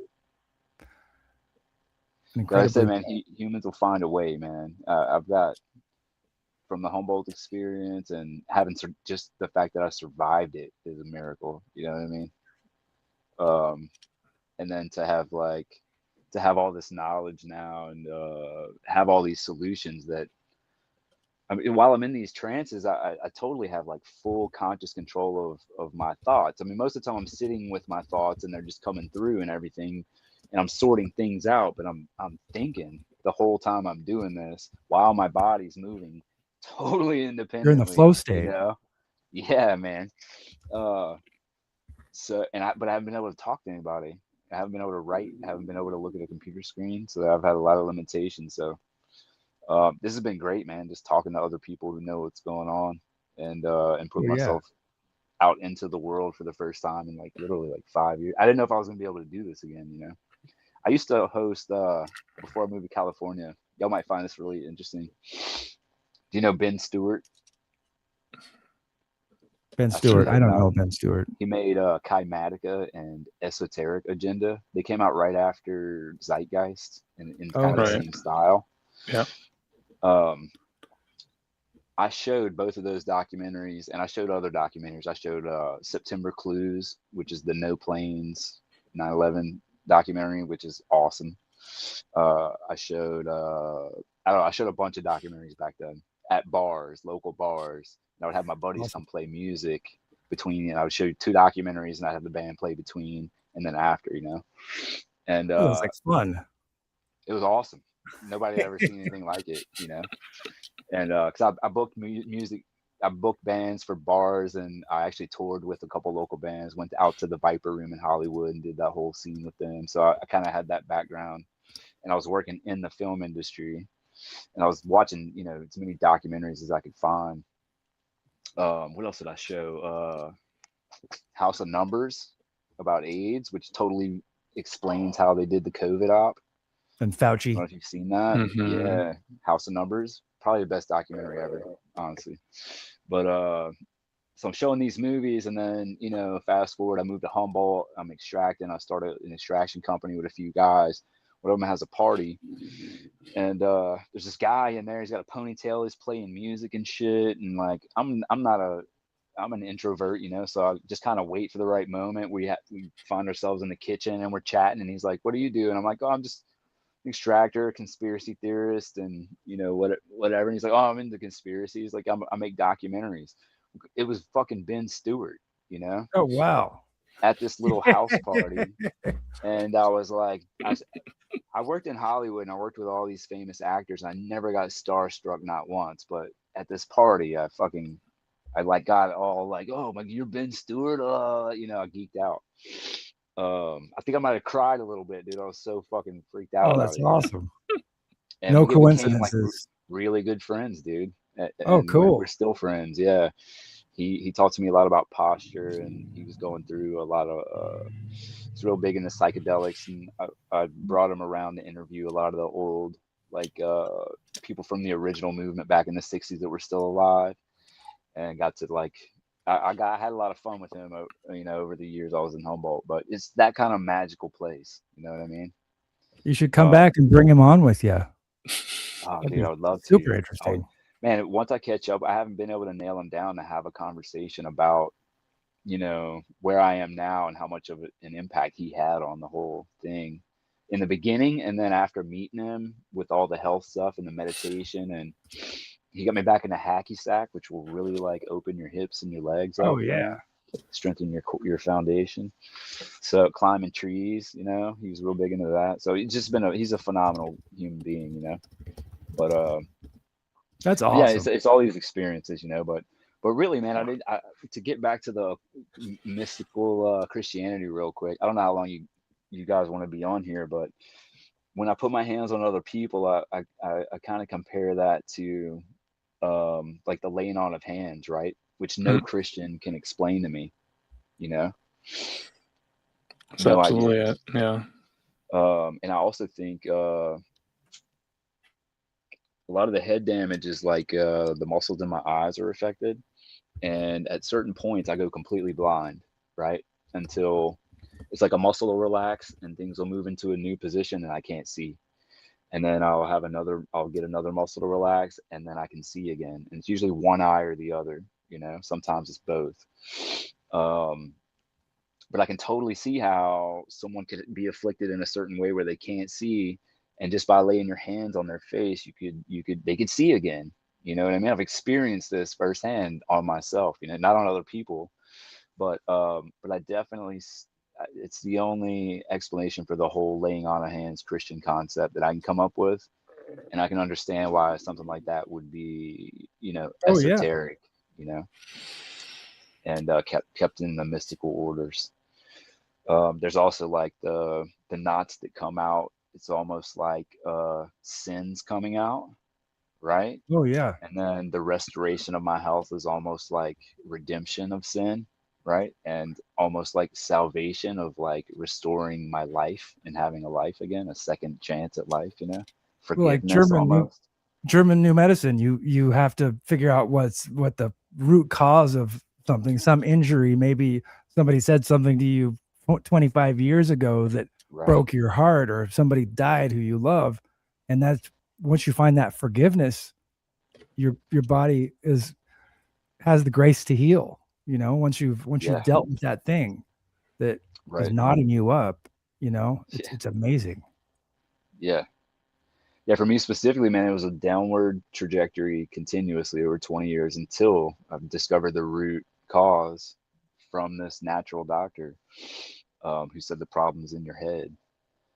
And I thought he meant I was crazy. So I was like, fuck you talking about, dude? And he was like, no. I mean, like the original head injury. He said all the other injuries happened because you were already injured. And that made sense. And so I started to focus, here. And everything just unwound from that. So pretty wild, man. Pretty wild. I'd love to go more into all that, man. But I don't know. We'll maybe have to get together again another time. Oh yeah, definitely come back. Sure. Days, if y'all ever need a spot filled. Oh, absolutely. Tuesday nights. You're welcome to join us again. Someone in chat had asked about Robert Anton Wilson, if you had read any of his material. Robert Anton Wilson, Cosmic that's more on the occult Trigger type stuff, right? I've come across a lot of his work. I've listened to a ton of audiobooks and a ton of lectures. I listened to a ton of Jay Dyer's lectures on the elite, and there's a lot of occult stuff in that. Sure, I guess specifically with Robert Anton Wilson, he had some polio issues and discovered a Sister Kenny method that sounds similar to what you're discussing. What was it called? Sister Kenny method. Sister Kenny? Interesting. Something to look up. Sister Kenny. Yeah, and I know Robert Anton Wilson had a documentary called Maybe Logic. Kind of talked about his life a little bit, and he was an advocate of the medicinal properties of cannabis. Robert Anton Wilson. I mean, it sounds very familiar. It's definitely been a long time since I've come across his name. I didn't know anything about him being connected with cannabis or polio. Polio is like a nervous disorder too, right? It's like a heavy metal toxicity. A vaccine injury. Vaccine injury, yeah. When they first gave out the polio vaccine, a lot of people got. That's when the epidemic started. Yeah. So we're getting to the point where kind of maybe wrapping up a little bit. I think Boulderson's locked out of his own house here. Oh, you can't join again. Right. I think was going down. Yeah. Are there any other questions in the chat that I've missed? I think I have a limited view of the chat. That's all right. We've had a lot of some drive-by chatters. We've got this streaming to a few different locations, so people are kind of jumping in and shouting a few words and you leaving. Can always come back and watch on the various channels that have been hosting it tonight, and read all the chats as they came in live. Okay, yeah, I can do that. What's the title going to be? Do you know? We'll send it to you. Okay, cool. Yeah, that'd be awesome. Yep. So I can share it even. Awesome. Well, it's really nice to meet you guys, man. I appreciate the time. And hey, man, ask me more. Talk more about the occult, man. Let's get into some of that. Really, any of the things y'all want to talk about, man. I'm game. So, yeah. Cool. Man. It's been great. Thank you, guys. Yeah, thank you for coming. Yeah, man. We'll do it again. Sounds good, man. All right, brother. Yeah. Y'all be good, man. Have a great night. Will do. You too. Take it easy. Right, yep. What a great finds the button. There it is. Yeah. What a great interview. Yeah. Shout out to another super chat wanting to discuss Bonnie Blue a little bit. Didn't really have the time to weave that into the topic. Bonnie Blue. Yeah, an interesting character making interesting life choices. I'm not familiar. That's all I'll say about that topic. We'll have to revisit Bonnie Blue. It's kind of out of the blue. With Bonnie Blue balls. Yeah, they left us a super chat out of the blue.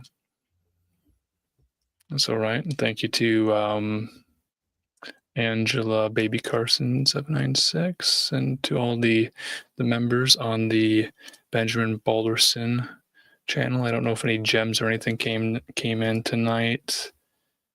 Monitoring a lot of different places. Yeah, the Weaving Spiders Webs channel has some of the live on it tonight, and my personal James Maiden 6355 or whatever YouTube channel had it live on it for a minute.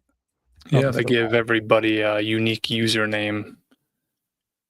Yeah. So if you have numbers in your name, that's the numbers you get to stick with in your @username. It used to hide all the time, but lately it's been popping up. Yeah, were you able to locate our guest tonight on the Instagram? I have not yet. No, Okay. I only have so many window brain cells most days. If I open Instagram, then I'm done for. I got to mute the show and just watch one more post. Yeah, for people who are wondering where they'd find more from our guest, it is on the Unwinding Project. So it's at the Unwinding Project on Instagram. This is the information he was sharing with us. Yeah, that was good stuff. So I think we're going to have to say goodnight to everybody. Thanks for coming, everybody.